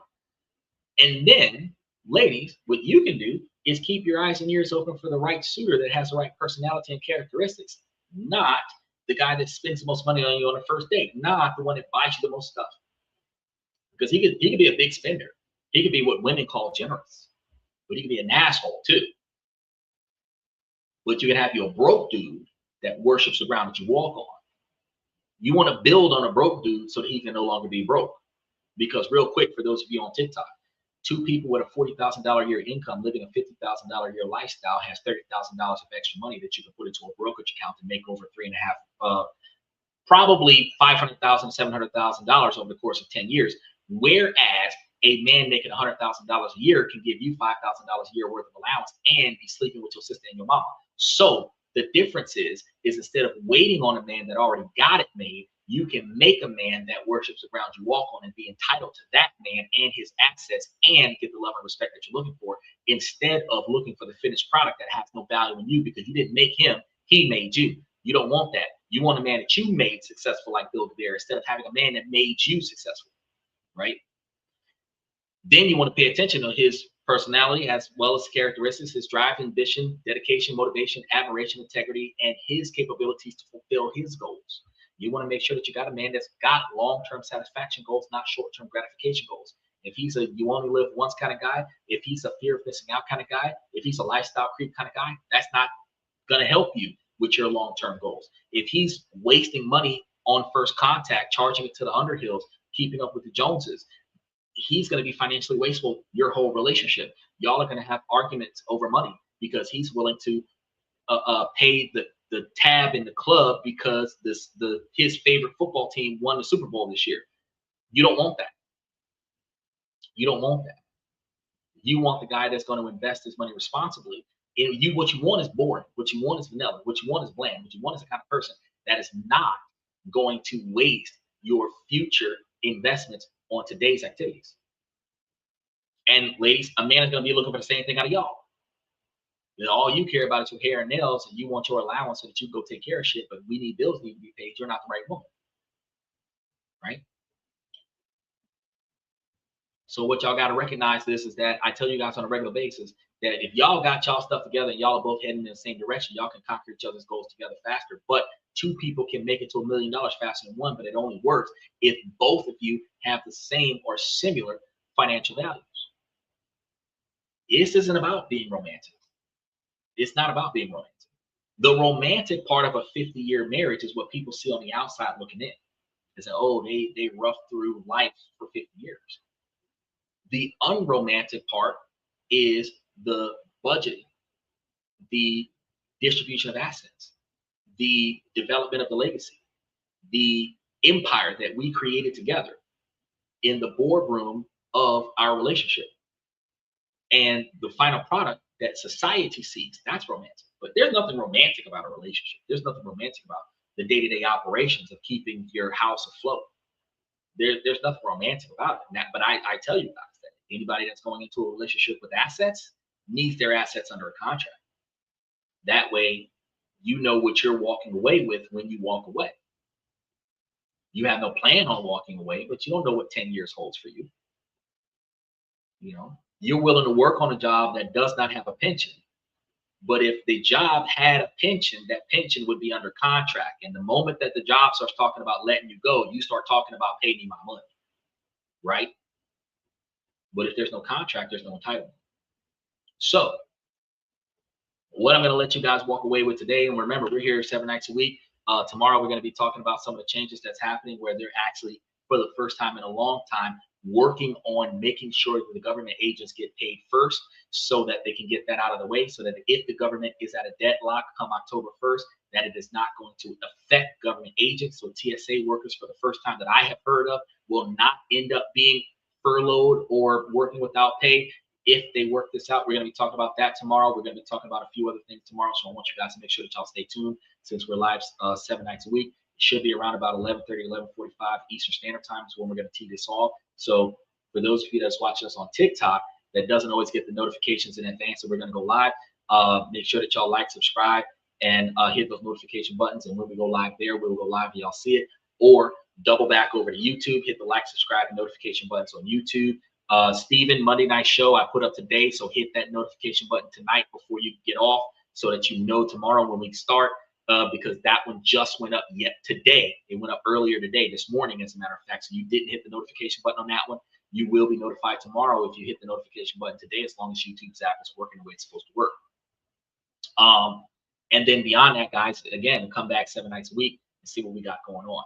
I'm going to special shout out to Michael, Steven, FX Trader, Aztec, and Unc Andy, and Joe Jack, and OG Kicks from YouTube. I really appreciate a lot of my longtime followers on the channel and members of the membership on the YouTube channel. And I want to thank you guys for lingering with us here on TikTok, because I see that there's a lot of y'all lingering today as opposed to before, but probably because we've been here for 4.5 hours. So I want to thank you guys for coming to This and That. I'm your host, Xander, where we're talking about this, that, and everything in between. And I will see you guys tomorrow night.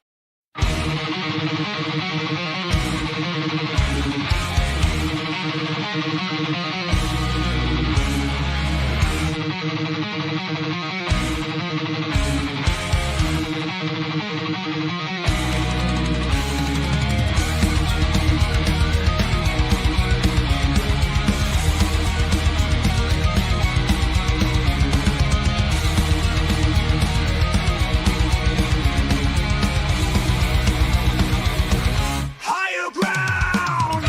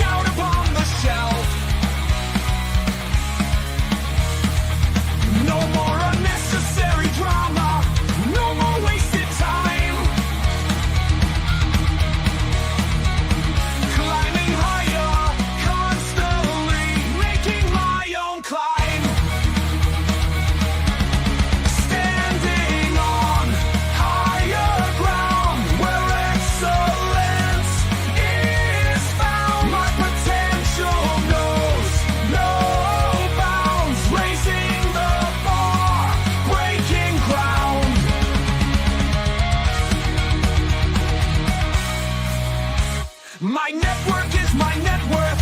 Choose your company wise. Surround yourself with eagles, not with sheep in disguise. Every interaction is a reflection of my brand. Quality over quantity, that's my personal command. I'm not landing on higher ground where excellence is found. My potential knows no bounds, raising the bar, breaking ground.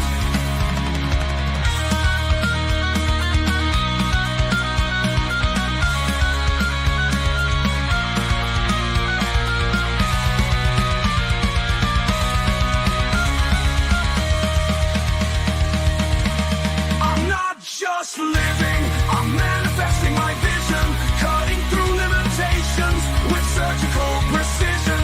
My expectations are my compass, my respect is my shield to mediocrity and chaos. I will never